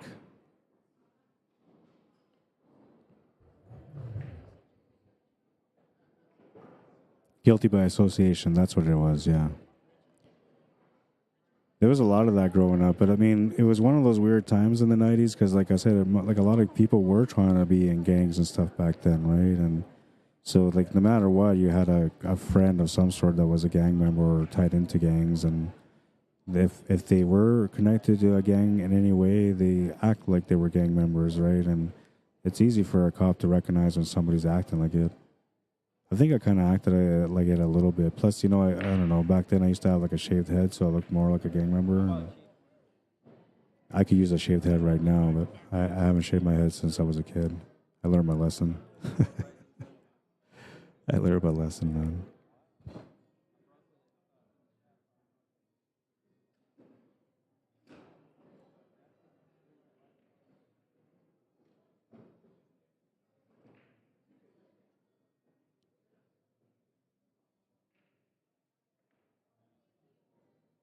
Trying to go for the 9 ball there. Uh-oh. Oh, this is wired. Okay, so now this kind of looks a little bit better. I feel like it still needs to be addressed a little bit. It's not as good as this one, though. This one looks good. Yeah, he made the 9 ball. Easy one, easy one. Down by 1. Says, thank you, Brian. Nice little gift for sure. Had he not tried to go for that bank combo there, he might have not given him that opportunity. So that's why he's saying thank you. But in a joking way, not in a cocky way. Jamie Cummings, how you doing? Robert Fitinato, welcome to the stream. Butch Horvath, welcome to the stream. What's up, Jindy Baines? Welcome to the stream, man. You've been missing some good action today, Jindy. I haven't stopped since I started today, man. I started at, I think it was like 10, maybe just 10:30 in the morning. We're now at 3:30. I haven't stopped. So at some point soon, I'm going to have to stop the stream because I'll have to, Facebook will push me off.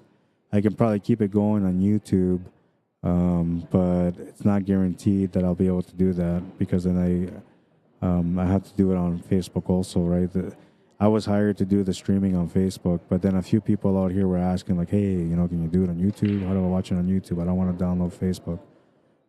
So I decided to connect my YouTube channel here to be able to let everybody else watch it on YouTube. So the idea is that I'm supposed to have it on Facebook, though.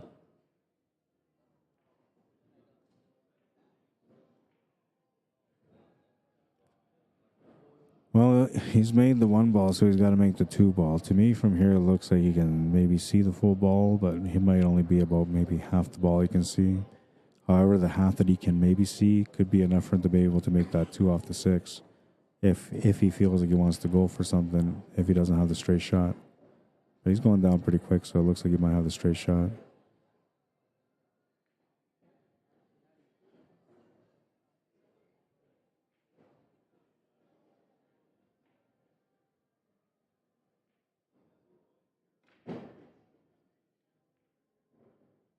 Makes a good shot. I like how he took his time there with that stroke. Like, watch his style of play right now. Pay attention to the way, like, he pre-strokes as he's about to shoot. So that one there, like, if you watched it, you seen that, like, you took a bunch of pumps until he's like, okay, this is right, now shoot, right? That's what he was doing there. I've learned to do that recently too. So now watch here, like when he goes down, he won't do it the same anymore. See? See how he took a little bit less time on that one? Less pumps? Because that shot was a little bit easier. Now this shot might be a little bit harder because he's got to spin around. So this time he's going to do some more pumps, watch. If it's that much harder. As the shots get harder, I'll pump it more. All right, so now this one's going to be a fairly straight one, but because he has to come off, he might give it like maybe 4 or 5 pumps on this one. I find this fascinating because each player deals with this differently. There he's trying to be a little bit more consistent. That was good. But you're supposed to do that. So when you have those long shots like you did on the opening shot on the 2, you're supposed to kind of like go back and forth, because what you're doing is you're trying to make sure that your arm is straight, that there's no chicken wing arm on that. And so that's the reason why you take those extra pumps, right? So that's what he's doing.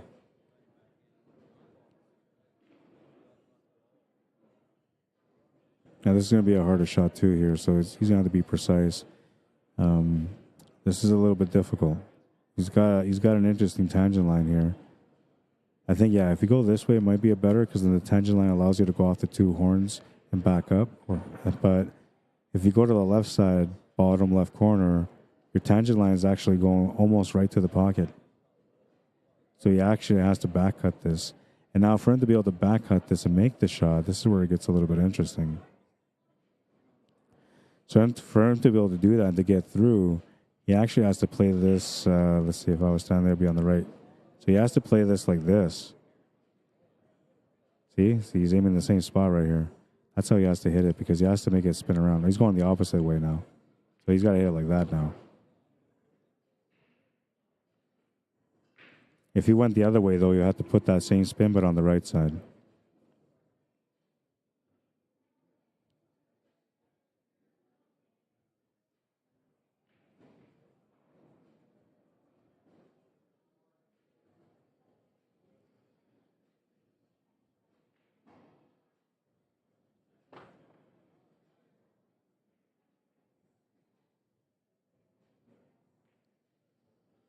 See, this one's a little bit harder, right? So he's trying to do a couple of resets here because he wants to make sure that he's ready for it.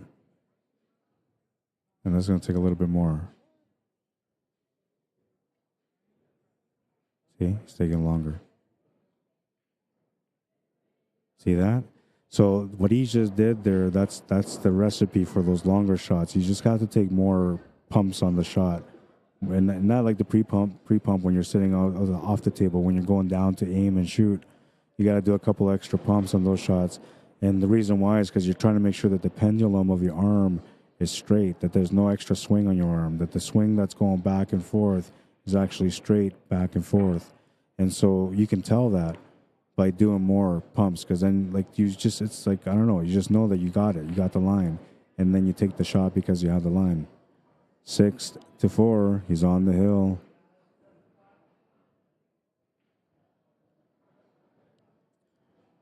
But that was a really good lesson there for some of you guys, because you may not know that. Now you know that, right? And luckily for us, Brian Watts was able to kind of demonstrate that for us without me having to go up there and do it. Rack number 11, Richard Collins just smashed the break, made the 5, made the 9. That counts because it went to the side pocket. He's down by 1. Best way to catch up in 9-ball. Absolute best way to catch up in 9-ball. Look at that. What a shot. A really, really good break. Gets down by 1. Didn't have to do anything other than just break on that one. Brian Watts will have to do his best to try to either run this table out or make a ball in the side or the bottom corners, just like his opponent just did. Take a look at that break again. It was a nice break. Smashed it.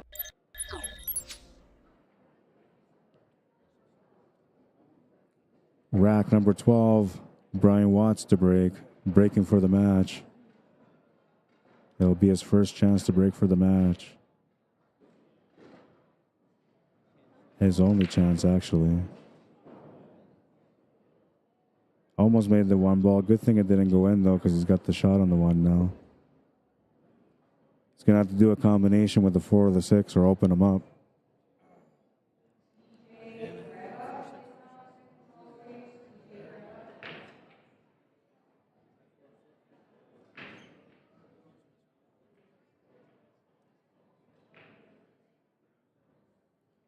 Decky says, you need a coffee break, bud. I need more than that, man. I haven't had breakfast or lunch yet. Breakfast or lunch yet, and it's 3:30, man. So earlier I was like, well, I don't eat till later anyway. But now, like, I've been hungry for a bit. But we got some great matches here. I will never abandon a great match. I will never rob a player from having their match streamed on the table. I just won't.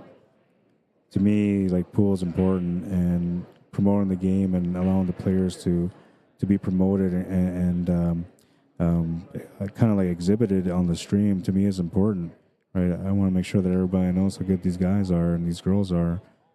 So yeah, it's important to me, especially if it's a championship match. Like if this was like an A-side second round matchup, hey man, I'm gonna go have some lunch.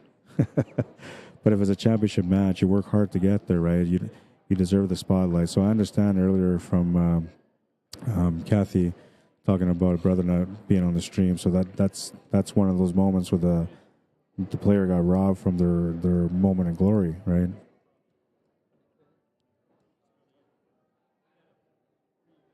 The salesman says, good afternoon, everyone. This is pretty cool. I've never seen any ACS-produced pool tournaments before.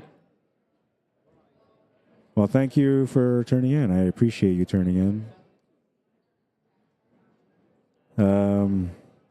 I'm Rod Arriagada from Canada. I come from Winnipeg, Manitoba. I'm out here streaming this event.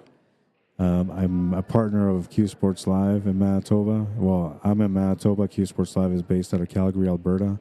I'm in Winnipeg, Manitoba. And I came here because of Ryan Epp. He invited me to come on board to do the CCS Western Canadians, which I just did last week. And then I was invited to come here and do this one. And it's my first time being in the States streaming, and I'm actually having a great time out here. I love it. I wish I could do more of it. But yeah, it's been good. The people here have been good. Every American that I've met so far has been amazing. We've had a couple of disputes with a couple of them, but at the end of the day, we shook hands, and it's been a great experience altogether. I love the way they are. I know Americans get a crazy reputation out there, and especially in Canada. We all think you guys are nuts, but I don't. He's gonna scratch. Not happy about it. Yeah, so far it's been nothing but welcoming, and I'm enjoying myself. Like I said, this is my first time streaming in the States, and I'm here in Vegas. So to me, this is like almost like a dream come true. I mean, I know I'm supposed to do some bigger things in life when it comes to pool, and eventually I'll find my way to where I'm supposed to be. But I'm grateful to be out here, and I'm enjoying the time in Vegas with these guys. Every one of them that's out here playing. You're welcome, Bob Mercier, well, Mercier, if you're in Canada.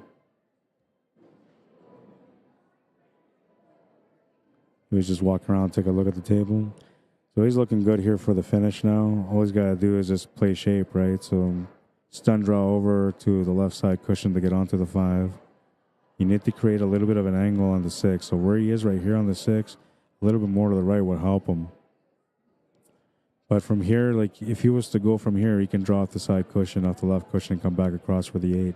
He wants to kind of just get a drawback shape on the 6 ball. So we're looking for 2 rails. Oh, he's going to go 1 soft. Okay, that's not bad either. It all depends on like what kind of angle he's got to work with, if it's straight or not. I can tell you it's not.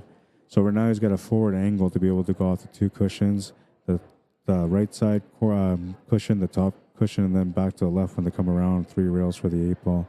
This is a bit of a challenging shot, and the reason why is because you're in tight on the shot, you're getting increase the speed, so you have to reduce the amount of English you put on it. Looks like he's drawing back instead. So he's got a nice drawback angle here too. Yeah, and that's easy. That is a little bit easier. I'm thinking a little different because usually I'm more of a follow-through player than a draw player. I don't like draw because like every time you draw, you're forcing the shot a little bit. On these tables, though, they're a little bit more forgiving, so you can get away with that kind of stuff. That shot there wouldn't have gone in on a Predator. It might have gone in on a Diamond, but there's no way it would have gone in on a Predator.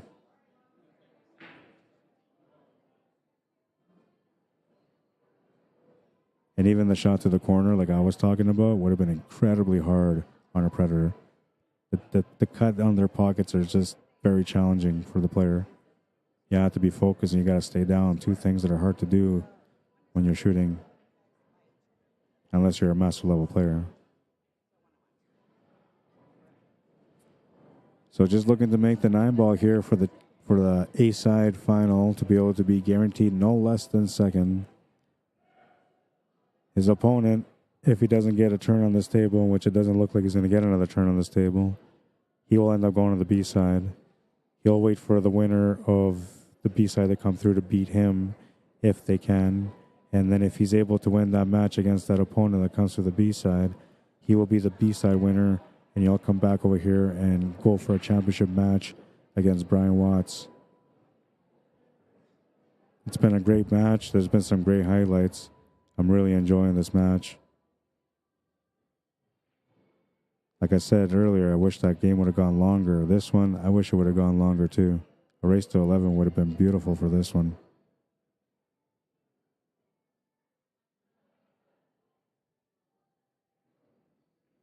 He's a little tight on it, so he's taking his time. I like this, though. You know, this is part of his concentration. Don't get down until you're ready.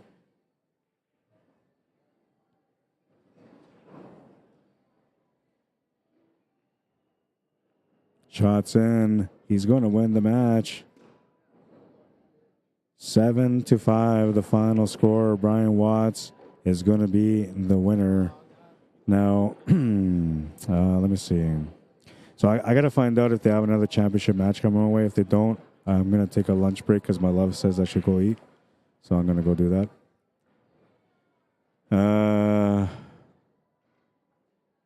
Let's see. Jindy says, you're a workaholic. I wish I was watching more. However, these wildfires up here are keeping us busy. Yeah, I know. I heard about it, man. Be safe, Jindy. He says, I watch it at home on YouTube. Easier on the big screen. Tracy and Joe Foley say, wish this was around back when I played. with Brian back in the day. Thanks for doing this. You're very welcome. It's absolutely my pleasure. If you guys actually enjoyed it, you guys can maybe like the stream right now.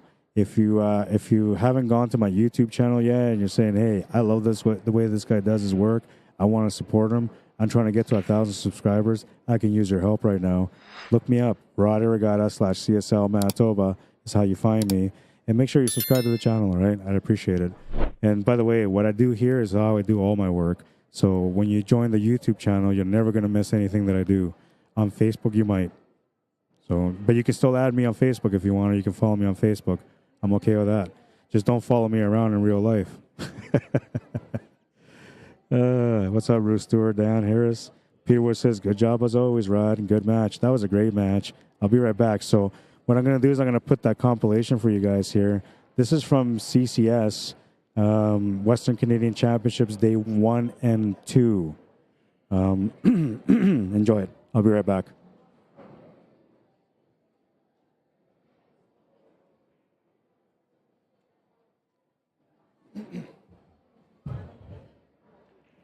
Nice little juice drawback shot. It's going to open up the pocket. Nice shot.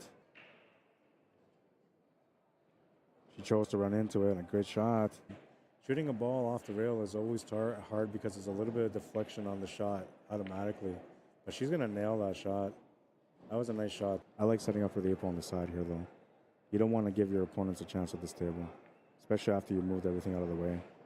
What a great shot. Deep ball is. He's left the safety as well. Oh, but he's going to make the shot. It's going to be the right shot, though, because you really need a shot on the one ball next. If you don't get a shot on the one ball, then you're just passing the table over. Oh, and that was perfect. Good little... What a shot. Oh, the loss in the A-side final. So that will be the second B-side final. I always try to, call it a B-side final, a B-side final. That was a nice shot. So I'm not sure if it's an open table still or not. I feel like it's not, though, because they're... Seems like they're trying to engage into a safety battle here. Oh, look at that shot. Be in danger here.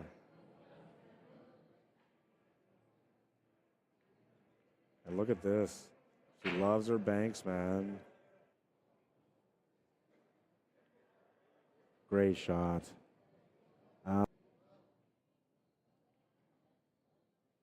Oh, nice shot.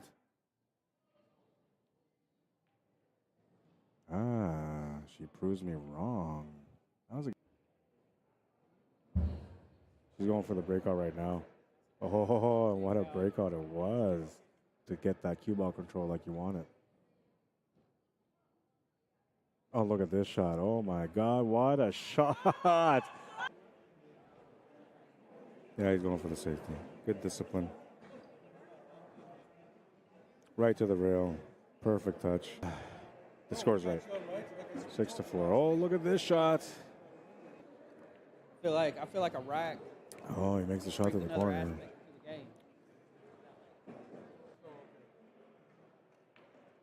Smooth delivery. Very smooth. Nice little bounce there for the 9-bar.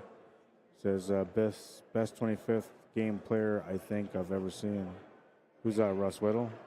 Oh, what a shot. Wow.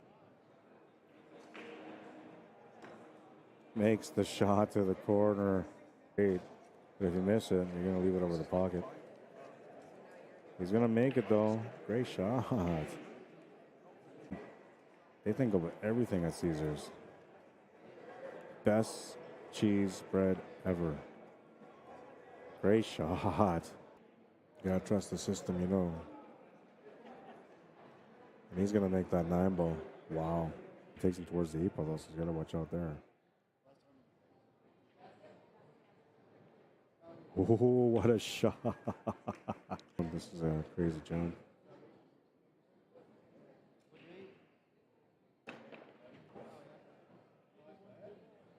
Oh, then we get that shot.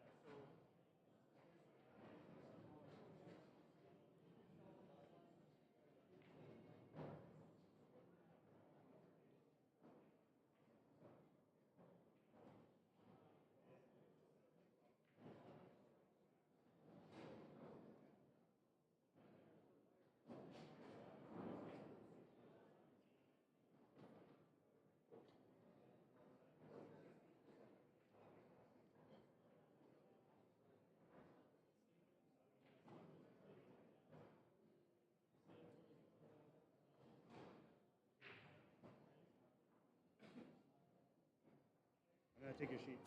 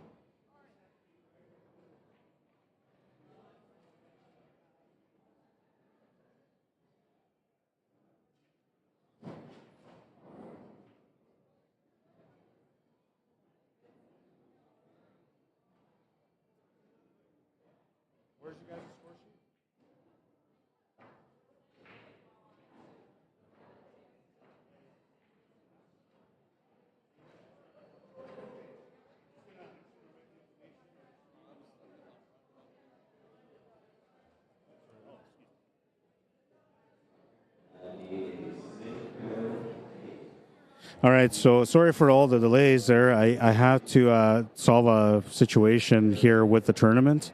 So what it was is that Richard Collins and his opponent Calvin were going to play their B-side final match, but they're not scheduled till 4.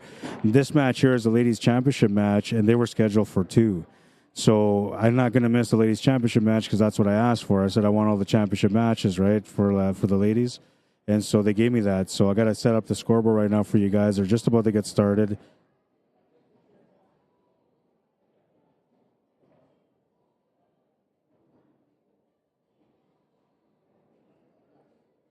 Attention players, if anyone has a sore back, make sure you stop by Foyer for a massage, right next to Dr. Q.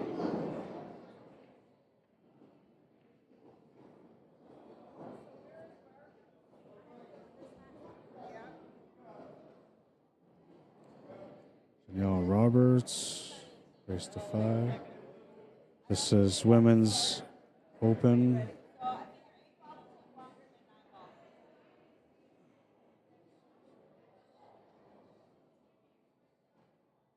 This is championship match also.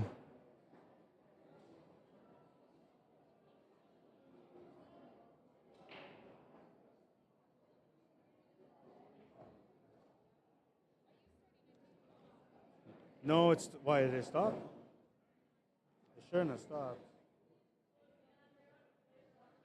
Yeah, so and you guys will be my last match that I stream before I take a break. So and yeah, and when you look at mine, like mine only has the one logo in the corner.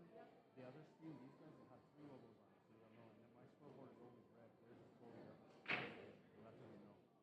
And then I got all the explanations on it too. I'm very detailed. Absolutely, yeah. And it's on YouTube as well. So if you go on the ACS page, let's say you want to watch it on a TV, you just go onto the ACS or and then you post, put the link on there. Okay, I'll help you out. All right. So I gotta get something to eat. These ladies are about to get started here. But it's a championship match, so I'm not gonna neglect it, right? I never would do something like that. But I'm feeling a little queasy, so to speak, like almost like anxious, heart racing because I need to eat something.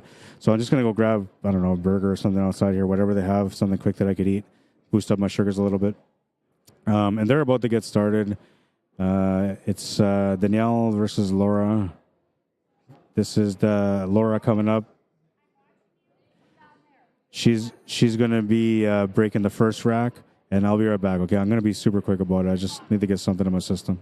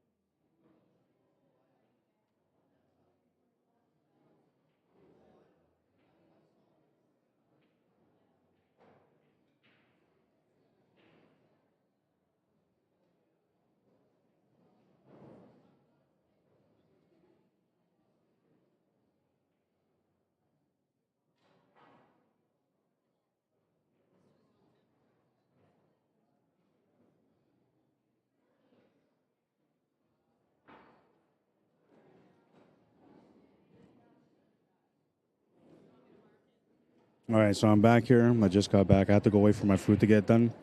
I'm going to try to eat a little bit real quick, but I'm here to update the scores, and I'm here to check out the replays and stuff, so I am here. I know it's been quiet. I know it's been a little bit awkward. After this match, I'm going to stop the stream. I'm going to reset the stream for the rest of the night, so then we'll have a fresh stream. This one's been running for about maybe like 6-7 hours. Wait, 6 hours already. So there's only 2 hours left. So after this match is done, there'll be maybe about an hour left. 1-0 for Danielle Roberts right now. She's breaking next in rack number 2. A little bit of a challenge here on this shot. She made a beautiful shot. Look at that shot. What a beautiful shot. All right, I'm going to bust a munch. I'll be right back.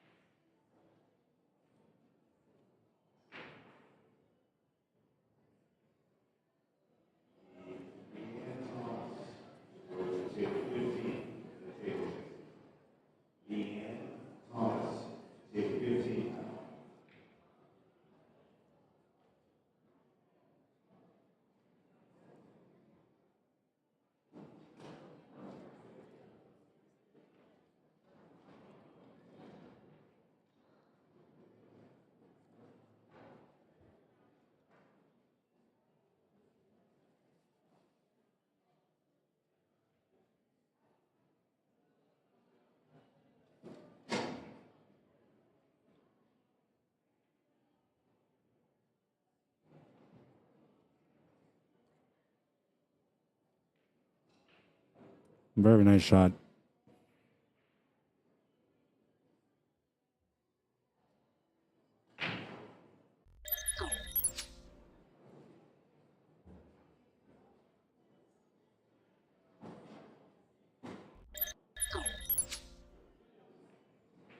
We're tied on 1.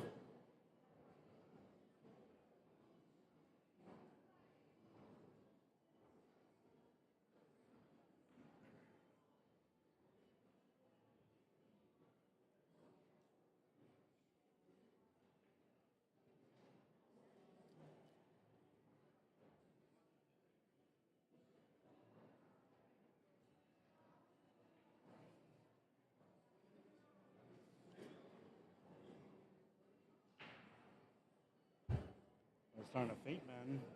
I bet I'm gonna have an anything all day, so like fading. My eyes were all blurry and stuff. Crazy.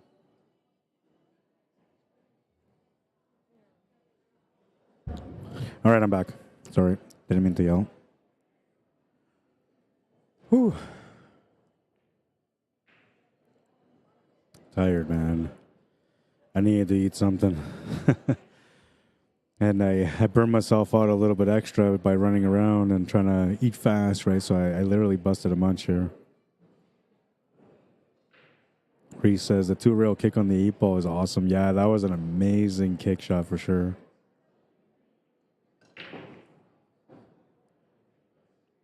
And Greg says there was time I could play. Yeah, I was supposed to play too, and I haven't played yet. Against one of the viewers that has been watching me. Bruce Jensen says Geneva, Minnesota. Jazzy Wells, how you doing? Len, welcome back.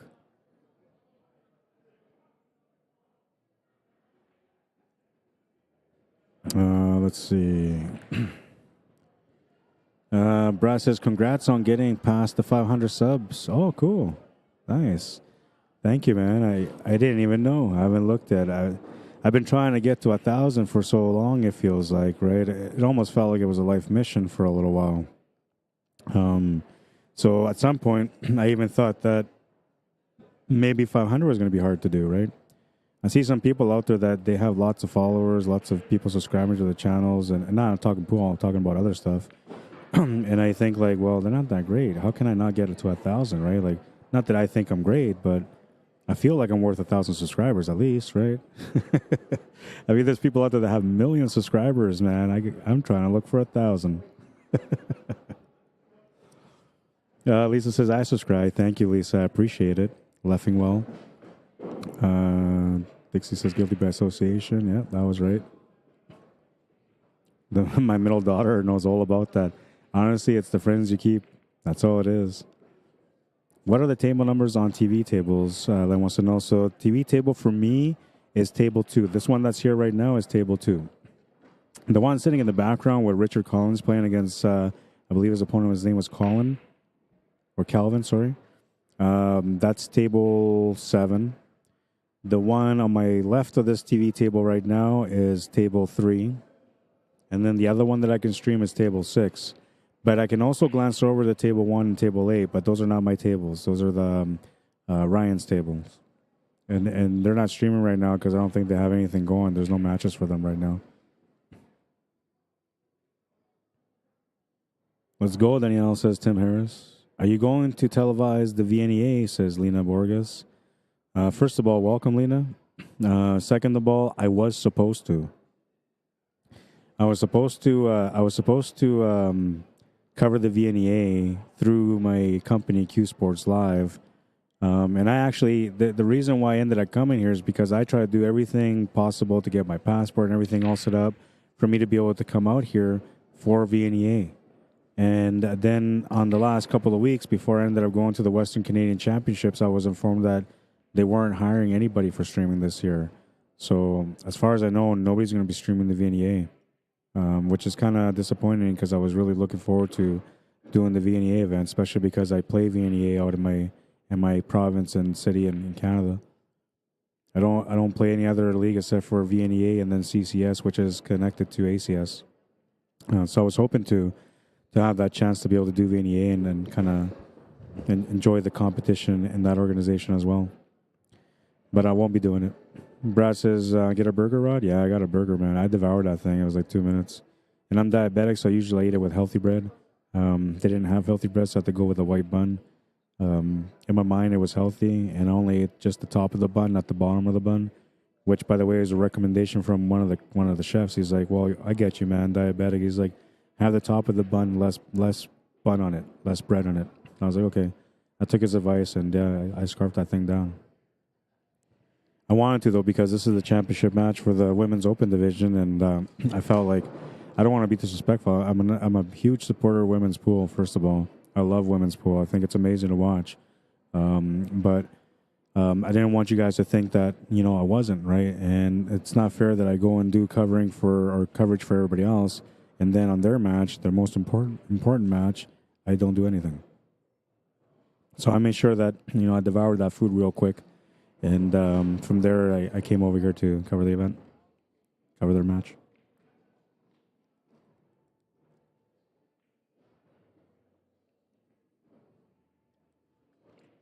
Very nice shot.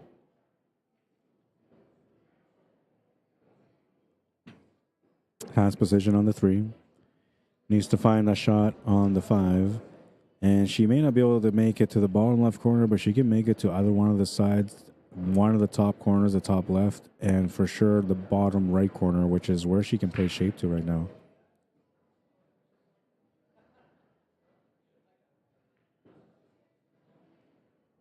A nice shot. She's going to get the shot to the side. Couple of good shots there. I like that shot on the 3, though, or on the 2. This shot here, because I thought it was like pretty tight on the shot. And, you might miss that shot, but she ended up hitting that ball perfectly.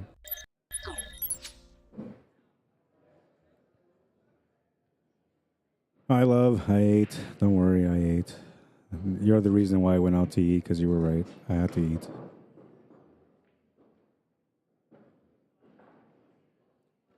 Brian Baker, welcome to the stream. Sherry Signori, welcome to the stream. Will Thompson. Brian Baker says, Tracy and Joe Foley, I can't catch them playing. They doing okay? I don't know. Let's see. Tracy and Joe. I don't know. What table are they playing on? James Lafarve, how you doing? Ben Halsey, welcome to the stream.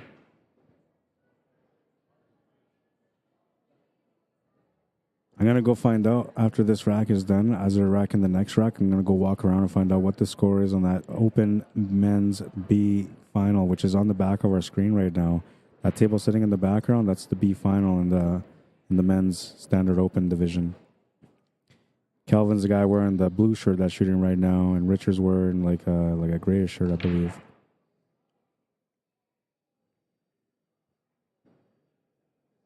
But for those of you that wanted to watch his match and wanted to follow with his match, I'll give you guys a score, and then you guys can kind of keep track from there. And then a little bit later, I'll go back there and check the score again if they're still playing. Shot to the corner was nice. Very nice. Got options to the corner or the side here on the 9 ball. I think most players take it to the side. To the corner is kind of like the missable shot. I don't really think it matters, but most players will take it to the side. A good shot. And she's up 2-1. She's up by 1 game. I'm going to go find out that score for you guys. I'll be right back.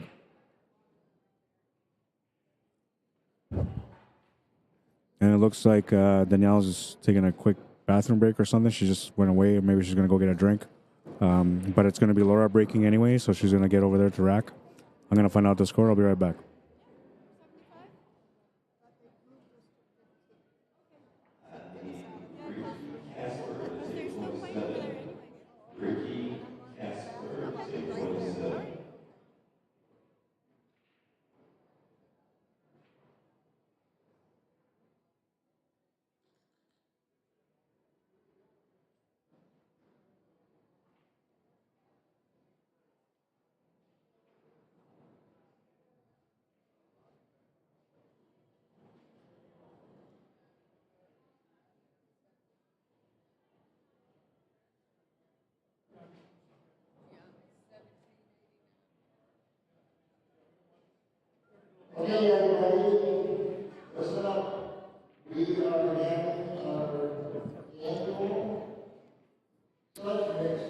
It is. I'm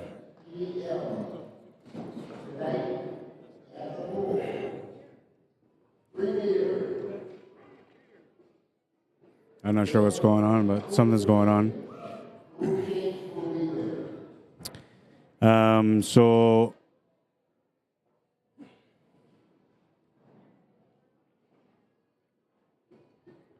the score between Richard Collins and Calvin Gully is 3-0 for Richard. He just tried to take a bank over there and missed it. And my tripod just moved a little bit. I'll be right back. Careful, it's going to push my tripod. You can lean it wherever you want, just away from the tripod. And if you need a cue holder, I have a cue holder here that you can borrow. Yeah, no, that's fine.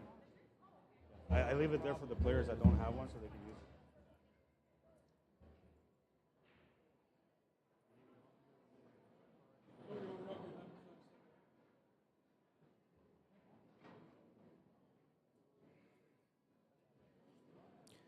Rack number 4, Laura to break. Looks like it's a dry break. And this tripod has been moved a little bit. It's not centered at all. So I'm not sure what happened with my tripod, but I got to fix that. I can't do anything about it right now. I'm sorry the way it looks right now. I'm OCD too, right? So I don't like it when it's off center.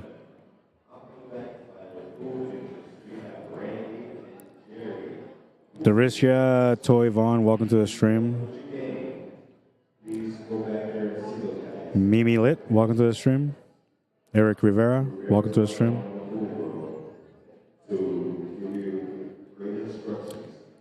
I can't fix this until this match is over. So this match is gonna have to look like this. But I'll reset my camera and everything like that after this match is done, because I just had something quick to eat. Jared's match is on Hill Hill. I wonder if I can do it from this side. No. Give me a second. I'm gonna try. Okay. When you're done, Yeah. we have a party tonight. Oh, yeah? They're trying to watch both tables there. Good. Okay, so where is that? Right out those doors to the pool.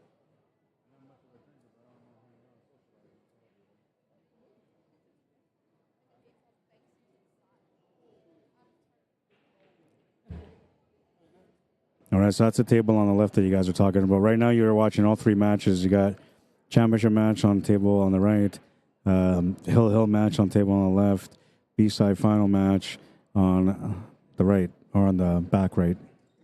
And this is just for a couple of minutes, okay, while this rack finishes on the left, and then from there, I'm going to reset the camera back to the center here on this table. But I didn't want to, like, deviate from the women's match because, you know, I've been trying to follow this match. And that's the table that I'll be commenting on, or commentating on. Looks weird though, right? Looks like my camera's trying to fall. Like somebody catch the camera. But you're getting all the action all at once. So if you're a pool junkie, right now you're in like full overload.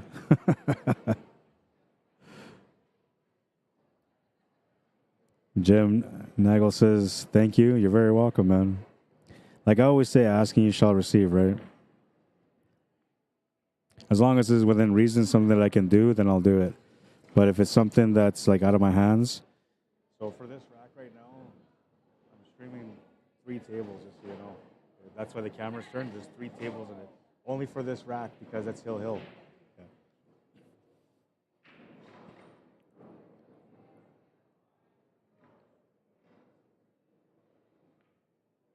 Yeah. Hits the one.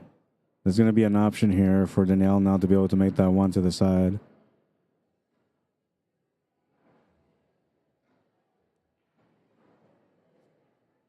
Does ACS have a different stream? They do, but they haven't really streamed a whole lot.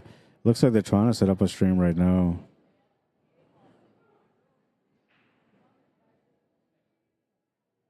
That's my girl, says Mimi. Thomas Eichhout, welcome to the stream. Jill, you're very welcome. Christopher Weiss says, love the ACS Nationals format and glad they don't use Fargo ratings in this league. Straight races. Yeah, I like the straight races too. I think, like, I don't know, everybody has their own opinion on Fargo rate. Fargo rate is okay, but it's got some flaws. Just like every other system, there's always a flaw. But I think the way we gotta look at it is like it's starting to get better, right? Like we're trying to create fair play for everyone, so it's good. But I like the way CCS is set up here, and I really like the way they set up the teams too, because they made all team matches race to 13, which is awesome. I think that's awesome. Instead of like making it like race to 9, race to 11, race to 13, 13 feels fair for everyone because it's like everybody had a chance to play their best every single match. The women's standard final is there on table 8. Is it streaming? Man, is it really? Like, why didn't they tell me that? No, this is the women's standard final right now. This is it right now on this table, not on table 8. There is women's playing on that one, but I'm not sure what that is. Might be maybe advanced division, though I don't think it is because from what I understand, they're still at the A side, and we have a Canadian in there. Our 3-time Canadian 8-ball champion has got the hot seat match coming up next in that women's masters or advanced division. Her name is Marianne McConnell, and she's an amazing player.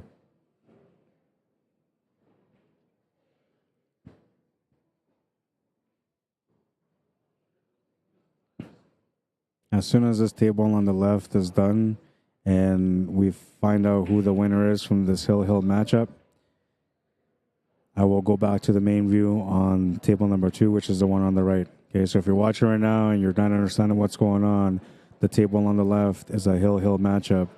Jill requested to see if she can watch the match somehow, so I've accommodated that for this one because this match here on the right is only at the beginning of the match, and they're on the last rack, and it's, I believe, an advanced.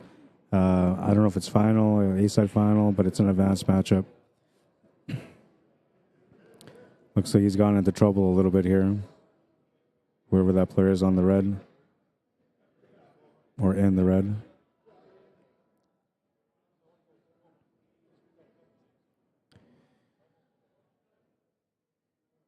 Kevin Hagman, welcome to the stream.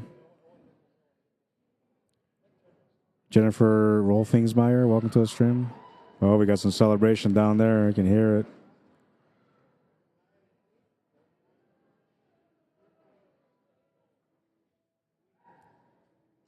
All right, so I missed a few things here. Let's go. Danielle says Tim Harris on YouTube. Brad says, good you ate. Now you're good for the next 6 hours. Yeah, technically. I'm a diehard when it comes to my work, man. Honestly, I love pool, and I have a sense of responsibility to the pool players when I come out to work. So yeah, if it means that I have to go without eating for a bit, that's what I'll do. But in this situation here, like, it was enough, man. I was starting to feel a little bit funny. Perhaps my sugars were too low. Now it feels like my sugars are a little bit too high. So I'm going to have to do a couple of laps around the venue here just to bring it down a bit. By the way, Robert Griffith, thank you for donating, supporting.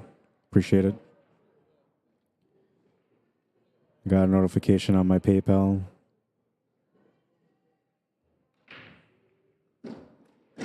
Where's my PayPal?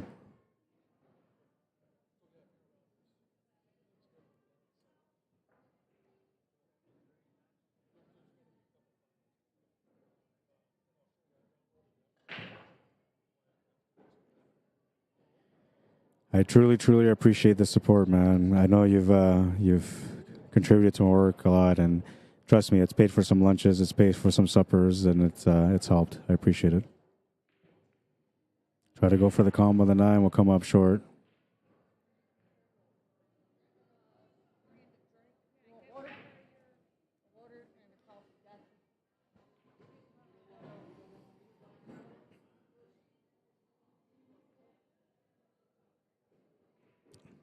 Danielle's wearing a Poolaholic shirt. I'm wondering if she is part of Poolaholic. They have a shop set up here with lots of cool shirts that you can buy from Poolaholic. I might have to take a look and find something that I want to buy from there too. But my thing is that like I represent Jam Up Apparel, and so I usually just wear my Jam Up Apparel gear, and I got enough shirts to cover me for 7 days a week, and then I just recycle them and I use them the next week in different orders. But I like their shirt designs from when I was walking by taking a look. I just want to find something that suits my personality on the pool table.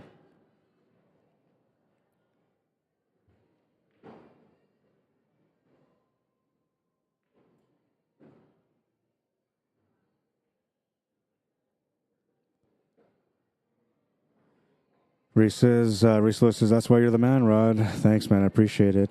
Yeah, I'm not like every other person out there when it comes to the work. Like a lot of people just don't put in the effort, don't really care, or they go there because they just want to make money, and they don't really, like, to them it doesn't matter what's going on if they're working or not. For me, like when somebody asks me to come out and do a job for them, I'm committed to my work, and it's a true honor for me to be invited to these events that I've been able to cover so far. So I take every one of them seriously, no matter who it is that calls me. I do my best to be professional all the time. And to me, when they're hiring me because they believe in the work that I do or they enjoy the work that I do. And so I try to deliver on it. And then for the viewers, like I said, like usually they'll ask for little things here and there, and I'll do my best to like get the answers for them and just be the best that I can be for the viewers as well as the players and the organization. I'm all around professional in a sense, which I think is the standard that streaming should be, right? I mean, 10 years ago, we couldn't watch pool, and now we're watching pool, and some streamers are taking it for granted. It shouldn't be like that. You know, you should be proud of the work you do. At least that's the way I think, anyway. And I try to be proud about the work that I do. I just try not to brag about it too much. And I'm fairly humble when people say, like, I'm good out there, and I know there's other people that are better. But for me, I just do the best that I can, and I hope you guys are enjoying it. Anyways, let's get back to the match here. She's going for the combo. She makes it. What a shot. What a shot. Ties up the match at 2. That was like a killer instinct shot right there, man. Oh, wow. What a shot. Looks like one of the players is about to finish the table on the left. We're going to check out that highlight.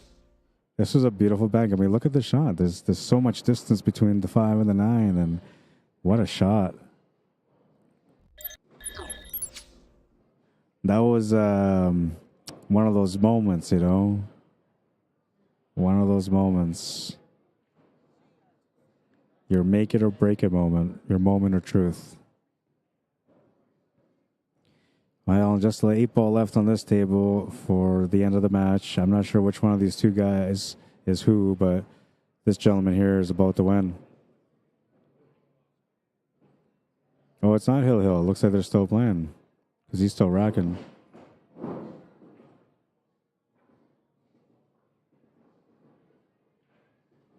I gotta look. If it's not Hill, I'm gonna switch back to this one. Then I'll pay attention on that one. Then I'll switch it back this way afterwards.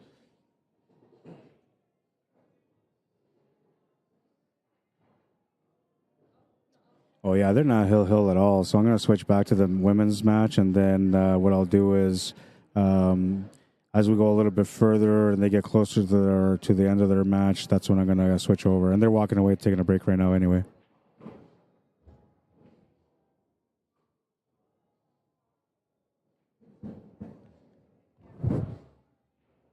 All right, so I'm back to this one here. Rack number 5, Danielle Roberts to break. Smash and break, looking for some action. I'm not sure if she got one. 1, 2, 3, 4. No, it looks like a dry break.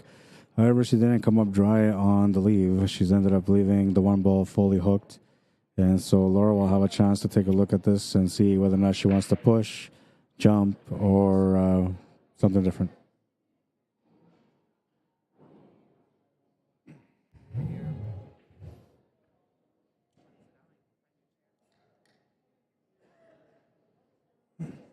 Yeah, those guys taking a break. They're not going to be back for a few minutes. They're both taking a break. Not sure if one's a smoker or they both need to go to the bathroom, but they've both walked away from the table. One's coming back now.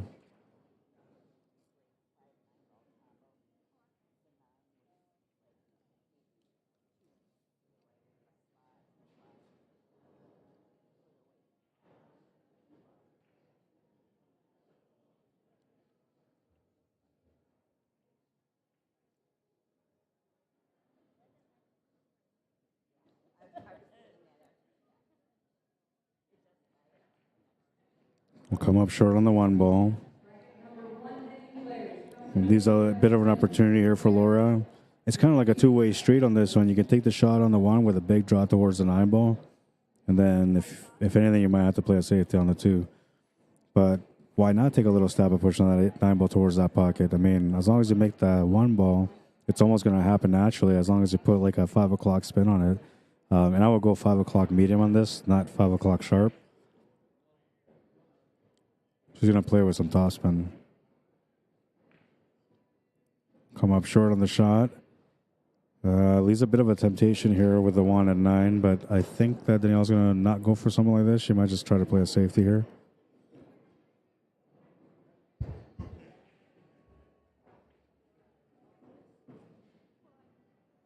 Oh, winner of the ace-side story. Oh, okay, I got it. The terminology is kind of different, right? So, like I say championship match, a lot of people don't know what that means here. But championship match to me is when they're playing for the championship. And then, yeah, so your term that they're playing for the hill, I never heard that. So that's why I thought it was hill. I was like, oh, okay, well, they're down to the final rack. Boom, put it over, right? Looks like the match in the back finished also. Or maybe they're on a break. I don't know. I'm going to wait for this shot to happen. I'm going to go for a walk and see whether or not Richard won the match or if Calvin won the match. Took the 9 for a little bit of a ride. This is getting a little crazy with this 9 ball. Because now there's that tangent line almost there available for a billiard shot off the 2 into the 9, which I don't think these players should take anyway, but that possibility is there.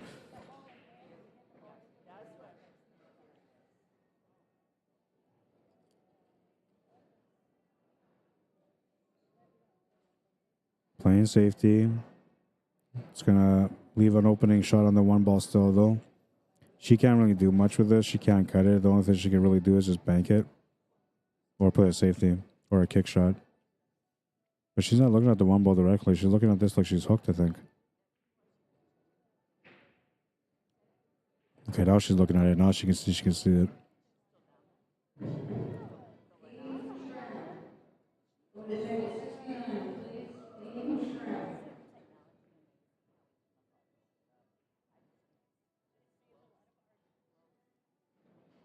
Left a bit of a shot here on the 1 to the side pocket. You see from that angle the shot is possible.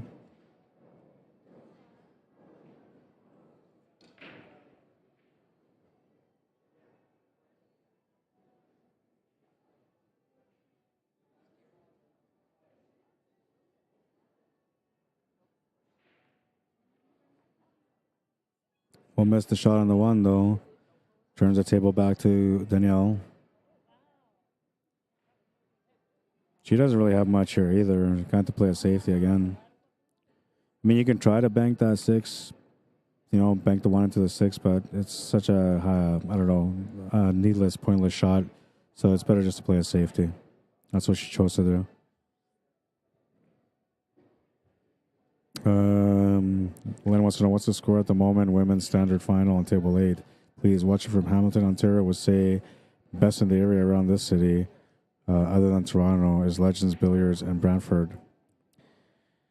I'll go find out, okay? Give me a second. It looks like these ladies here are going to be kind of locked into a match for a little bit here on this one because it's a messy table. So I should be able to go over there and check, and I'm going to go do that right now.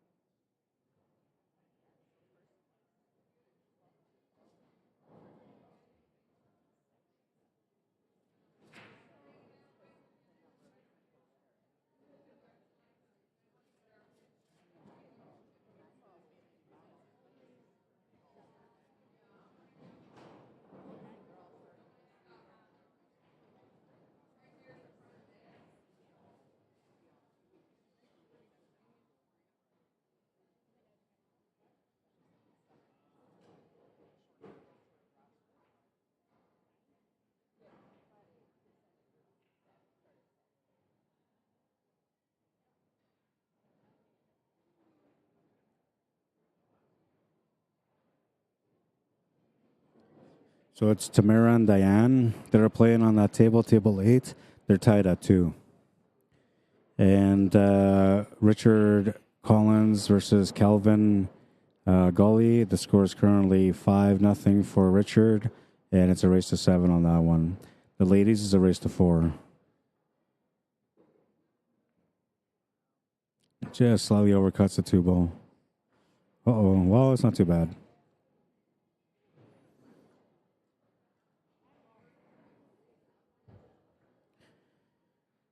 Mary Fowler, how you doing? Sharon Yoder, welcome to the stream.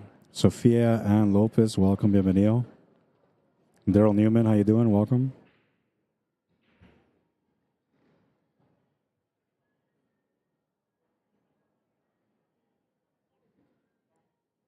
I gotta go check, okay? Isn't this the 5th game? I might have the wrong score. I'll be right back.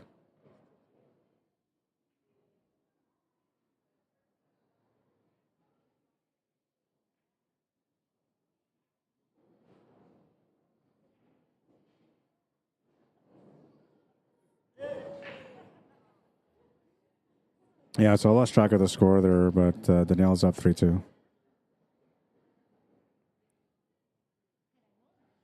Calling a ref for this one because they're in tight. I don't know. I'm thinking maybe she's thinking about just skimming off the side of this ball and just trying to do a billiard off of it, but I don't think it can happen.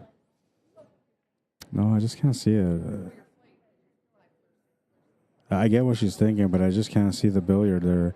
The only way she can get the billiard is she was more to the right, like almost like a split shot angle, then she'll be okay. But they're going to call a ref to take a look at it. Or maybe it's a question.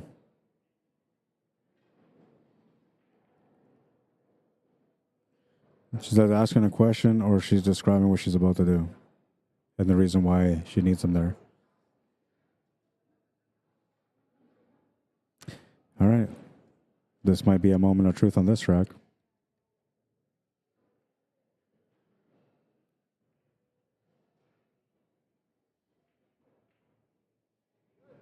It was a good hit. So Laura will come to the table. A chance to tie up the game now.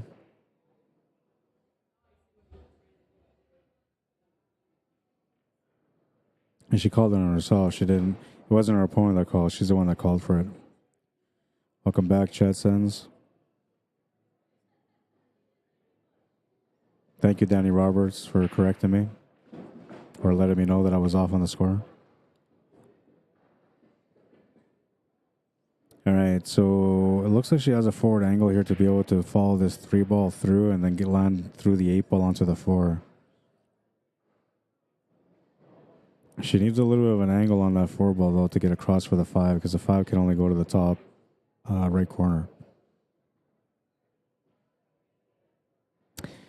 From here, well, making the shot is kind of there. I mean, it's not that tough of a shot, but when you start applying spins to try to play shape, that's when the risks come into the shot. So you got to watch out for 2 things here. Make the shot, and you got to make sure that you don't scratch in the side pocket. Looks like she's using the proper spin to be able to crash back into the 6-ball here. That's going to help. Good shot to crash back into the 6-ball. She gets lined up for the 5. Now she's got a good line here for the 5. All she's got to do is just stop it or just go slightly forward for the 6. If you try to drive back, you're going to end up tied up behind that 7-ball.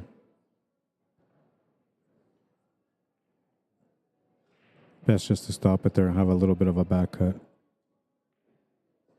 Oh, she ran into the 7-ball, so that's good. She was aware that the 7-ball was going to be in the way, so she made sure she compensated for it. And, well, now she got to find the shot on the 7-ball, looking to see if it goes to the side. It definitely goes to the top left corner past the 9.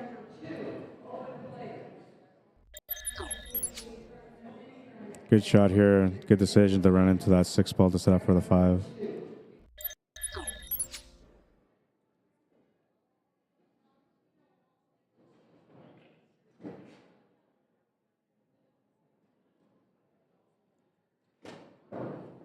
Shot to the corner is good. She's got a really nice pace on this one. She should be able to draw back or just stop the cue ball there. She does actually want to draw back a little bit.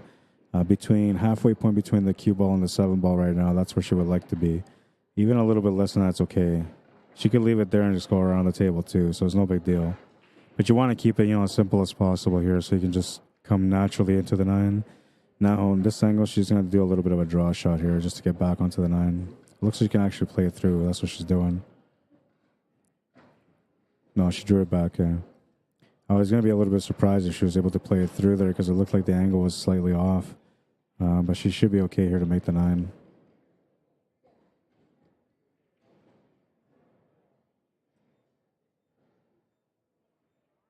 This camera looks so horrible. I got to fix it. Ties up the match at 3. It is a race to 5 in this one, so a race to 2 between them now.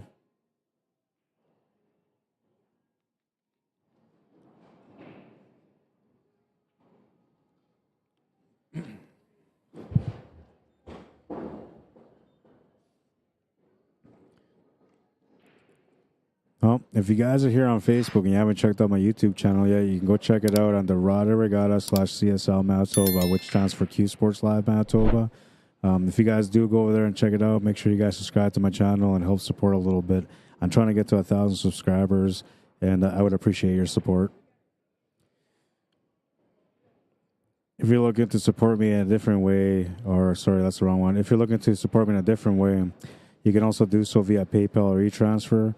And that's at cslmanitoba@gmail.com, which is the same email. But if you're thinking that you want to buy me a lunch or whatever, you know, there you go. Waiting for Danielle to come back still. It's going to be Laura's break. She's going to go grab a water while she's waiting. I guess I'll put this up since I almost put it up already. If you guys are looking for some coverage for your event, you're thinking, I would like to have this guy at my event, message me via email, rodarigada@cslmanitoba@gmail.com. It would be a true honor and pleasure to come out and cover your event.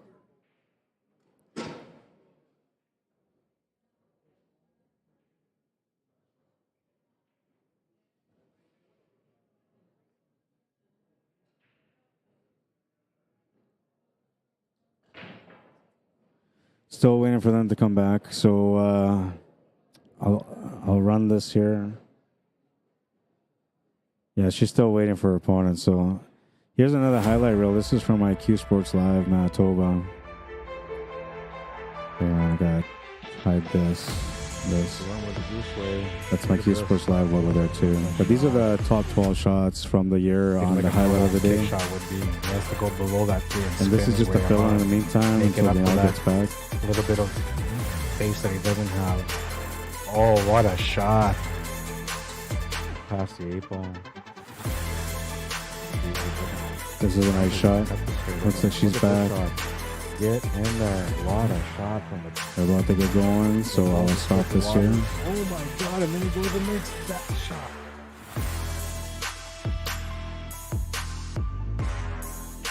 Oh, and he's going to make it. What a... I will show you guys this a little bit later, okay? A beautiful break on that one. Makes the 1, has a shot on the 2. It's a really, really nice break here. She's got a little bit of angle here to work slightly for the shape from the 2 to the 4, because that's what she's got to do next. And from the 4, she's got to get onto the 5. This table's looking really nice, but you have to figure out the shape here first. I like going forward here with 2 rails, trying to set up for that 4 ball, but the draw option is available too. Just wouldn't be for the same pocket, I don't think. Just gonna check off the rail, and that works out really nice. I like that shot. Forced the shot a little bit, but she was able to create the angle she was looking for. Now, the only thing she's got to watch out for on this 4 ball is she's trying to play shape for the 5 in the bottom left corner. It's not to end up going towards that side pocket. Because as long as you put a line towards that side pocket, this table will just take it. It's that fast of a table.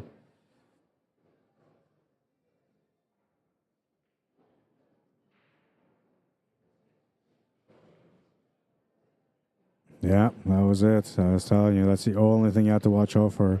As long as the line is there, it's going to happen time and time again. Tim Harris says Danielle had an early 1-9 combo. Oh yeah, that's right. My bad. That's why I didn't have it updated. I was probably too caught up on the shot itself. Marianne Brown, welcome to the stream. Richard Carbon, welcome to the stream. Diana Byrne-Thurn, welcome to the stream. Jamie Stresso, Matt Corwin, Jeff Nystrom. I hope everybody's having a good week so far.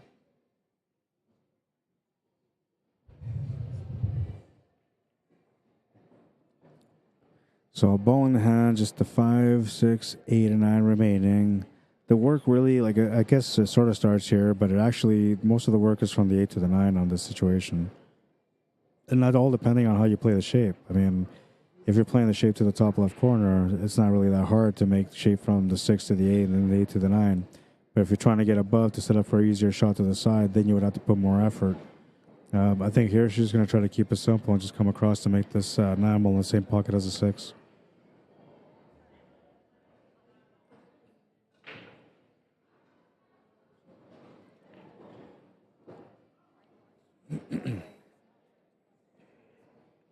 See, she's got a little bit of angle to work with there.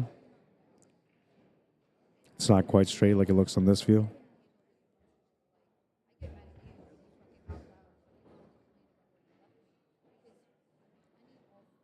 Terry Bridwell, welcome to the stream. Chantel Akhoot, welcome to the stream.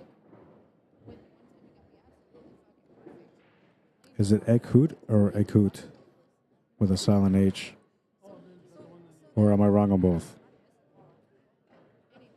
The one where I came through,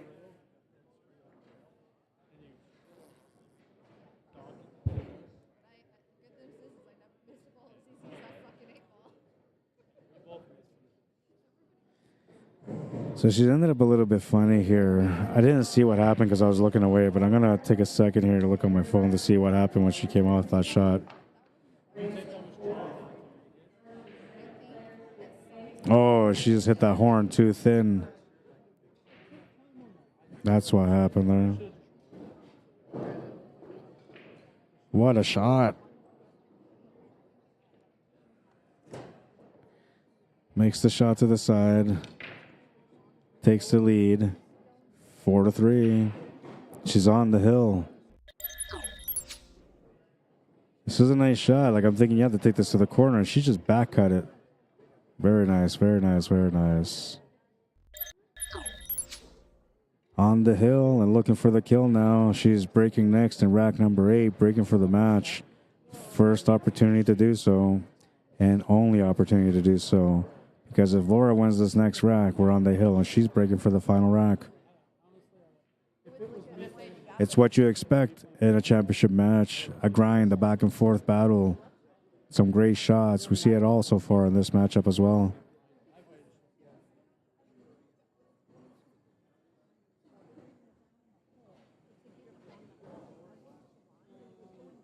All right, let's get into it. Rack number 8, Danielle Roberts to break. Breaking for the match. Looking for some action. Makes a ball off the break. And looks like she's got a positional shot on the 1. The 2 balls opened up pretty nicely for her as well. The 3 ball sitting over the pocket. When she gets to the 4 ball, she's either playing shape or she might get tempted by a 4-9 combo. I think she's just trying to clean this table instead of playing a 4-9 combo. So hopefully she doesn't look at it that way. But it is tempting with that little bit of a line there. She's going to go a little bit too far here. Not bad, though. She still has a shot on the 2 ball, so that's okay. And the shot on the 3 shouldn't be a problem as long as she gets to the left side of the table and doesn't end up going to the right somewhere where one of the other object balls will get in the way. This could be bad. Oh, that was unfortunate, though. Hitting the 8 ball has tied up the shot on the 3 ball. And now she's going to have to do like a masse or jump or off the rail and in. Those are the 3 options she's got. Or a 2-rail kick shot, which is going to be hard to approach. You see from here, like, there's a possibility. Looks like Richard Collins won his match, and he'll have a rematch with Brian. So it's going to be a Kentucky showdown in the B standard men's division 9 ball.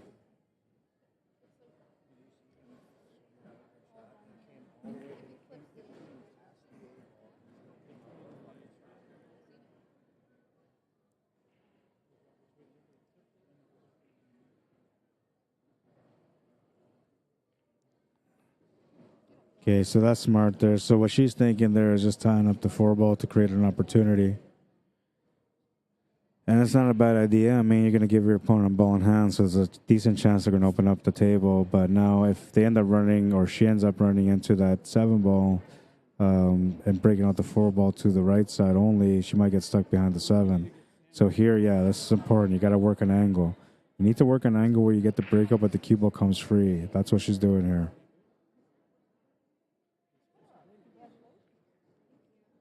Yeah, that's going to work out nicely. Up on the 4 will help, or on the 9 will help. Or does it? It looks like it's tight, but I think she still has a shot. 5 ball kind of chills by the side pocket, so as long as you follow this cue ball down table, you should be okay on the 5.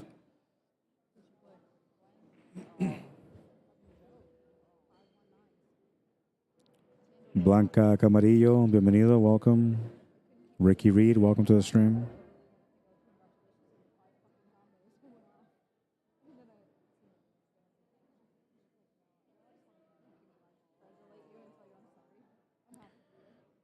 It's not good, not from here. Not sure what she's going to do. I mean, there's a little bit of a chance here to go for like a kick shot off the rail and try to make like a 5-9 combo back to the left side pocket, but it's a crazy shot, and I don't think she'll even see it because it's a really crazy shot to take on. Oh, just missed it. Ball in hand for her opponent. And can Danielle do anything with that 9? No, she can't. So she'll have to earn the win here just by making the 5 and then playing shape on the 7.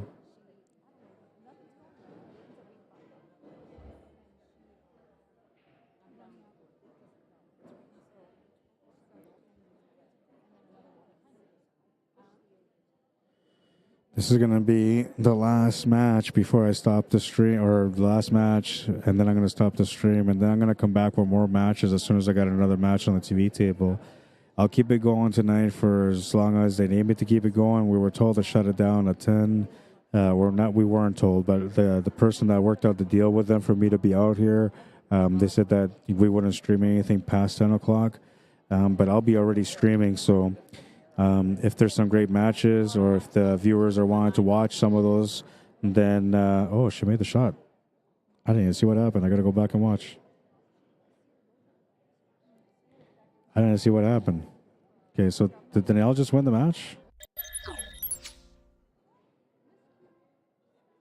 Oh, yeah, the combo was there. Wow. That was incredible. I didn't think that shot was even possible. Okay, I got to look at this again. I mean, I thought she was just going to take the shot to the corner on the 5. Oh, what a shot. I mean, if you got a chance for the win, you got to take a chance for the win, right? So she did nothing out of character here. You're supposed to go for it. But I was surprised because I didn't think that went. Well, congratulations to Danielle Roberts, who's going to win the women's open division, standard/open division. And congratulations to runner-up Laura Eckhout for coming up and runner-up. She did a great job there. You know, just unfortunate for her that she ended up scratching there at the end. That gave Danielle a chance to be able to go make that the 5-9 combo, and well, she took advantage of it. It's the way the battle goes sometimes. We had a great time on it. We're gonna go now onto the table on the left because these guys are still playing. I told you guys that I was gonna do that, and my angle's a little funny anyway, so I'll do that right now. We're gonna zoom in on the table on the left. This is another great matchup for you guys. They're deep into the match now. They got to be close to Hill. I'm gonna switch over, and it's 8 ball.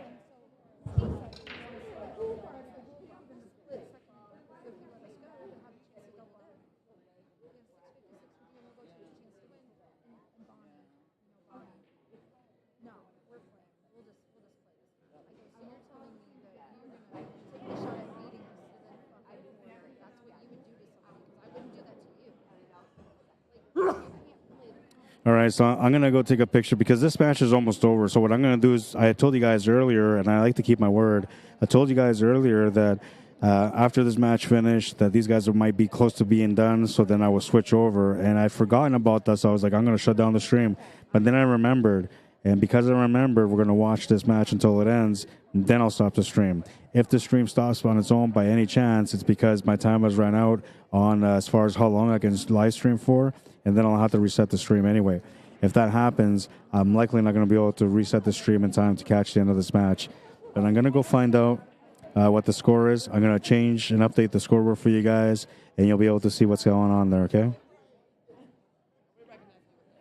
Oh, wait, and I'm lying because... You guys have a second set now? Why? Where? You should ask them to put you guys on table 7 because that's right in the back here. Okay. So the ladies' match was not done. I thought Danielle was the A-side winner, but Laura was the A-side winner, and they're moving them from the main table because I think they have another match coming up here on the main table.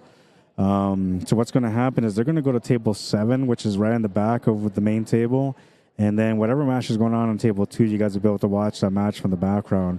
I didn't move them; they moved them, so I can't do nothing about it. But they were hoping to still be on the stream, so I asked them to at least ask for table 7, which is going to be in the background. I'm going to find out the score of this match in the meantime, and then I'll update that for you guys. Okay. Are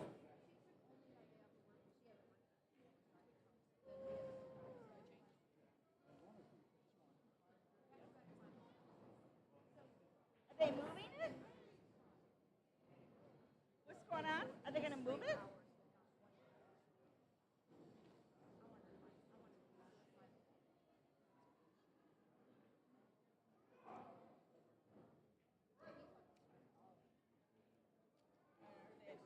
Are you still on table 2?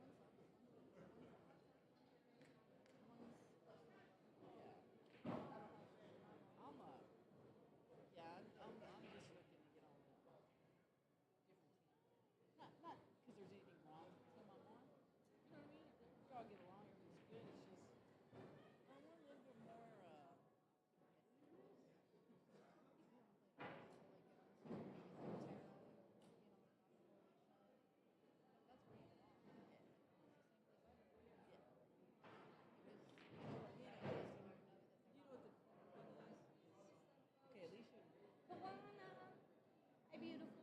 How you doing, baby? Good.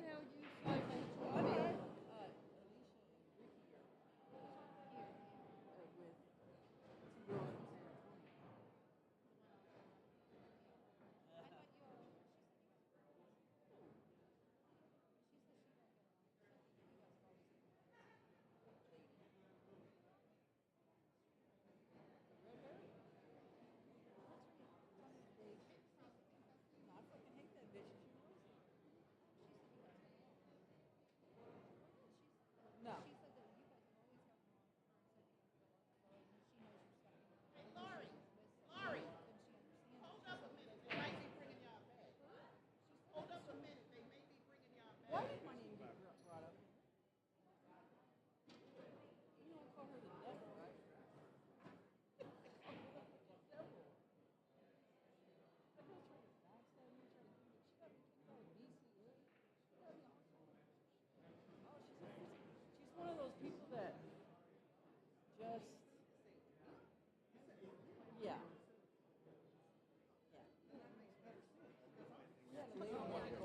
Sorry if I hit you.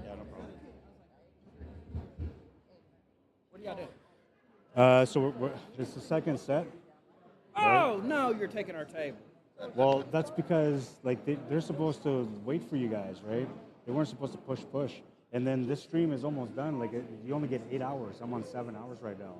So as soon as the 8 hours hit, it stops. It takes 20 minutes for me to reset, right? So I think in a sense like it's better anyways for you guys to wait. But Who won? She did? yeah, so it's the second set now. Whoever wins wins. Race to 5. Are you? Was it Hill Hill? All right, so we're going to go back to the main table here now. First set. Danielle won. Oh man, going to double dip. That's what I'm gonna do too. Yeah. Yeah, I played like Well, I think you shit should. that fucking first set, man. Yeah, you didn't really have many rolls, and he made some really good shots too, right? But you know, he made some good shots. But he also got 3 rows of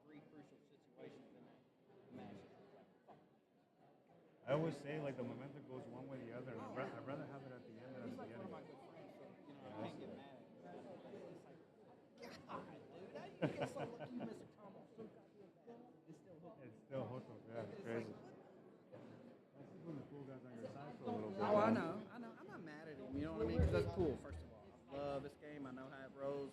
You get rows, you get bad rows, you get good rows. Yeah, you're right. But it's like, God damn it. It sucks so bad when you're trying to win that money. Well, you'll get a chance to defend it on the TV table if you I can gotta double tell him dip that's him. his fucking ass. He better play like he usually does. Because he actually does play better than me. He plays like a machine sometimes, right? And he doesn't miss a ball. Like, he had a few rocks, he actually didn't miss a ball. But he usually plays like that consistently, right? Yeah. So he's probably 7'5" better than me every day. Yeah. But we'll fucking see right now.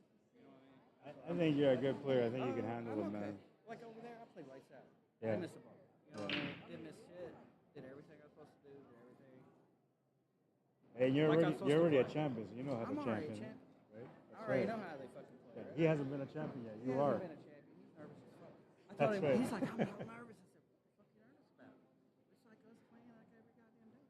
But he's like, I'm so nervous. I said, well, I hope so. It's a stream. That's what it is too, right? It adds a little pressure, man. Like me and my girl Tracy, we played on so many streams and shit. We played on so many things. We even stream our own matches at home. We don't, you know. We Yeah, you're used to it. Yeah. And I was like, I don't give a fuck what people say about me or her. Doesn't matter, no. It doesn't matter because I don't give a shit about that. And it doesn't even matter how many people watch. Like a lot of times people think like there's 1,000 people watching, but there's only like 5 people watching, right? And they pressure themselves out of a match for no reason, right? Yeah, that's what I'm saying. But it's like, man, you do a good job commentating because went back and watched that shit. You did a good job. Thanks, I really appreciate that. You did a good job. Canadians say I'm one of the best out there, man. You So are. I appreciate it. Honestly, some of the things that I said, I told you that's what I would have done because that's what he said he would have done. You know, on a couple shots, I'm like, that's why I left you in that situation to do that. In that doubles match, you know what I'm saying? Yeah, I remember. I was like, I left you there to do what exactly he said, but you went a different direction. But that's okay. It happens. Because it's like, it's okay. But yeah, you did good. Right on, man. Thank you. I appreciate it, dude. You did good. Thanks, man. All right, so this is the second set. We're going to flip the scoreboards now. So what happened here, I got to explain to you guys what happened. I was going to stop the stream, okay? And then I was going to switch over to that main or to the other table on the left because those guys were playing a match, and I figured it'd be a little bit deeper. So from there, these girls were done. I thought it was the only set, but it was actually Danielle Roberts, who was a B-side winner, who won that match. So she has to double dip Laura. So then the TDs, somebody there ended up switching them from this table on their second set to a table somewhere else, like a totally different area. Then I suggested for them to go on the table in the background, which has got nobody on the table right now. But then I went up there and I was like, this doesn't make sense for me. Like if you watch a championship match, that you watch half of it, and then now when you have a chance for the A-side winner to be able to redeem themselves, you rob them from the opportunity from doing so on the TV table. It just doesn't make sense to me. So I walked over there to the TD.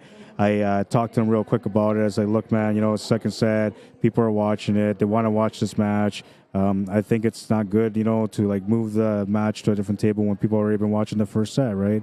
And so he said, yeah, no, I agree. I'm sorry, I apologize. Okay, you can switch it back. So I came over here. We switched it back. And, well, now here we are in the second set.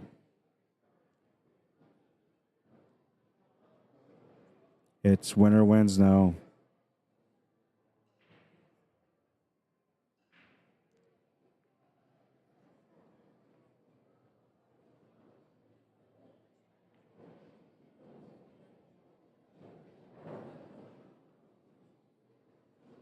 We're going to flip the names around here so you guys know that it's a second set. It's different because the first set had Laura on the left.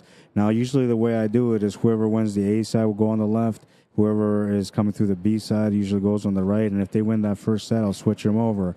In this situation, I ended up just by fluke putting Laura on the left because that's the way the name was on the sheet. And then, as it turns out, she was the A side winner. So now she's on the right side because the B side winner has won the first set. Now we're into the second set. And this camera angle is what it is. We're going to have to go with it. I didn't see that coming, says Reese Lewis. So the score between those guys was 5-5, I believe. And the match is over there now. The gentleman with the red shirt is the one that won that match.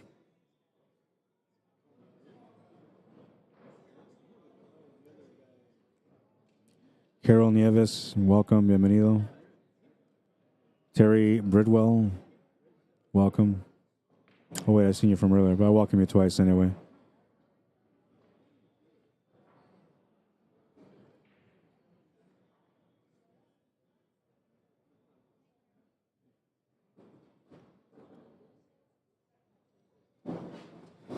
All right, so a shot on the 2 is available. Position on the 6 is there also. Just got to stop the shot, draw back a little bit.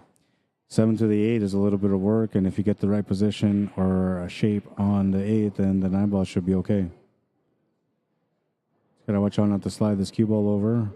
She decides to go into it instead. Now that's going to change things a little bit. She'll have to back cut this 6 ball now, and that cue ball kind of has to go for a ride.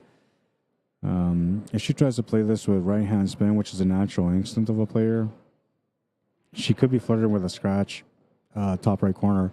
If she plays it with inside spin, which is what you should be doing, there's still a chance that she might scratch in the right side middle pocket. Got to be careful on the shot here. Yeah, she's gonna scratch. So that's something you can foresee with experience, right? It's almost natural. I'm going to show you guys a shot again. So it's almost natural for somebody to want to put that spin on the shot because it's what complements the shot to begin with.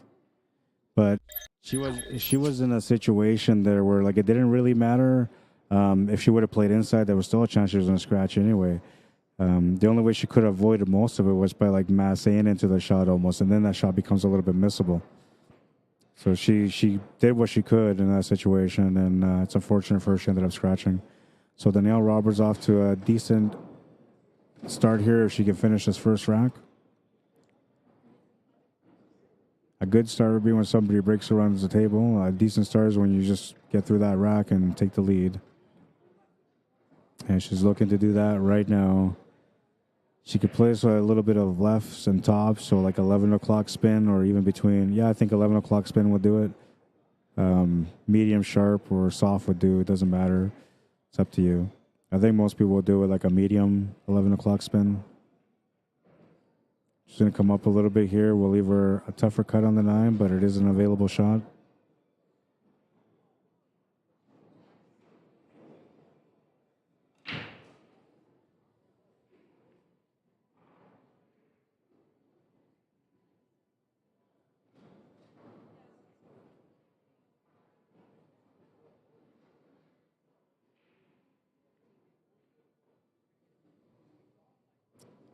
Makes the shot to the corners up 2-0.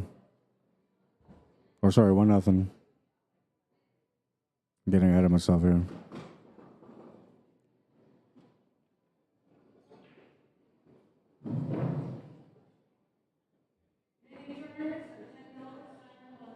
Mini tournament right now. One open player for a mini table. I can't remember which number it was. But if you're here in the building, they just announced it. You have a chance to get into an opens tournament. Mini.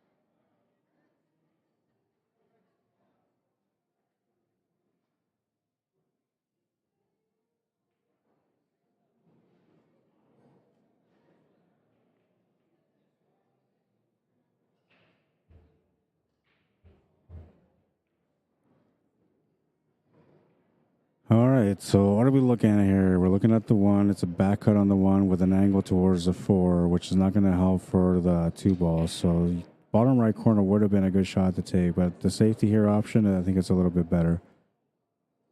Only because, like, if you made the 1 ball, there was no guarantee you're going to be able to get a shot on the 2 ball. So she made the right choice there.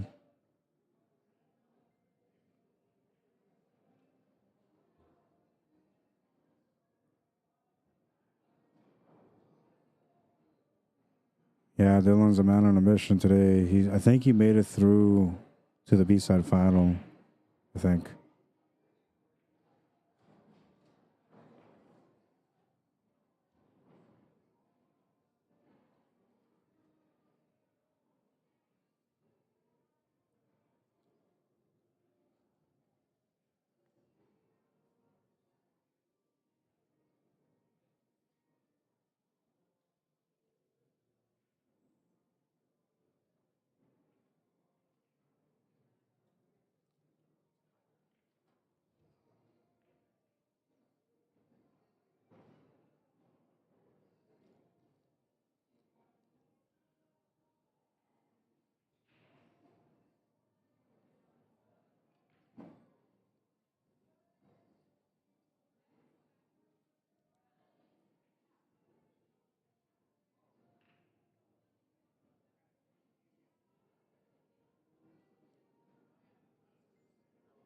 I'm not sure what she's going to be able to do here.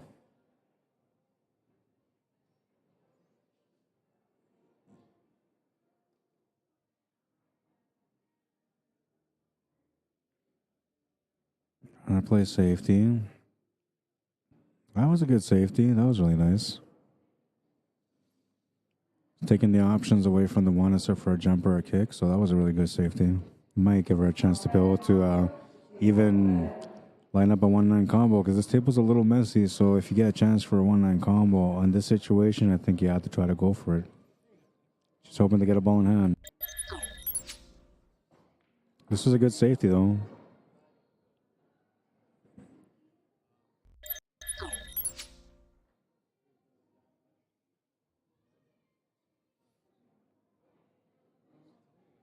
Second set.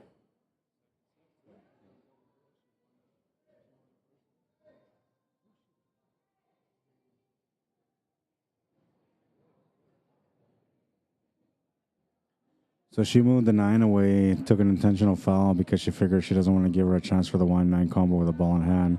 Very smart. So ball in hand for Laura.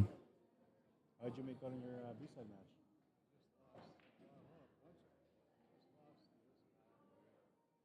Dylan? I know.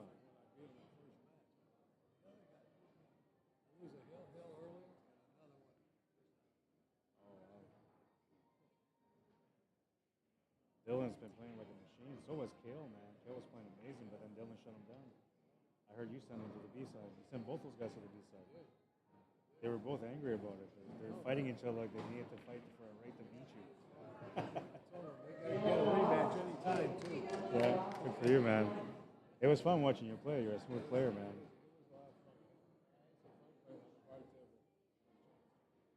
I missed the shot. She made the 9 ball.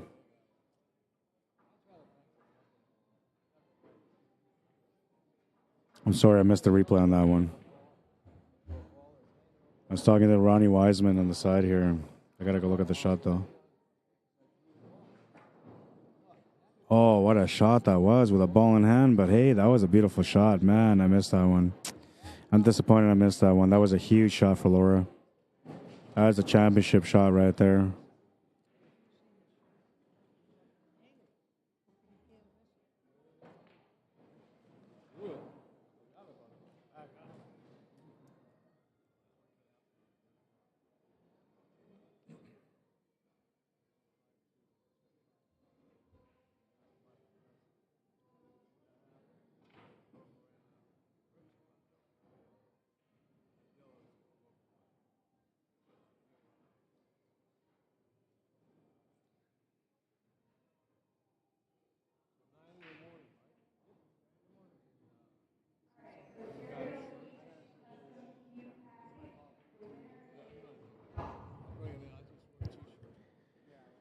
right, so we're 2 racks into this championship match, second set now, and we're about to go on to rack number 3. Laura is just waiting patiently here for Dylan to make a shot on the other table.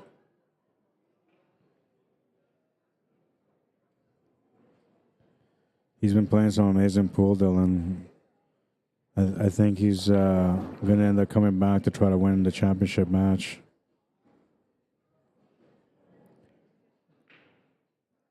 It's scary to watch him play, man. He's like, I don't know, just natural ability, the way he plays. I don't know, all of it is really skill, but the way he carries himself on the table, it looks like natural ability.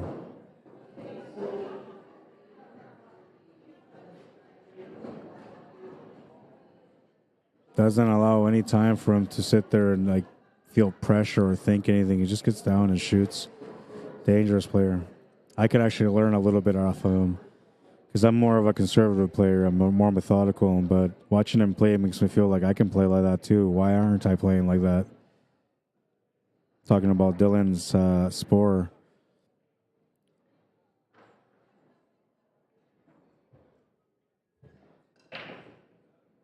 Yeah, we missed it. But you can go back and rewind it. You can go back and rewind it. You can see it there. Brad on YouTube says, great combo by Laura. You'd never see a pro do that shot. That's right. They would never take a shot like I on. I'm sorry I missed it, man. I feel so bad that I missed it. I was talking to Ronnie Wiseman, though, you know, and I was talking about like how he played so good against these guys and how everybody that he beat was like trying to get back to beat him, right? And to meet him again so they can beat him. But unfortunately, that didn't work out for them because Ronnie just got eliminated on the B side. I apologize for that. Usually I'm on point about the matches and checking out the replays on time, but I missed that one. So a little bit of room here for safety. She could try to do something different, but safety is the way she should go. That's going to be a good safety.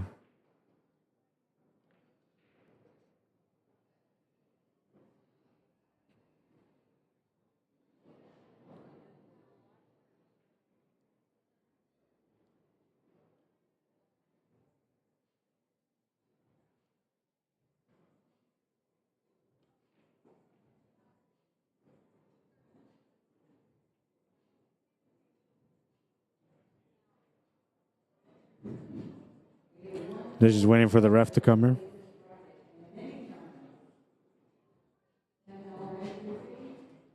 Ref's coming up now. We got to watch it from this view. I'll fix this camera after too when I stop the stream.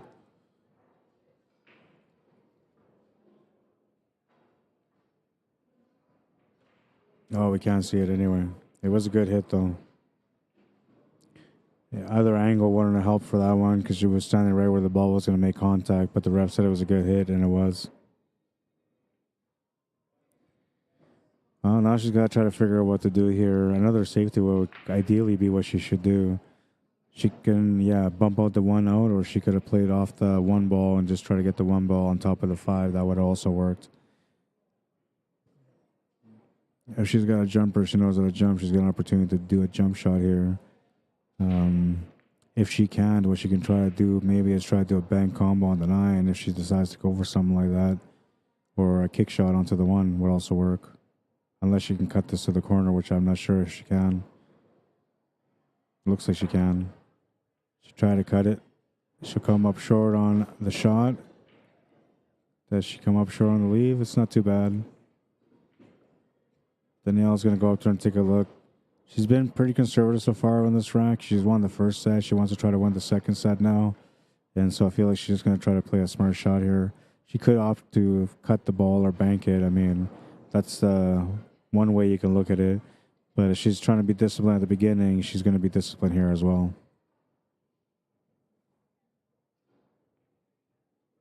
Yeah, that was supposed to go around the 3 ball. So a chance here, a breakthrough for Laura, who will have a shot on the 1 ball. Her only problem is that she's got a shot on the 1 ball, but she's in tight on the 3-5. The 5's blocking the 3 right now, so she needs to get perfect position for the 3, or she has to break this out somehow.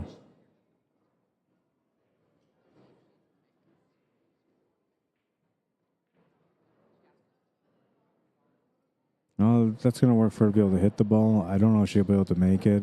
If she did try to make it, you might go off the rail and in, and then if that's the case, they might call a ref again.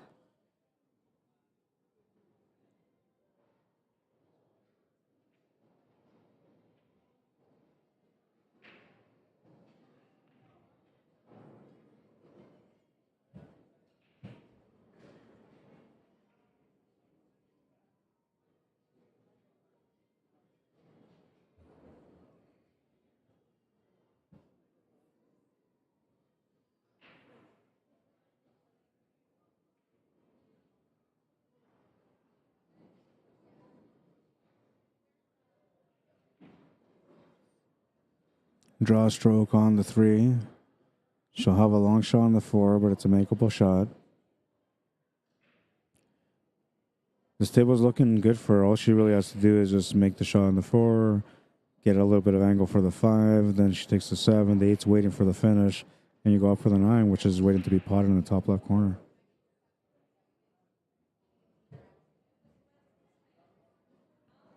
Ryan Hukert, how you doing? Welcome to the stream.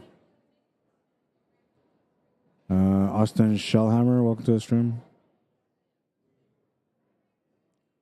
Or what is it? Did I pronounce it right? Hopefully I did. So she makes the 4. She's got the shot on the 5 now.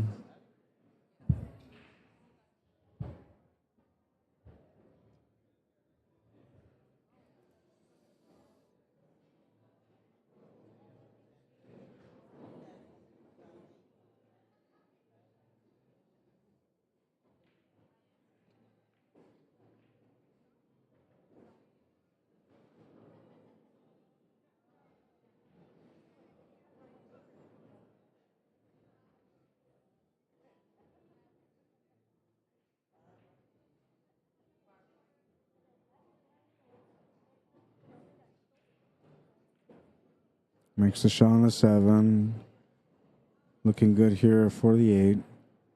Waiting for the player from the table on the right to shoot.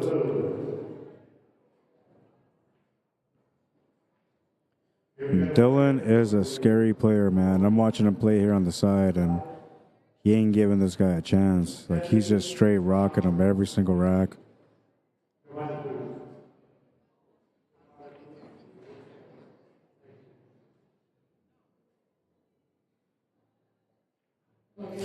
Oh no, she missed the 8 ball. All for the shape on the 9. So another breakthrough here, another lucky break for Laura, who was looking to be down 2-1. Now she's got a chance to take the lead. Just the 8 ball and 9 ball left. Both shots are available and they're looking fairly easy to make. But I mean, we just looked at that 8 ball, looked like it was easy to make, and there was a missed shot. Sometimes the pressure or having to force shape can do that to a player. We'll see how she deals with the situation here. She'll make the 8. Doesn't try to force the cue ball too much here. She'll have the shot on the 9.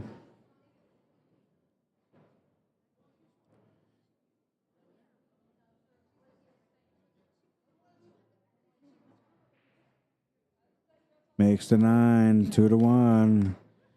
She was the A-side winner, and she lost the first set to her opponent. Now she's trying to win the second set so she can stay in that 70% range. And what I'm talking about is 70% of the times that an A-side and B-side player play on the second set, the A-side player or the A-side winner is usually the one that comes through. Only 30% of the times do you see a B-side winner double dip on A-side player.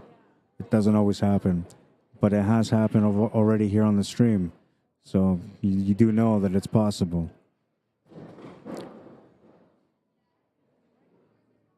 Another percentage, too, is that it's 60% chance that a B-side winner will win the first set against an A-side winner. It almost always happens. And the reason behind it, I explain this every time that I talk about it, is the reason it happens is because the B-side winner has gone through a bunch of matches in a row to be able to get to that B-side final. And then they beat one of their toughest players in the B-side final, the person that lost in the A-side final. And then if they beat them, or if they're the one that lost in the A-side final, usually, you know, they're ready to go for that first battle. They're hungry for that first set, right? And so usually they'll come out strong. Now the A side winner usually has a bit of a wait before they get to play again after they win that A side. So when that happens, they are a little cool, right? And so then they'll lose that first set. But when they lose that first set, it's like it gives them enough time to get warmed up and ready for the second set. And then they have that little bit of a chip on their shoulder, like they have to prove why they were the A-side winner. And then they bring that into that second set.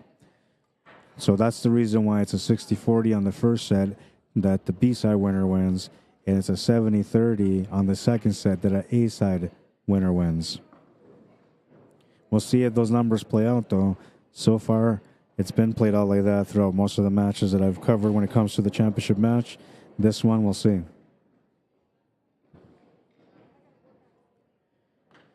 So she's in an interesting spot here because she can almost make this, but she might scratch in the side. So, and that's what she's looking at. She's recognizing that, but she feels like she has to take it on anyway.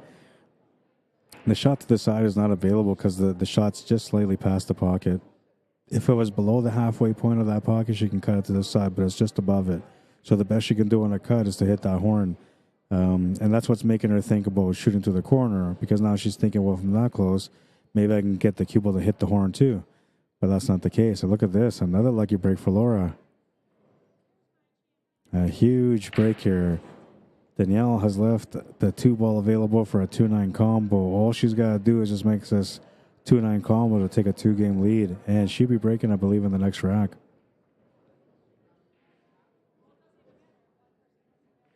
Makes the combo. The crowd is cheering for Laura. 3-1. She's got a 2-game lead in a race to 5. It's a championship match, women's open division, second set.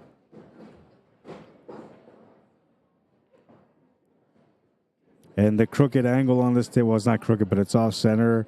That's something that happened earlier. One of the players dropped their case and moved my tripod, and it slid it right over, which changed the point of view. And I didn't want to reset it because you guys will have to watch me move around the camera, and it'll look a little bit weird and very unprofessional. So I'd rather be somewhat unprofessional by having the camera look the way it is right now and then resetting after than to be unprofessional by moving the camera around right in front of you guys, which I already did once earlier today. I didn't want to do it again.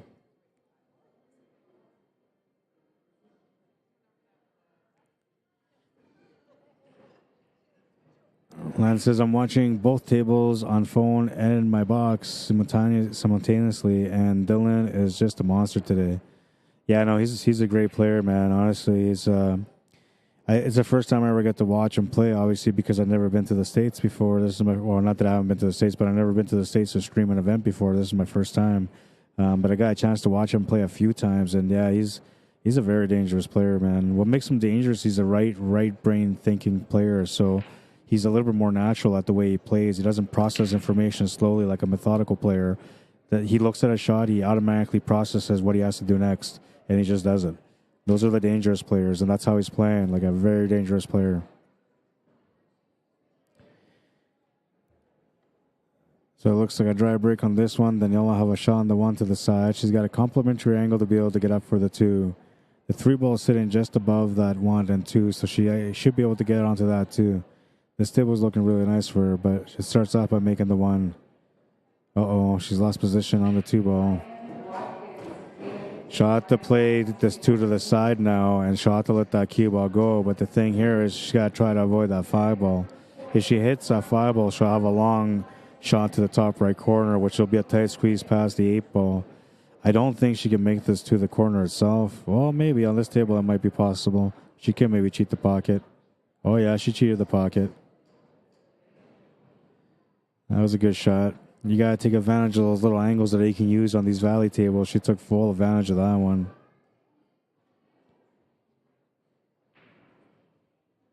Makes the shot on the 3.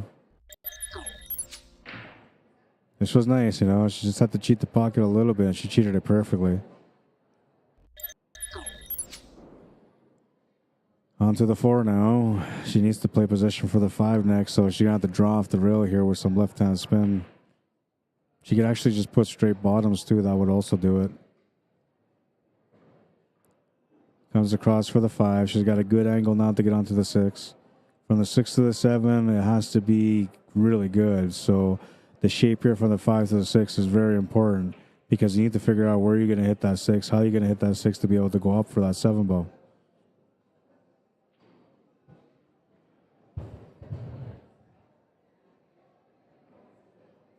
Trying to make it happen. She's going to miss the shot, though, and Laura gets another break. He makes quick work out of a table, says Len. Yeah, no, that's a natural gift, man. I mean, players like myself had to take years of trying to train and learn to become as good as him. And he just makes it look so easy every time he plays. I don't think he was always as smooth on the table, obviously, but I believe that his pace, the way he plays, has always been the same. Yeah, and he embraces it.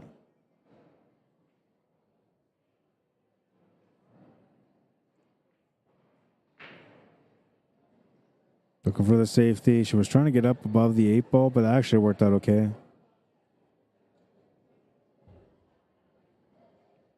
Thomas Morgan, welcome. Nicole Shaner, welcome to the stream.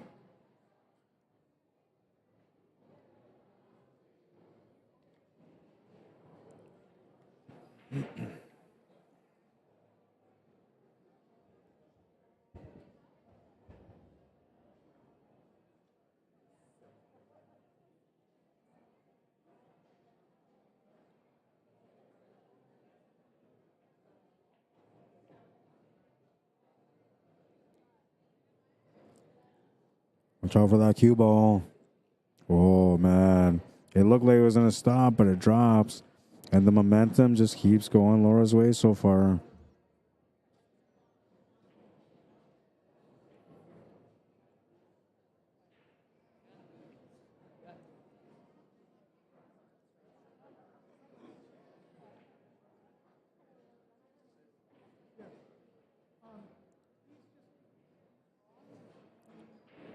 Still a bit of a challenge here. She's got to get up to that 7 ball. She needs to get a good angle on it to get down for the 8 ball. Ball in hand definitely makes it easier, though. She should be able to get that accomplished. Looks like she has.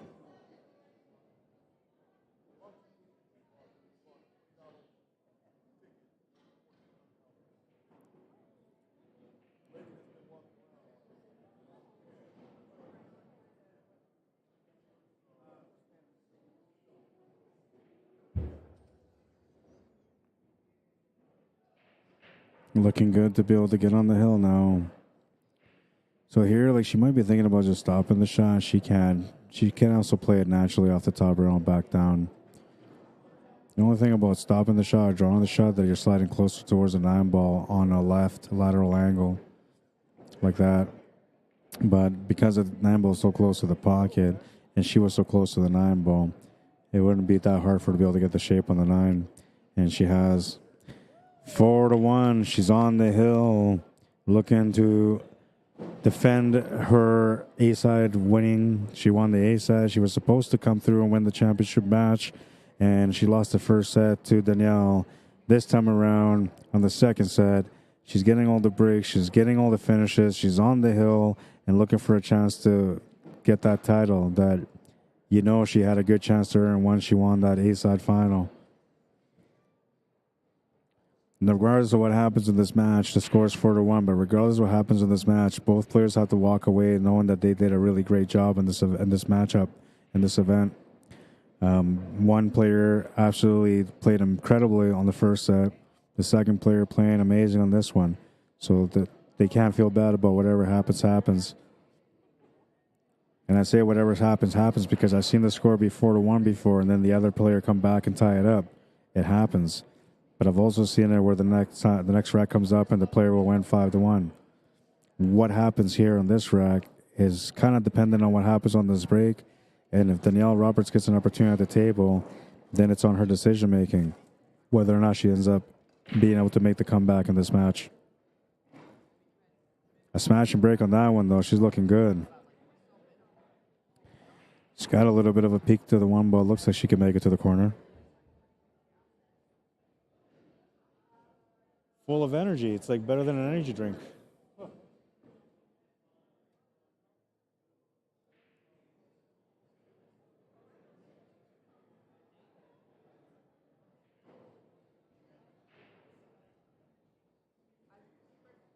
I'm getting close to the end of my stream now. I have 20 minutes left. So if this match keeps going past 20 minutes, I'm going to lose the rest of the stream. By the time I reset my stream to be able to set up for me to catch the end of this match, the match will be over. So in a sense, for the sake of the stream, if Laura wins, it actually helps for me. But in a sense, I'd rather see this go to the hill. But if that happens, you guys won't be able to see the finish.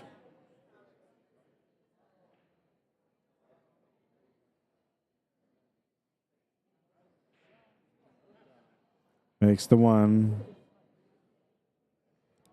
It's got a shot on the 3. She needs to come around 3 rails or at least 2 to be able to set up for the 4 ball. She can do that forward or she can draw. I like going forward here. We'll see what she does.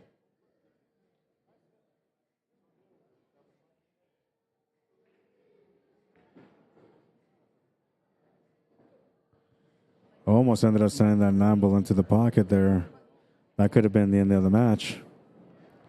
So now this is the dangerous situation to be in because you naturally want to hit this shot with like inside spin.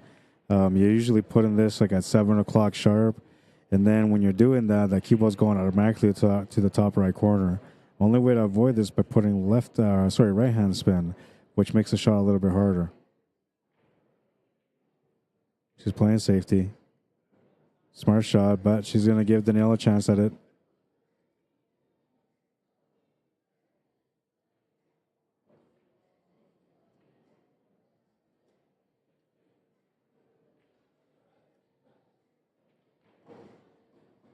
So 6-1 and maybe less than 45 minutes, maybe half hour. Yeah, and he's on his way to making that 7-1 right now.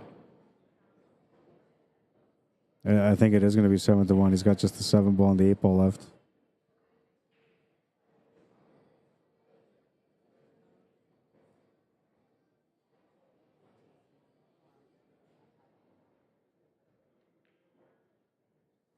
Yeah, Dylan won that match with a score of 7-1. Absolute beast, man. Nothing that his opponent could do about it. I mean, Dylan just ran every table pretty much.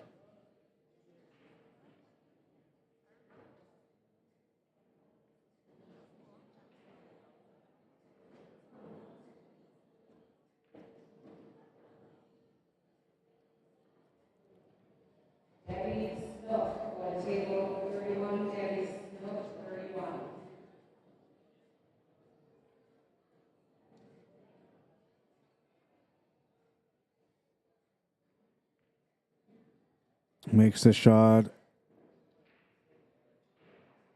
It's got the 9 ball left to make it 2-4. So I was talking about, you know, anything can happen. 2-4. She's breaking next to be down by 1 and she can get going on that rack. That match on table 1, Tim, is over now. Dylan has won the match 7-1.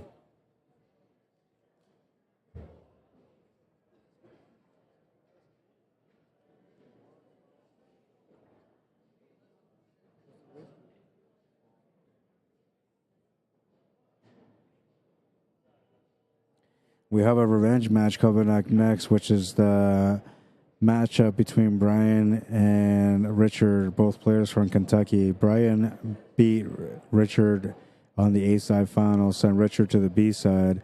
He absolutely dominated the next match against his opponent in the B side final. It was, I think, 7-1 or 7-0 at the end of that match. And now he's waiting for a rematch against Brian, looking to double dip him. That's going to be a really, really good matchup.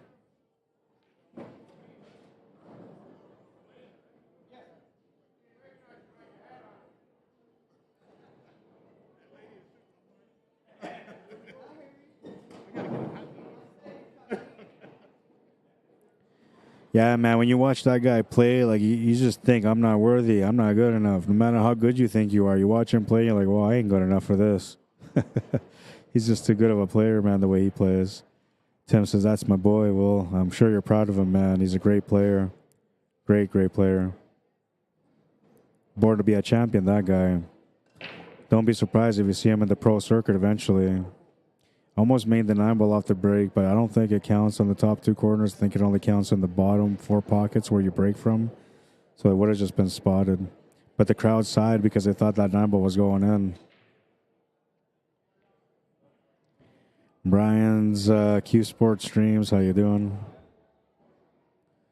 Scott Harriger, welcome to the stream. Mega Aroha, welcome to the stream. Charles Peterson.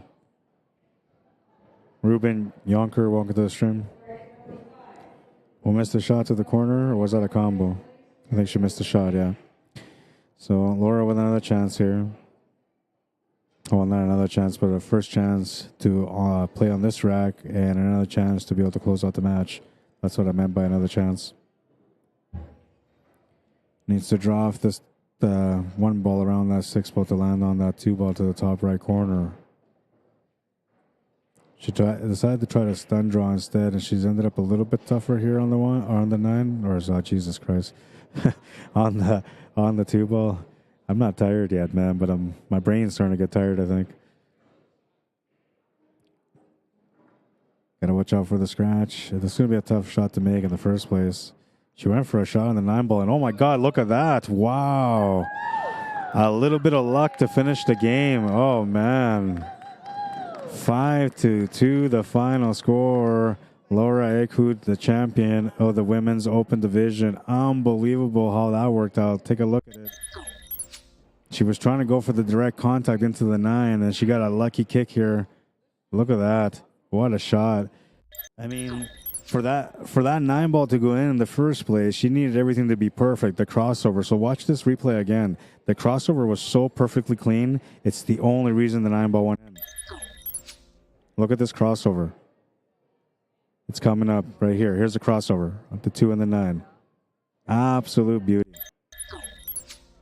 Not the way it was intended to happen, but it's the way it worked out, and that's going to be your 9-ball singles Women's Open Standard Division champion, Laura Ekhud. Congratulations. And congratulations to Danielle Roberts, who's going to finish in runner-up. She ended up winning the first set, was looking good to get onto the second set, but the breaks just didn't go her way, and Laura will be the champion. You're very welcome. We'll see you guys again soon. I'm going to reset the stream right now. We're going to get this going. I got to reset my camera angle. Well, before I do that, though, I was showing you guys a compilation. So here, this is from my company, Cuesports Live. And this is top 12 shots of the year from last year, 2022. I got people trying to vote on it right now so we can decide who the shot of the year is. You guys tell me who you think the shot of the year is. It is a dozen shots, so it's not going to be many, but check it out. They're all numbered from 1 through 12. The numbers on the left side of the names. This is shot number 1. Like a normal kick shot would be. He has to go below that 3 and spin his way above, making up for that little bit of space that he doesn't have. Oh, what a shot. Past the 8 ball. I don't think we can cut this straight in there. Look at this shot. Get in there. What a shot from the Moses split the waters. Oh my God, and then he goes and makes that shot.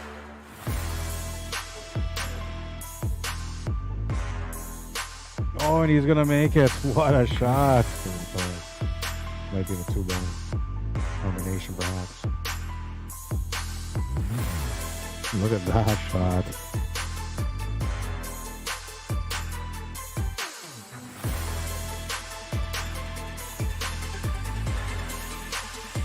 Oh, what a shot it was. Wow. Rolls right now on this table.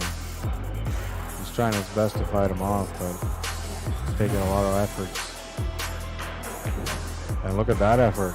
Wow, what a shot.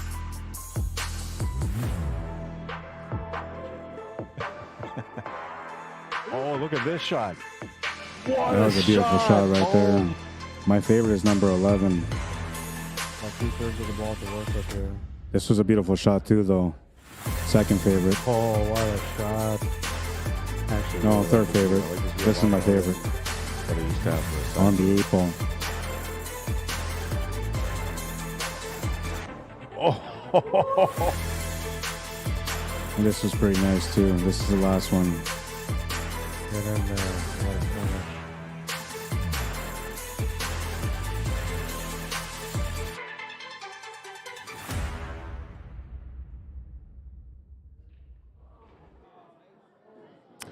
All right, so that's going to do that for now. And, well, I have to reset the stream because this championship match is about to get going. These guys are already trying to get going.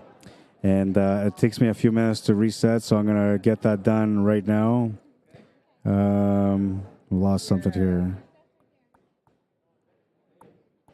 There it is. All right, so I'll stop the stream right now. I'll be back in about 10 minutes, maybe less, with a brand new stream. We're going to keep going. It's championship day for the 9-ball singles, and we're going to keep it going. I'll be right back. For those of you that want to follow me on YouTube, if you're watching this, you're thinking I really enjoy the commentary from this guy, you can follow me on YouTube. You can subscribe to my YouTube channel. It's under Rod Arriagada /CSL Manitoba. If you can, subscribe to my channel. You don't have to, but I would appreciate the support. I'm trying to get to 1,000 subscribers, and you guys are the ones that can help me get there.